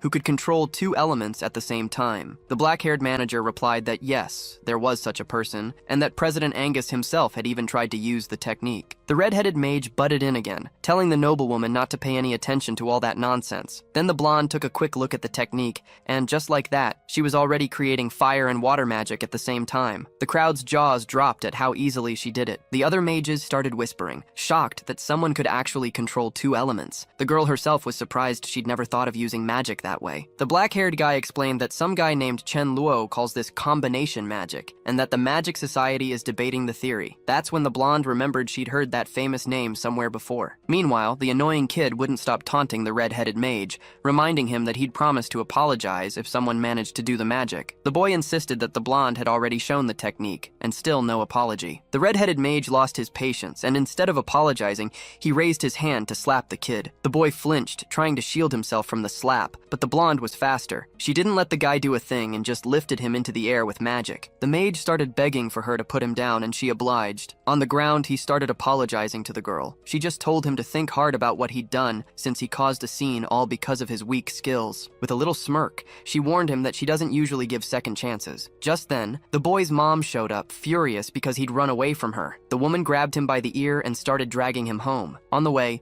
the kid wouldn't stop talking, super hyped about the magic he saw, and about this mage who invented a new way of fighting. Far away, Blair, feeling like someone was talking about him, started sneezing non-stop. He mentioned it to the girls, who got worried and asked him what was wrong. But actually, our boy had just walked into Professor Brittany's office. She asked what he wanted. Blair replied that he had something important to discuss with her. Isabella, who was also in the room, immediately thought he was about to confess to the professor. Isabella got all flustered by her own imagination, panicking and wondering if she should ask what was going on. To keep anyone from overhearing, our protagonist and the professor decided to head to the building's rooftop. Once they got there, Brittany asked what this secret was that he wanted to tell her. Blair said he couldn't just say it and asked her to create a fireball first. The professor complied and made a fireball in her hand. But out of nowhere, her magic vanished, leaving just a little wisp of smoke. She looked at her hand, totally surprised, and asked Blair if he was the one who did that. He confirmed it and asked if she remembered that whole thing about additional elements. Then he started to explain his theory. He discovered that fire needs another element to burn: oxygen. Without oxygen, fire simply goes out. The professor was impressed and asked if he could extinguish a fireball just by manipulating oxygen. He replied that he could. He even added that without oxygen, everyone on the planet would suffocate. And that's exactly how he defeated Baird last time, by taking away all the oxygen around him. Brittany finally understood that Blair could control these additional elements. The big difference is that normal elements are controlled with spells and gestures,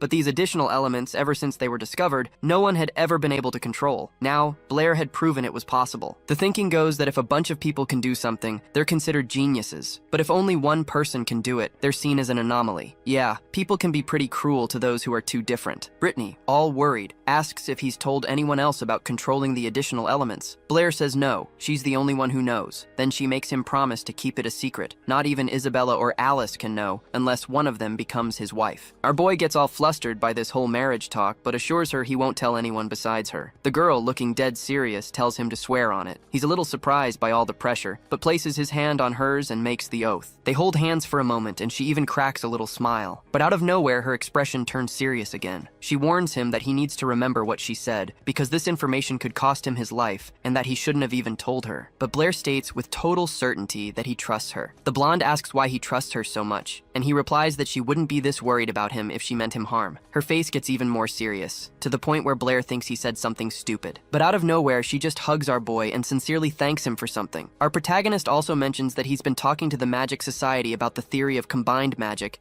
and has been trying some things to boost his spiritual power. The girl gets worried, thinking it's too soon for him to be messing with those guys, since he's still weak. But he shows her his cards and explains that he used a fake name, Shen Luo, so no one knows who he really is. Brittany breathes a sigh of relief, but some strange thoughts start running through her head. Suddenly, it clicks. She lets out a scream and lunges at him, pinning the guy against the wall. She asks if he's the Shen Luo who managed to solve 23 problems all at once. Blair confirms that yeah, it's him, and he just wanted to make some cash solving the riddles. The girl is in total shock. She starts listing off all the achievements of the guy named Shen Luo, and comes to the obvious conclusion that this guy is Blair. Brittany's face makes a super weird expression, and she backs away from him. She admits that there's no way she can teach him math or magic anymore. Even though her own teacher was one of the best in the kingdom, she can't even compare to Blair's level. But she says she can still help him with the magic side of things, because her teacher is also an archmage. Brittany promises she'll ask her to accept our boy as a student. Blair is super surprised by her sincere reaction, and, a bit shyly, accepts the offer. Then he realizes something. something. If Brittany's teacher takes him on, they'll become classmates. He asked her why on earth she decided to stay at the academy if she was already the student of an archmage. But the blonde dodges the question, and just like last time, promises to tell him her story later. The guy finally gets off the roof and decides to head back to the office where Brittany was. But before he can go inside, Isabella shows up out of nowhere, grabs his hand and starts dragging him off somewhere. He tries to pull away and ask what's going on, but she just ignores him, looking all flustered. All curious, she asks him what he and the teacher were talking about in private. Our boy looks at the door thoughtfully, remembering their conversation. And of course, he remembers his promise not to tell anyone his secret, not even her friends. And as you'd expect, instead of telling Isabella anything, he just says they didn't talk about anything important. The blonde gets furious with his secrets and says she doesn't believe him because she's never seen Brittany that flustered. And then, she just lays it all out and asks if he confessed his feelings to the teacher. Out of nowhere, Blair slaps a hand over her mouth, signaling for her to be quiet. While Isabella, unable to speak, tries to show how irritated she is, our boy focuses on the door, trying to hear if anyone is eavesdropping on the other side. Hearing nothing, he decides to just end the conversation and tells a little white lie, asking if she really wants to know what they talked about. The blonde gives him a nasty look and tells him to just spit it out. So, our guy says that Brittany asked who he liked more, her or Alice. The girl gets a little flustered by the question and figures out he's lying. Still, she's super curious about his answer and asks him what he said. He, in turn, replies that he told Professor Brittany he would dedicate his entire life only to magic. Isabella looks at him with a fake little smile, saying she totally gets it, but on the inside, she's feeling something else entirely. She realizes it's all just a load of crap and decides to punish him, forcefully yanking his right cheek. The girl gives him one last chance to tell the truth, and at the same time starts conjuring a fireball in her hand. Our protagonist asks her to stop and just talk. Continuing with his lie, he explains that he told Brittany that Alice was just a classmate and that Isabella was his dearest friend. He hoped the compliment would make the girl give up on any crazy ideas. At that moment, she started thinking, if Alice is just a classmate and Isabella is just a friend, then Blair must like someone else. She huffed in anger and started to leave the room, deep in thought. Connecting the dots, she came to the conclusion that the guy was actually into his teacher, Brittany. Although he didn't understand why the girl was so angry, Blair was relieved that she'd bought his story. A little later, he got to the classroom and noticed a crowd by the windows whispering about him. The guy really didn't like that, feeling like an animal in a zoo being watched by everyone. Suddenly, the hallway went silent, and Alice appeared at the door looking for Blair. He doesn't notice her at first, but he finds the complete silence strange and decides to go see what happened. The guy starts to get up from his chair, ready to leave the room, and turns toward the door. But out of nowhere, his face smashes into something very soft and comfortable, and he even thinks that this situation feels familiar. Alice gets super embarrassed by the sudden closeness and asks if he's this friendly with everyone. Blair's face turns red and he starts apologizing, saying it was an accident. The girl finds the situation funny and even apologizes too, saying she was the one who got in his way. She calls him silly and says she has a few questions for him. Alice asks for help with some problems she couldn't solve on her own. A bit confused and slightly annoyed, he took her notebook and promised to help. The crowd outside the window was commenting on their awkward run-in, but suddenly, Isabella appeared in front of them, asking what they were doing there. Someone in the crowd asked if she had also come to see Blair. At that exact moment, Alice walked out of the classroom and came face to face with her. The blonde asked what she was doing there. A sense of rivalry filled the air, and the redhead got straight to the point, asking the blonde flat out if she liked Blair. Isabella looks away, all irritated, and tells her to stop talking nonsense because nobody likes the black-haired guy. But Alice claps back immediately, saying that she does like Blair. Isabella gets furious and starts to get genuinely angry, while the redhead calmly declares that she fell in love with him. Then she adds that since the blonde doesn't like him, she won't try to steal him. But Isabella gets sad right away and says that even so, her friend doesn't stand a chance because Blair loves someone else. Alice isn't fazed and says she'll compete with this other girl, but the blonde says it's better not to even try because she's no match for her. The redhead then figures out her game and accuses Isabella herself of wanting the guy, and that's why she's just trying to discourage her rival. Upset, the blonde walks past her, saying she doesn't want to steal anyone, and that if Alice likes Blair, that's her problem. The girl then sits down next to our protagonist,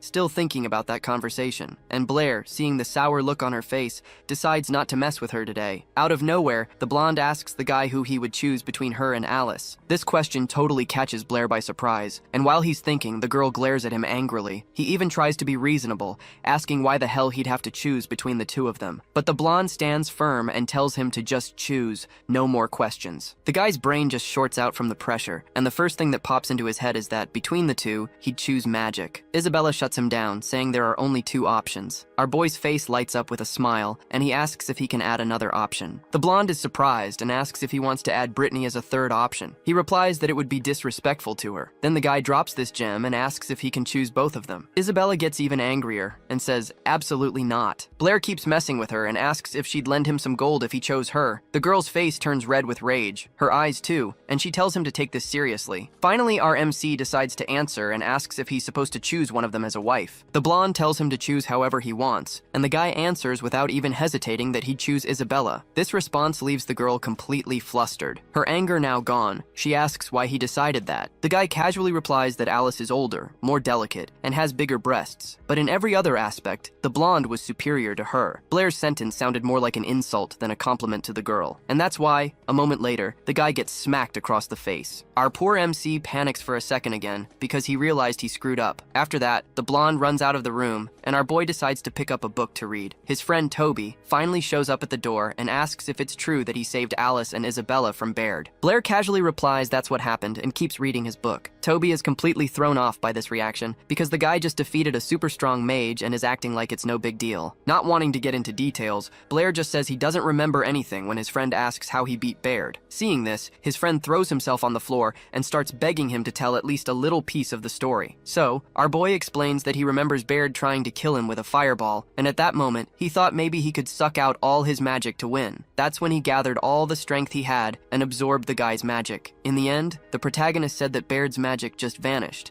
and right after that, he blacked out. Toby got super hyped with the story and, with his eyes sparkling, asked Blair to teach him that technique. But the protagonist replied that after he woke up, he couldn't use that power anymore, so there was no way to teach him. Still, he gave the technique a name, oxygen absorption law. He said he had already taught him the first steps. So, if Toby trained properly, maybe he could use this secret magic. But his friend says he's not that brave and that, even if he learned it, he'd just freeze up and forget everything when it was time to face an enemy. To cheer his friend up, Blair said he trusted him, and that all he needed was a little more determination in his heart. The kid bought Blair's story and promised he'd study this so-called law of oxygen absorption with everything he had. Toby also let him know that the spot in the academy fence they could jump over had now been sealed off for security. This news sent our boy into a panic. He shot up instantly and started running towards the Magic Society. Toby had no idea why his friend just took off like that and could only watch, lost in thought. Meanwhile, our protagonist gets changed and becomes Chen Luo, arriving at the association. He went straight to the front desk on the first floor and asked the woman to get the manager, Molly. The receptionist immediately spotted the honorary Magic Society member pin on his chest and realized she couldn't keep a guy like that waiting. The blonde escorted him to Molly's office and told him he could go in. The guy didn't even knock, he just threw the door open. It seems the girl was in the middle of something important because the sound of the door startled her so much that she fell to the floor and even lost her glasses. Our protagonist, who had just walked in, saw Molly all sprawled out awkwardly on the ground. Without wasting a second, he went over to help her up and offered her his hand. Molly turned to Chen Luo and asked what he was doing there. He replied that he came to visit her and took the opportunity to compliment her outfit. She thanked him and complained that she still wasn't used to her super high heels. Out of nowhere, he grabs her hand more firmly and pulls her closer to look at her forearm. He saw that Molly had a bruise from her fall earlier. The girl kept complaining about her shoes, saying she was always twisting her ankle, but she insisted on wearing them because they made her look taller. Flirting with Molly a bit, Chen Luo said she was a real hard worker, and that it was no wonder he recommended her for the manager position. The compliments left the girl all flustered, and she even looked away. But then the guy finally got straight to the point and asked how much money his new technology had brought in. Molly handed him a report, showing that the total profit had reached 800 gold coins. Our boy thought to himself that he hadn't expected his technique to rake in so much cash. The problem was, this was a one-time score. As soon as everyone figured out you couldn't actually use the magic, no one would buy the tech with so much hype anymore. So, the protagonist asks Molly where the money is being kept and if he can take it now. She replies that the cash is in the office, protected by magic. Without any hesitation, she starts casting a spell, and a golden circle appears around her. Suddenly, a shower of gold starts raining down right in the middle of the room. The guy immediately thinks that if he takes all this cash, Isabella will definitely notice, and he gets stressed, not knowing how he's gonna explain it to her. Molly notices his weird expression and asks if he's having some kind of financial trouble. He makes up an excuse, saying he doesn't have much space at home and would have nowhere to put it all. The girl then suggests holding on to the money for him for the time being, and whenever he needed it, he could just come get it. Chen Luo likes the idea and says her help would be great, since he was going to spend the money right there at the Magic Society anyway. They seal the deal, and Molly starts doing her spell again to store the gold.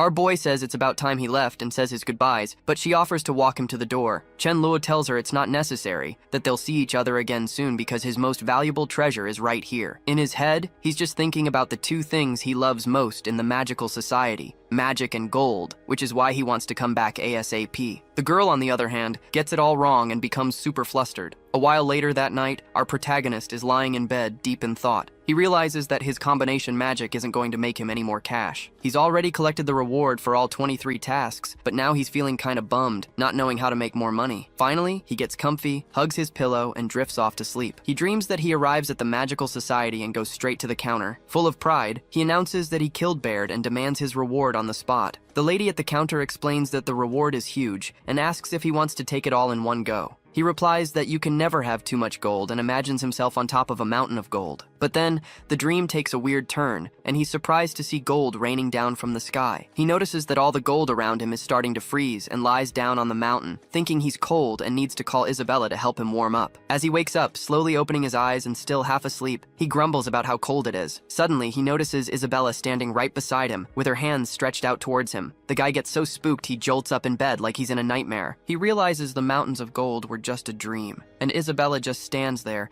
looking at the protagonist, totally confused. Now fully awake, he asks why she came into his room. She says she came to wake him up because he has visitors. She also mentions that he was yelling about gold the whole time, assuming he'd had a nightmare. But our boy brushes off her guess, and as he's getting out of bed, just asks what kind of guests had come to see him. Then the blonde glances at his body, since he's practically naked, and gets completely embarrassed. Her face goes beet red in an instant. Her eyes go wide, and she starts yelling, asking why he's naked. The protagonist replies super calmly that if she leaves the room, he'll get dressed. But she refuses and tells him to get dressed right away, saying she'll be watching. But she can't contain her curiosity, and even while covering her face with her hands, takes a peek through her fingers. She thinks to herself how she never noticed before that Blair's body was so toned and muscular. Oblivious to her embarrassment, our boy asks why she's still standing there and tells her to get out. Finally, the protagonist leaves the room and sees two men waiting for him. They all greet each other and sit down at the table for some tea. This guy Calvin says he came to congratulate them because they won that year's Edwin Award. He mentions that he's been a judge for a long time,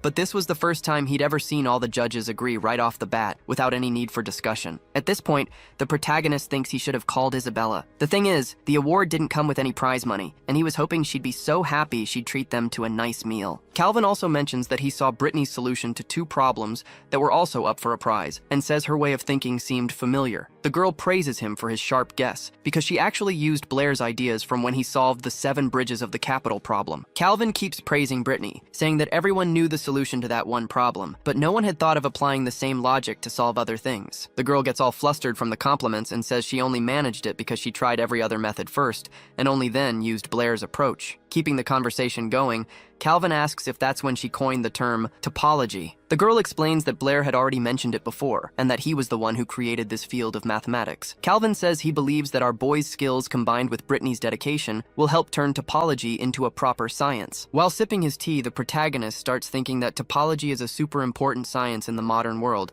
and that they probably won't be able to fully develop it. The other man at the table says he wishes this Shen Luo guy would also study topology, since he managed to solve 23 difficult problems in one go. But Calvin tells him not to worry, because they already had the backing of the god of mathematics. Our boy totally chokes when he hears the nickname, and Isabella rushes over to help him. After talking for a good while, Blair thanks the men for visiting and trying to usher them out, says he doesn't want to take up any more of their time. Calvin politely says his goodbyes and agrees that it's about time for him and President Audley to get going. After finally getting the important stuff out of the way, they all sit down to eat the breakfast Blair prepared. Brittany, meanwhile, is over there suffering, trying everything to soothe the burning in her mouth, and asks him if he put something spicy in the food. He tells the blonde that yes, he added a spicy seasoning. Not struggling at all like she is, he calmly points to a flower. Isabella is surprised, because she thought it was just a decorative plant. Brittany thinks the guy simply didn't have enough money to buy food, and tells him to just come clean. But the protagonist says that was the whole point, and suggests she try it. Isabella, feeling left out, asks for some of that spicy seasoning too. But the guy warns her not to taste it, since no one is forcing her to. Then Brittany jumps in too, telling Isabella absolutely not to eat the pepper. The blonde gets a little bummed out, since both Blair and her teacher are ganging up on her about it. Seeing her friend's reaction, Brittany changes her mind and asks our boy to give her some, reminding him that Isabella was the one who bought them a rabbit to celebrate the award they won. The guy replies that as far as he's concerned, she can have whatever she wants from the table. After that, the blonde sees the ice-cold water in Brittany's mug and decides she wants to try that too. Right away, Blair tells them not to give her the drink, saying it's for her own health. At this, Isabella gets totally pissed off. Feeling sorry for her friend,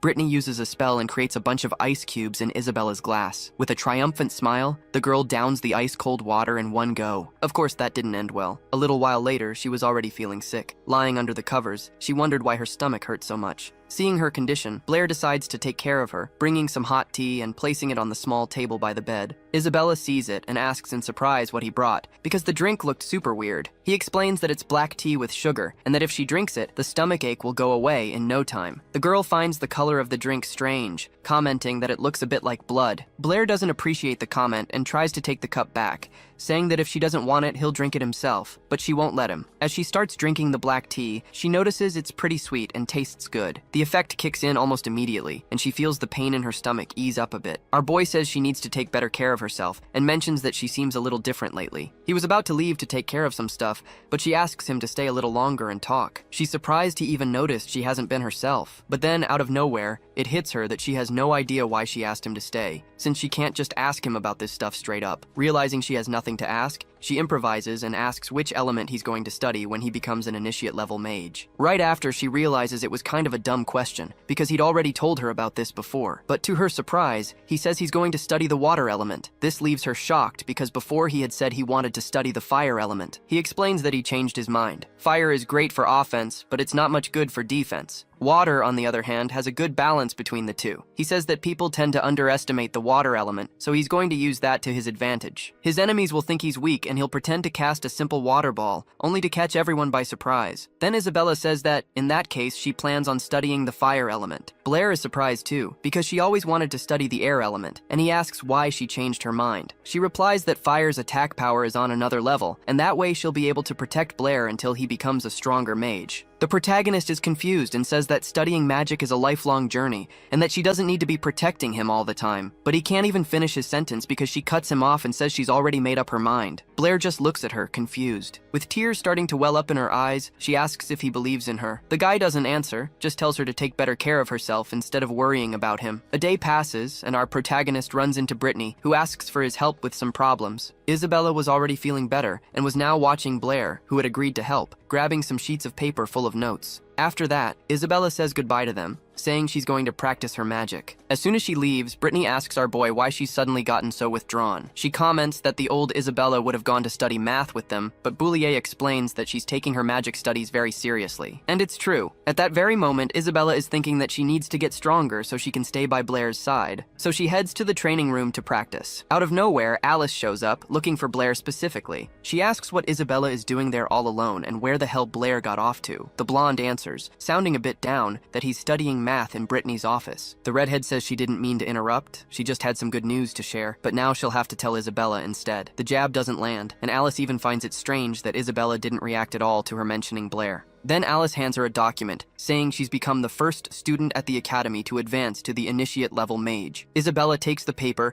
and fires back a jab of her own, saying that now she'll have something to aim her fireballs at. Alice takes the bait and replies that the blonde just practices that one technique all day, and it looks like she must have burned away all her emotions in the process. Suddenly, Isabella looks out the window, wondering when she should try for the initiate-level exam herself. Time passes, winter arrives, and with it comes the first day of winter break. Even with the snow falling outside, the blonde tells herself with absolute certainty that she's going no matter what. Out on the street, she bumps into Blair, who was waiting for her in front of the house. He's decided to walk her to the exam, but she tells him he should probably stay home since it's freezing. But he tells her he's also taking the exam to become a beginner mage, and wanted to go along. Isabella is shocked, and asks if he's already gained the necessary spiritual power. He explains that he just mastered the basic level of the 4 elemental magics a few days ago, but honestly, he doesn't even really need this certificate. What he's really after is the water mage's robe, and this is the only way to get one. They walk for a bit through the streets without saying a word. Suddenly, Isabella calls out his name, wanting to say something.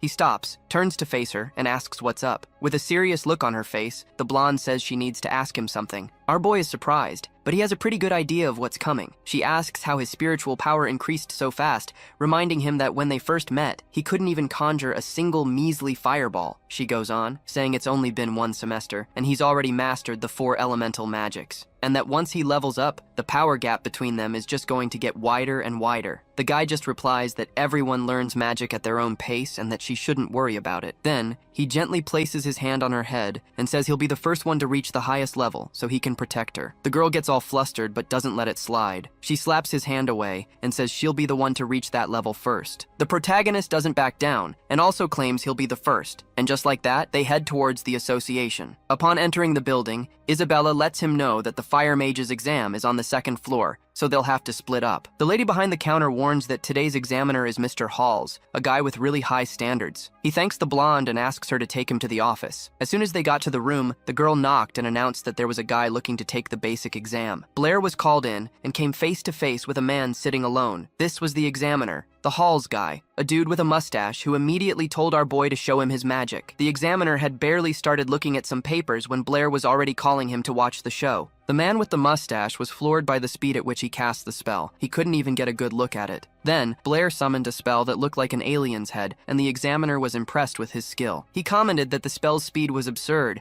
and the spiritual power was incredibly concentrated. You could tell the kid had trained like crazy. But then, out of nowhere, he took a good look at Blair's face and asked if they hadn't met before. Our boy said that was impossible. It was his first time there. In his head, he realized the examiner must have seen him when he was Chen Luo. The man then asked if he had already taken the student-level exam and why he was already aiming for such a high-level test. That's when it dawned on Blair. He had taken the fire exam as Chen Luo, so there was nothing under his own name. He made up an excuse, saying he was so focused on training that he simply forgot to take the student exam. The examiner didn't buy the story. He explained that every kid takes this exam at age 8. If Blair didn't, it could only mean he was a natural talent who didn't need to study as a kid, because without that talent, it would take him way too long to learn magic. But at 20 years old, he was already strong enough to pass the basic level. The math didn't add up. To the examiner, the only explanation was that the kid used a forbidden elixir and trained with illegal books. This accusation sent our protagonist into a panic, and he frantically tried to explain himself, but the dude wouldn't even listen. He told him to take it up with the judge and stop trying to trick him. Blair said he'd wait for the examiner to calm down so he could explain things properly. And then, out of nowhere, he focused and summoned a water dragon. This Halls guy was shocked because not even a mid-level mage can easily summon one of those. Seeing that, he decided to use a high-level water spell to stop the boy. He raised a giant water barrier right in front of him, bracing for the impact of the dragon coming his way. Except at the last second, Blair's dragon turned into just a little stream of water. It was like a cold shower to calm the examiner's nerves. Then Blair explained the real deal. He didn't pass the apprentice exam because he chose the wrong element. When he was a kid, he dreamed of being a fire mage, but he had no talent for it and ended up not making any progress. Only later did he discover he was actually good with water magic and started studying again. And to prove he wasn't that strong, he admitted he can't even control the water dragon properly. Halls got pissed and started yelling that he wouldn't be fooled. Calmly, Blair replied that he was a student at the academy and his teacher was Brittany. If the examiner wanted to, he could check his file. Halls agreed to the proposal, but warned that he was going to call the higher-ups and that Blair should wait right there. As he was leaving, he thought that maybe he was wrong about the kid, since only people from important families or geniuses study at the academy. The man with the mustache slammed the door and went to get more information, leaving Blair there thinking that guy was pretty weird. Suddenly, someone knocks on the door. Blair goes to open it, thinking the mustache guy came back way too fast. But the person there is a girl named Molly, trying to balance a huge stack of papers. Without even looking up, she starts saying she brought the list of everyone who took the exam. Our protagonist tells her the examiner just left, but based on his voice, she thinks she's talking to some guy named Chen Luo. When she finally looks up, she comes face to face with Blair and gets such a shock that she drops the entire stack of papers on the floor. The girl stares at Blair, completely confused because she was sure she heard Chen Luo's voice. Not wanting to leave any doubt, she asks him point blank if he's the guy. And it's at that exact moment that another girl, Isabella, shows up and sees the two of them. And she does not like what she sees, because from their position, it looked like Blair and Molly were getting a little too close. Our boy doesn't understand Isabella's anger and asks what she's doing there. In response, completely irritated, she answers with another question, asking why she couldn't be there. Molly then gets closer to Blair and says she'll let it slide this time, but next time he'll have to tell the truth. Isabella sees this and gets the completely wrong idea, thinking the two of them are sharing secrets. Full of jealousy, the blonde doesn't waste any time and starts preparing a spell, scolding our boy. Blair asks Molly to let him go so he can explain the situation, but she doesn't, and the dude, in desperation, starts screaming for help. Seeing the commotion, Molly herself decides to explain everything. She says she was only there because she was assigned to watch Blair and apologizes for the misunderstanding. Instantly, Isabella stops what she was doing and looks surprised at the blue-haired girl. Isabella asks why someone would have Blair watched, but Molly just replies that she was following orders. She gathers the papers from the floor, says she has to deliver the documents, and simply leaves. Meanwhile, our protagonist just stands there, thinking about the whole situation. Isabella even tries to stop Molly, saying she's seen her at the academy before, but it's no use. Then, she turns to Blair and asks why he was being watched and what he was doing there. The protagonist replies that it's a long story, and starts to tell her everything from the beginning, starting with his exam. After hearing the whole story, Isabella just bursts out laughing at what the examiner thought of our boy. He also clears up the confusion with Molly, explaining that this Halls guy had left and put the girl on watch duty, and right in the middle of their conversation, the doorknob turns and the door swings open. It's Halls. Blair asks if he's found out everything he wanted to know, and the mustache guy says he no longer has any doubts. And he didn't come back alone. He brought President Angus with him, who wanted to talk to our MC. The president comes in hot with the compliments, talking all about Blair's incredible talent with magic and mathematics. Our boy greets him politely and humbly says he's just an ordinary person. Then Angus spots Isabella and asks what she's doing in the room. A little confused, she replies by asking if he forgot that he himself invited her to the Magic Society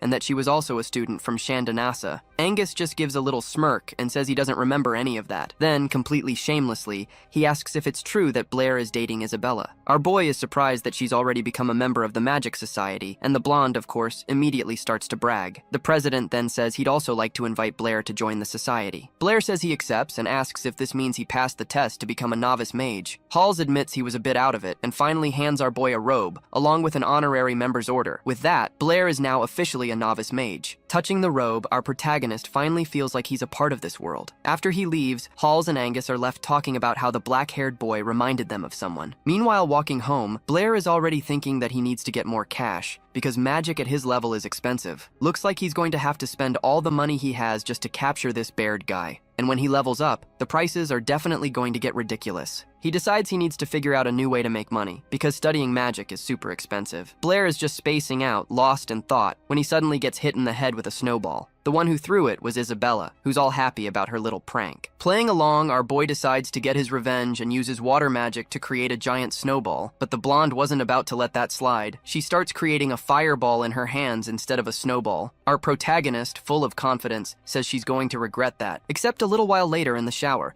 he admits to himself that he actually did get burned for real. He gets out of the bathroom and finds Brittany sitting there. He asks where Isabella went, and the professor replies that vacation started and she went home. Brittany then asks when he's going to visit his family. Blair explains that ever since his dad died, his mom has been really sad, and whenever she sees him, she starts to cry. He doesn't want to hurt her, so he asks to stay there with the professor. Besides, he thinks to himself that he's not the real Blair, so it would be super weird if his mom saw him. Brittany gets a little down hearing his story. She pulls the guy in for a hug, pressing him against her chest and telling him he can stay there as long as he wants. And that the next day they're going shopping. Then she gives a sly little smile, because now Blair is going to have to cook for her 3 times a day. The next day, our protagonist and the professor head out to buy some food. They pass by the math society and Brittany asks him to wait a bit, because she needs to turn in some work. Sitting in the waiting room, Blair overhears 2 mathematicians talking about a new problem that someone solved on the spot. The 2 guys start complaining that they were already thinking of a solution, but didn't have time to turn it in. This conversation sparks a light bulb in the protagonist's head. Out of nowhere, he gets a brilliant idea to make some money and ends up saying it out loud. The 2 guys turn around and give him a weird look. When Brittany leaves the building, she's startled to see a bunch of vegetables spilled on the ground. Blair admits he dropped them by accident. The teacher gets worried that someone might step on everything and tells him to hurry up and pick it all up. Joking around with a tomato in his hand, he says it's all under control and that there's even an egg right under his foot. Then he looks down and sees the damage, a broken egg and a squashed tomato on the ground. Our boy starts to panic because so much for the tomato and egg dish that Brittany loves. Seeing this,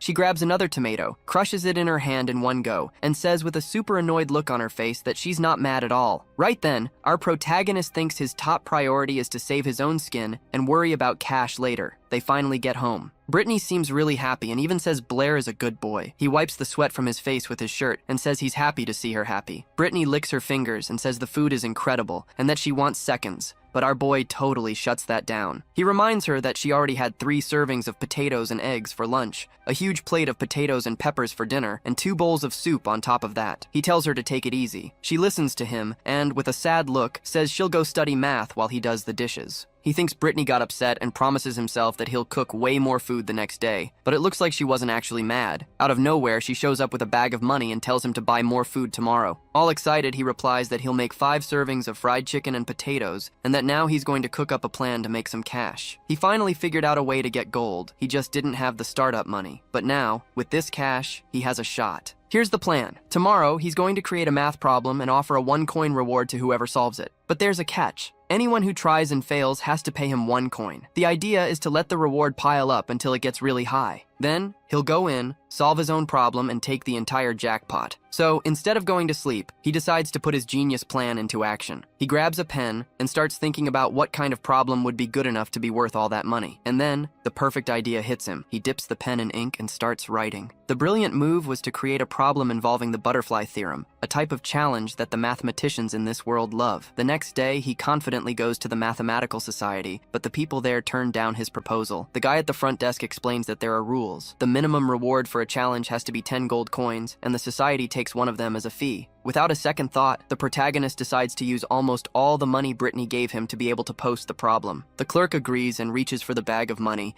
but our boy hangs on, a bit hesitant. Right at that moment, Brittany was passing by, sees the scene, and thinks it's a robbery. She doesn't waste any time and smacks the mathematician right on the head. The protagonist tries to drag her out of there as fast as possible. The problem is, with the money they had left, he could barely buy anything, so their meals for the day were going to be pretty skimpy. A few days go by. They head back to the market for more food, and Blair does his best to please the teacher with what little money they have left. He figures that as soon as he gets the prize money for the problem, he'll buy her that chicken she's been wanting. But then, out of nowhere, Brittany disappears from sight. He's confused, looking all over for her. Since she's gone, he takes the chance to make a quick run to the Math Society and check on the prize for his challenge. On his way there, he runs into Brittany herself, who tells him she'd already been. She saw a new problem and solved it real quick. She says she won 10 gold coins and offers to buy him a snack. Our boy's jaw hits the floor when he hears this, not believing his luck. His reaction is so weird that Brittany actually gets worried. Then, in a moment of desperation, he just snatches the money from her hand. On the inside, he's fuming about the situation, but he plays it off, saying he's crying tears of joy. The plan now was to find a way to get rid of the professor so he could finally get the cash. So the next day, he decides to leave the house way earlier than usual. The idea was to take care of business and get back before anyone noticed. Since Brittany had just woken up, he was sure she wouldn't follow him. The dude heads out, thinking his plan is going to work perfectly, except the new task he came up with was way harder than the last one. The problem was so complex that it involved not only triangles and circles, but also imaginary number lines and a bunch of intertwined stuff. It was a challenge the professor definitely couldn't solve. He gathers all the cash he has, 50 gold coins, and puts it up as the reward. The man from the association even asks if he's sure he wants to put up all that money. With a little smirk on his face, Blair hands over the coins and tells the guy to just take it, because he still had to go shopping. After leaving the problem there, he rushes out of the Math Society and heads to the market. The employee is left behind, thinking that maybe the kid had stolen the money. 3 days pass, and the reward had already climbed to 200 gold coins. It was time to collect the prize. Early in the morning, he tries to tiptoe out of the house so he won't wake the girl up. But out of nowhere, she appears in the hallway, having heard his footsteps. She simply asks where Blair is going so early. The guy makes up an excuse on the spot, saying he wanted to go shopping before all the best stuff at the market was gone. The girl gets a little embarrassed, thinking he was sneaking out to buy food and hadn't even brought a basket. Without a second thought, Blair sprints towards the Math Society. But when he gets to the task board, the problem he had posted isn't there anymore. He's furious about it and lets out a scream of rage. An employee shows up and explains that the problem was solved the night before,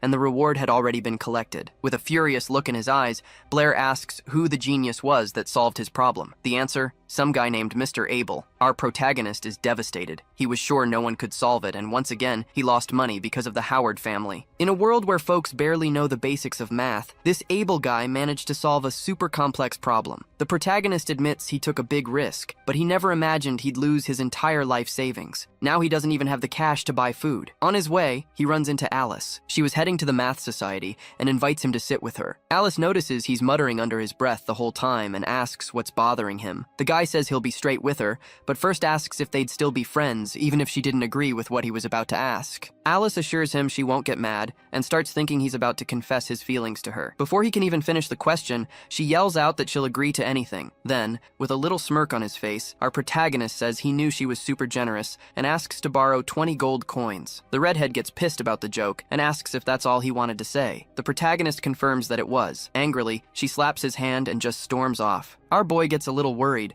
thinking it's weird for her to get so mad over money. Out of nowhere, some guy nearby asks if he's Blair. Calvin, who was also around, confirms that it's him, the guy who just won the Edwin Award. Then the guy with glasses, with a smug little smile, remarks that he didn't know award winners needed to borrow money. Blair asks who he is, but the guy just ignores him and goes with his students to look at the award board. This attitude totally pisses our protagonist off. His day was already going bad, and now even random people on the street were getting on his nerves. Suddenly, Calvin grabs Blair's arm and says that only he can help him, or rather, save the entire kingdom of Lonen. But Blair, completely down in the dumps, says he's not in the mood for jokes and tells him not to talk about saving the kingdom because he can't even take care of himself. But Calvin insists it's no joke. He explains that if Blair doesn't do anything, the kingdom's honor will be destroyed, and he'll end up becoming a criminal. The president gets all emotional, kneels in front of the guy, and starts begging God to save him. Our protagonist is completely confused by this scene, and Calvin says he'll only get up if Blair promises to help. The one who sees all this is Brittany, who had just entered the building and is stunned by the situation. Calvin quickly makes up an excuse, saying he almost twisted his ankle,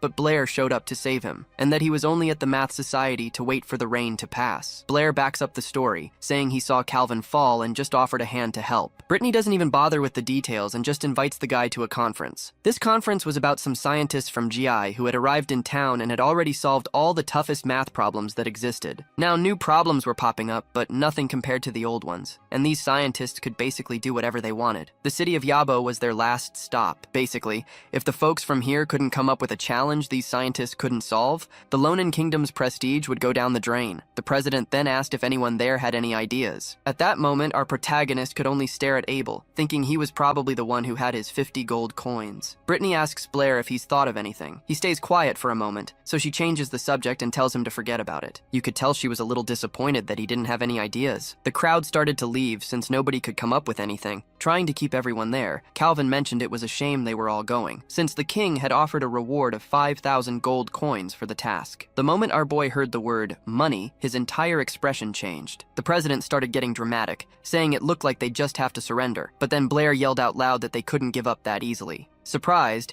Brittany turned and looked at her student. Calvin then grabbed his hand and asked if he could really handle it. Blair said yes, he could stall the scientists from Xiaya. He said the money wasn't the most important thing. It was about upholding the kingdom's honor. The president agreed instantly, because if the scientists won, the kingdom of Lonen would become a laughingstock in the world of mathematics. Our protagonist assured them he'd created a problem so good, those guys wouldn't even get close to the city. Calvin asked him to share what it was, but Blair said he had one condition. He pointed at Abel and said he needed 50 gold coins from him. The white-haired guy commented that it was no wonder he had such a mysterious reputation, and immediately offered 200 coins for the job. But our protagonist said he only needed 50 because he just wanted to get his money back. Abel agreed on the spot. With a smile on his face, Blair asked Calvin for a pen and paper. He started writing down the problems one after another, non-stop, and got ready to show everyone. Calvin picked up one of the sheets and thought the drawing on it was extremely simple. Brittany also went to take a look and grabbed the paper from the president. She saw that the first task was to divide any given angle into 3 equal parts. The second was about turning the area of a circle into the area of a square, and the third was similar. The crowd around them started complaining, thinking the tasks were way too easy. Brittany herself thought the same thing and asked him straight up if he really thought these 3 little problems would be enough to hold off the scientists. Our boy said he had complete faith in them and suggested that everyone grab a pencil and try to solve them. Turns out,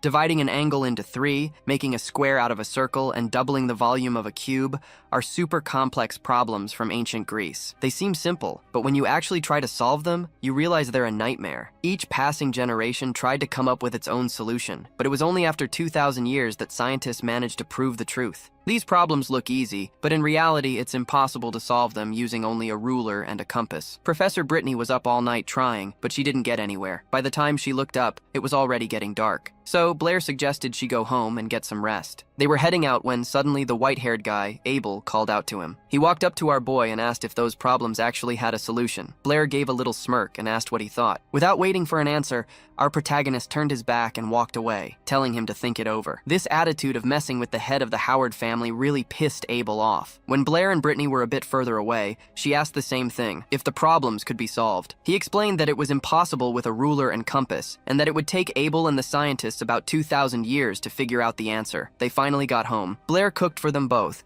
and she complimented him, saying he was a true master in the kitchen. Our boy started cleaning the dishes and joked, a little annoyed, that she was just trying to make him her personal cook now. But their conversation was cut short out of nowhere because someone started knocking on the door. The one knocking was Calvin, and Brittany went to get the door. They let him in and gave him some hot water to warm up, since the president of the Mathematical Society was covered in snow and freezing his ass off. He got straight to the point, asking if it was true that the visiting scientist couldn't solve the new problems. Blair said yeah, he could relax. He stated that no one in the world could solve those problems. Calvin was immediately relieved and said that after hearing that, he could finally calm down. He thanked Blair and said that when this was all over, he'd personally go to the capital to put in a good word for him. But our boy cut him off, saying none of that was necessary. The only thing that mattered was the king's promise of cash. Calvin told him to relax, because the king of Lonan would never skip out on the payment. After that, he said his goodbyes and left. As soon as he left Brittany's house, Calvin was already heading to the Mathematical Society. On the way, he bumped into Jia Ya's group, who were already on their way out. They said they'd already solved all the city's problems and had nothing left to do there. The group's leader, a blonde guy, said they were heading back home that very same day. But Calvin wasn't about to let them get away that easily. He put out a hand to stop the guy and said, with a bit of an ironic tone, that they couldn't just leave without a proper thank you. The blonde guy replied that they just wanted to grab the money and use it to pay for their trip back. That's when Calvin dropped the bait. He said 3 more problems had just popped up, with a pretty hefty reward. He pulled a piece of paper from his pocket and handed it to the blonde dude. On the paper were the 3 little problems Blair had created. The blonde guy looked at the paper in disbelief. He asked Calvin if they were seriously going to pay for such simple tasks. The president confirmed it and said he even had paper and pencils waiting for them. All they had to do was try. Before starting, Tannen, the group's leader, made a request. He started talking about some guy named Chen Luo, a math genius who could solve anything, even coming up with new theories on the spot. Calvin listened carefully but stayed quiet, with his head down. Seeing their leader was getting sidetracked, one of Tannen's students stepped up and said what they really wanted, to meet this Chen Luo guy. But Calvin poured cold water on that idea, saying that meeting was probably never gonna happen. The so-called genius hid his identity, and nobody knew where he was. Some time passed, and the guys were still racking their brains. Tannen asked his students if they'd solved it yet, but they said they needed a little more time. He sat down and told them to hurry up because they couldn't be late for their trip. Seeing this whole scene, Calvin gave a little smirk and asked if they still thought they were leaving today. Tannen, still confident, said that as soon as they solved the problems, they'd be on their way. He even asked Calvin to have their things picked up from the hotel, but Calvin, already knowing they'd be stuck there for a good while, simply asked the hotel manager to extend the guy's stay for another month. Some time passes in the hall, which is lit up by a giant chandelier. The blonde guy, who was trying to solve the problems, realized this was way more complicated than it looked. He starts getting nervous and calls out for Calvin, but when Calvin doesn't show up, the guy starts to freak out, yelling for the president again. Then Audley comes over and tells him that Calvin is away on business. He suggests the blonde guy talk to Tannen. Tannen, completely confused, asks who the blonde guy is. Audley explains that the guy is also the president of the Math Society and that he can ask for help if he needs it. The blonde guy immediately says he definitely wants the mustached man's help. Mr. Tannen, being super polite, asks what he needs. Out of nowhere, the blonde guy's expression sours and he gets really pissed off. He snaps back that he doesn't need anything, leaving Tannen confused about why he even asked for help in the first place. The blonde guy gets more and more ticked off with the situation, and Audley just wishes him good luck, kinda under his breath. Meanwhile, Tannen goes to talk to his students, who have been racking their brains over the problems this whole time. He throws his briefcase full of papers and keys on the table, looking pretty tense. Then he completely loses his patience and starts telling off the students. He says they've disappointed him because he only asked them to divide an angle into 3, not 1,000. The guys all beg for more time, but he tells everyone to shut up. He grabs a pen from one of them and decides he's going to solve it himself. A lot more time goes by, and Tannen is getting desperate, not understanding why nothing's working. He tells the students to try and think of new ways to solve it, because the problems are harder than they look. Meanwhile, Audley picks up a newspaper to read and starts thinking about Blair, the so-called demonic genius from Lonen. Calvin walks up to the president and asks what he's reading. Audley replies that the scientists from Chiaya have been in the city for 3 months now, and that it's even in the papers. The problem is, they still haven't been able to solve anything. Then Audley says he hopes that this time, their country, Lonen, can save face. Calvin agrees right away, saying he's also really worried about it. After all, they almost embarrassed themselves in front of the Chiaya folks. Now, no one will be able to tarnish the reputation of Lonen's mathematicians. Audley even says their math skills have always been on a higher level, and he adds that if it weren't for Blair, Lonen would have been in big trouble. He recalls how Calvin always wanted their country to become a powerhouse in mathematics. Then, with his eyes sparkling, he says that if Chenluo manages to outperform the Chiaya scholars, he himself will become that new standard. But Calvin kills the vibe, saying that Blair is only interested in money. He says that if they announced a reward of $1 million in gold, maybe the guy would show up. A while later, the president decides to call Blair in for a chat. He starts by thanking our boy on behalf of all the scientists and the people of Lonen, but Blair couldn't care less about the thanks. He asks to cut to the chase and get straight to when he'll get the cash from the king. Calvin explains that the reward has already been approved, but he can only collect the money once the scientists from Chiaya leave the city. Blair figured out that those scientists weren't gonna budge. They'd probably stay there for a good 10 years. He needed to find a way to send these guys packing. Then, the president casually admitted they had already lost this round, but if there was a way to destroy the other guy's mathematical society, victory would be guaranteed. Our boy took the bait immediately. He accepted the mission to shake the scientists' confidence, to see if they would lose faith in themselves. The president, overjoyed, asked if he'd heard him right. Blair replied that it would be a piece of cake, but he'd need a little something in return. Calvin, his eyes shining with hope, asked what he wanted for the job. Blair got straight to the point. He just wanted them to increase the king's reward money. The president's jaw dropped, thinking he must have misheard. He then said that to save the honor of the city and the entire country, he was willing to add another 2,000 gold to the reward. Blair liked the offer and shook the man's hand, sealing the deal. With that, Calvin started to remember how things used to be, back before the scientists had shown up. He thought that this whole Chenluo problem wasn't just about math, but was getting into philosophy, time, and space. When this problem was revealed, not only the scientists from Jiayi, but the entire continent would be in shock. And out of nowhere, his office door bursts open with a loud bang. A guy named Audley rushes in, holding a letter and totally freaking out. He could barely breathe and slammed the letter down on the desk. He explained it was a letter from the capital, saying that the state of Jiayi had publicly announced their scholars were going to crush their mathematical society. Calvin looked at the letter and said dejectedly that Jiayi had won and Lonen had lost. Audley agreed, saying they were defeated, but he said there was still one chance. If they solved 3 super difficult problems before the scientists arrived,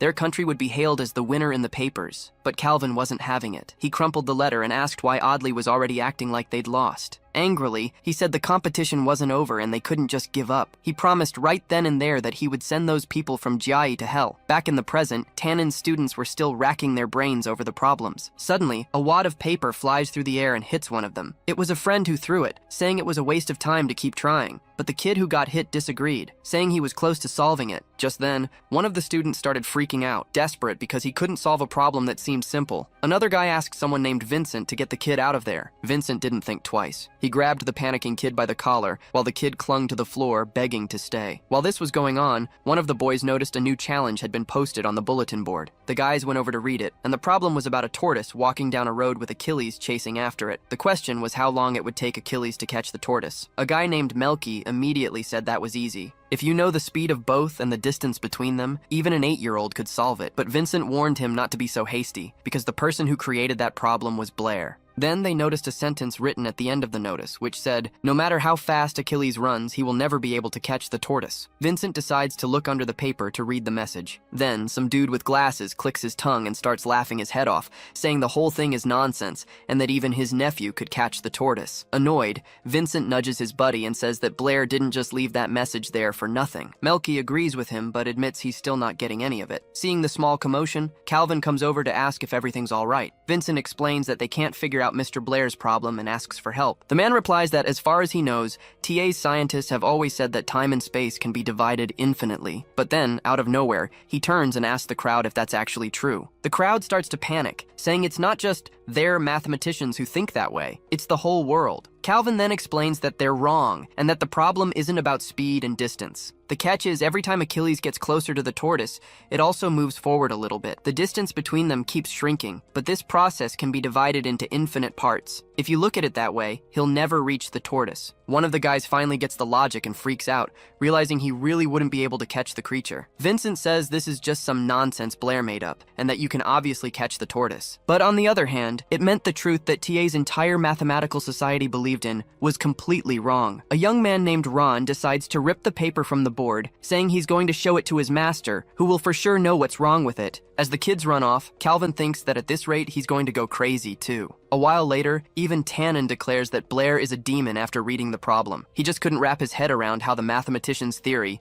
and the solution to this problem could exist at the same time. Meanwhile, Calvin was in his office, staring at the tortoise and wondering if it could actually be solved with math. Suddenly, the door bursts open and a guy barges in without knocking, telling Calvin to go handle the situation in Jia, since all their guys just bailed. The president replies that they already couldn't solve the other problems, and with this new tortoise one, he would have bailed in their place too. After this challenge came up, the scientist from TA had no reason to stick around. Staying would only raise more questions. Audley starts arguing with the president, complaining that he wasn't doing anything about the uproar surrounding the problem and the other country's scientists. Without saying a word, Calvin abruptly stands up from his chair and faces the mustached man. He places his left hand on the guy's shoulder in a friendly gesture, about to speak. Calvin then lays it on him. If he wants an explanation for all these problems, he needs to bring him 7,000 gold coins. Some time passes, and it's now night with the moon high in the sky. Blair is just standing there, staring at 3 enormous chests overflowing with money. The gleam of the gold has him completely mesmerized, just thinking about how much cash he has now. It takes Calvin a moment to snap the guy out of it, and when he finally does, Blair says with a smile that he hadn't even noticed him arrive. The president then cuts to the chase. He wants the answer to the tortoise problem. But our boy knows the whole deal is way more complicated than that. This is Zeno's paradox, and the problem isn't just mathematical. It messes with the very idea of what's possible and what isn't.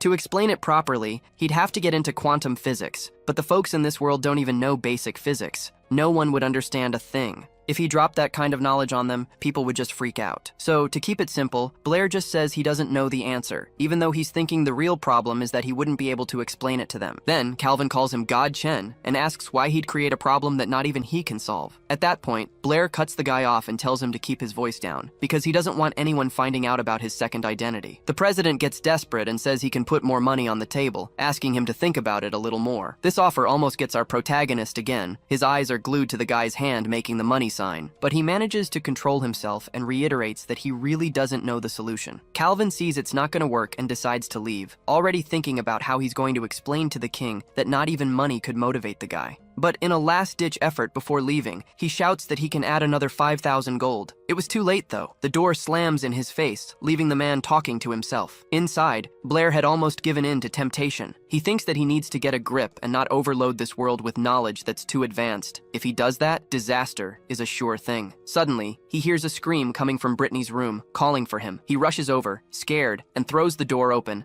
asking what happened. She, all excited, says she had an idea about the problem. If you divide a number an infinite number of times, what's left is so small that maybe it can be counted as 0. Our protagonist is shocked, thinking that ever since he threw this problem out there, things have spun out of his control. Professor Brittany herself was already starting to grasp the concept behind the paradox, even without his help. He starts thinking that maybe the scientists of this world can figure out the answer on their own. He's just there, lost in these thoughts, when Brittany asks if he's still listening, and he says he is. Then, with a little smile, she asks what he thought of her reasoning, and our boy gets all flustered, not knowing what to say. Luckily for him, at that exact moment, Isabella shows up, opening the door and asking if anyone's home. Blair seizes the opportunity and rushes to greet the blonde girl at the entrance. Brittany is left behind, wondering why he listened to everything and then just ran off. Meanwhile, Isabella is already eyeing the chests of money and asks where all that cash came from. He replies that he got it all during winter break and asks why she came back. Interrupting the conversation, Brittany appears, wanting to get back to talking about math, but our protagonist changes the subject. He says he doesn't want to stay home on the last day of their break and invites them both to go shopping on his dime. Isabella doesn't think twice, already dragging Brittany to go get ready, saying they need to hurry. The next day, Isabella goes to talk to Blair, asking for help. He thought it was a problem with her homework, but she tells him she doesn't know which university in the capital to choose on her graduate school application form. Our boy says that's not complicated at all, and tells her to just pick the one she likes best. Blair didn't get Isabella's hint, and she got so annoyed that she snatched the paper from his hand. Our boy tried to explain that he couldn't choose her college for her, right? So, the blonde tried a different approach and asked where he wanted to go. He shot back that he wasn't going anywhere, that he wanted to stay right there at the academy, so she just told him to get out. The protagonist was totally confused by the conversation and just figured she must be on her period. As he was walking down the hall, lost in thought, someone called his name. It was Alice. With an awkward look on her face, she said she wanted to talk. She explained that she'd be graduating soon and moving to the capital, and that even if they didn't see each other anymore, she would wait for him there. But Blair cut right to the chase and told her not to wait, because he wasn't going to the capital. He was staying right here in Yabo City. The girl was so shocked by the news that she dropped her paper on the floor. Out of nowhere, Alice grabbed him by the shoulders and started telling him that with his talent, he could get into the best university in the capital and become a famous scientist or mage. Blair thanked her for the concern, but said he preferred his current city. Upset, she turned away and told him not to get the wrong idea, saying she had to go. But then suddenly, our boy ran and grabbed her hand to tell her something. Alice's face instantly turned red. She started to wonder if he'd finally understood how she felt. In her mind, if Blair said he wanted to go to the capital with her, she'd confess her feelings right then and there. The girl looked at him, all flustered, ready to listen, but he just said, super casually, that she had dropped something and forgot to pick it up. He told her to be more careful not to lose important documents again, and handed the paper back to her. Alice, who's normally super calm, just slapped him across the face and stormed off, furious. Meanwhile, Isabella was in the classroom, wondering what to write on her form. Out of nowhere, someone snatched the paper from Isabella's hand. It was Alice, and she wanted to see what she had written. Seeing that the form was blank, she asked why Isabella hadn't filled it out yet, since everyone knew the blonde wanted to go to a magic college in the capital. Isabella replied that it was none of her business, and that maybe she didn't even want to go to the capital anymore. Alice then blurted out that she didn't expect her to do something like that for Blair, and said that the blonde had won the fight. With that declaration, Isabella turned bright red, not knowing what to say. A few days passed, and suddenly, Blair felt that familiar ear pull again. The teacher thought he looked pensive because he wasn't over Alice leaving, but he said he was just thinking about life. Then she started reminding him that at the farewell party, the redhead had hugged him for a whole minute, and that out of all the guys there, she only hugged him. So, in her mind, he couldn't get over Alice. He tried to explain that it wasn't like that at all, but Isabella wouldn't even listen and finally let go of his ear. Our boy explained that Alice only hugged him out of politeness, that it was just a custom, and that in reality, he was just thinking about how to make money. But he didn't say that last part out loud. Instead, he asked her to pick one of the books a nearby vendor was selling so he could give it to her as a gift. Even though Isabella said he didn't have to, the guy decided to buy her a book. He asked for the price of the blue-covered book, and the vendor replied that it was 20 gold coins. The girl started saying the book looked really good and that's why he should buy it. But out of nowhere, our protagonist starts yelling, saying that 20 gold coins was a total ripoff. The vendor defended himself, saying he was already selling at the lowest price, and that in reality he wasn't selling books, he was selling knowledge, and that's priceless. The protagonist just stared at the books, thinking about the vendor's line. Seeing him so quiet, Isabella thought he had gotten upset, so she offered to buy the book for him. But suddenly the guy grabbed her hand and said they needed to get out of there, fast. She was confused about where he was going, while the vendor tried to get their attention, with no luck. The vendor grumbled that kids these days don't know how to haggle anymore, because if the boy had negotiated a little, he would have sold the book for cheaper. Blair then took Isabella to a hat shop to buy her a real present. He pointed to a really pretty hat with a matching rose and ribbon and told her to try it on. The girl put on the hat and asked if it looked good. He replied that it looked great and immediately told the saleswoman he'd take it. The woman thanked them for the purchase,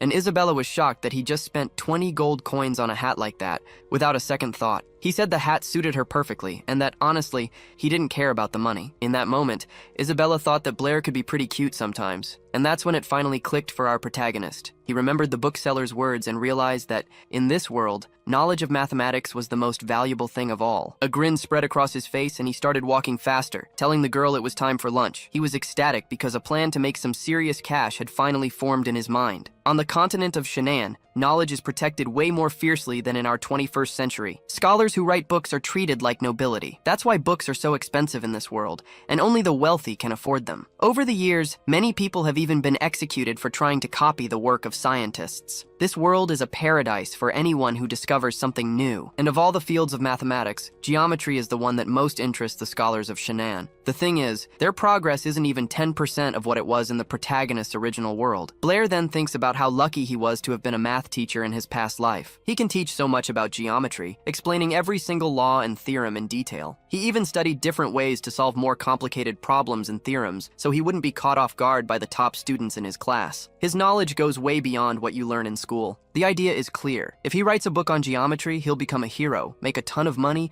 and help advance science. Without a second thought, he decides to start writing his new book right away. The plan is to take the principles of Euclid, fix all the flaws, and compile everything about geometry into a single book. The idea completely took him over. 2 weeks go by, and the guy is still at it, writing nonstop. He was so dedicated that he even fell asleep right on top of his papers. Out of nowhere, some loud knocking at the door wakes Blair up. It was Isabella, already there and telling him to get up. She was annoyed, asking why he wasn't answering when she'd already called for him several times. Our boy replied that he'd get dressed first and be right down. Then he asked if anything urgent had happened, but the girl got all flustered when she saw Blair was shirtless, so she just told him to hurry up and then bailed. Our MC thought to himself, good thing I reacted so fast. Otherwise, Isabella would have barged right into his room and seen his big project. After 2 weeks of hard work, his book, titled Geometry, was finally done. The thing is, Blair has this reputation for being a demon who shatters everything people believe in. Meanwhile, Chen Luo is seen as a god. So our boy decides he's gonna hand over the book pretending to be Chen Luo. The scene cuts to Calvin's office. Someone knocks on the door, and he tells them to come in. Without even turning to see who it is, the president is just thinking to himself that even though the god Luo helped them defeat the Jiai scholars, the truth is, Jiai was still the most important hub for mathematics in the world. And then, in walks Blair, disguised as Chen Luo. He greets Calvin and congratulates him on his promotion to official branch president. Calvin, looking all serious, asks who he is, thinking this can't be the real god Luo. But Blair quickly puts an end to the suspense, takes off his mask, and reveals his face. Calvin asks why he's dressed like that, since there are no more secrets between them. Our boy explains that he wanted to make an important request on behalf of Chen Luo. Instantly, the president assumes he's here to present a new theory. But then Blair slams a huge stack of papers down on the desk. He tells Calvin he was close, but he actually brought a book. Without a moment's hesitation, Calvin asks to take a look at the work. Blair agrees, adding that he still had other things to discuss with him.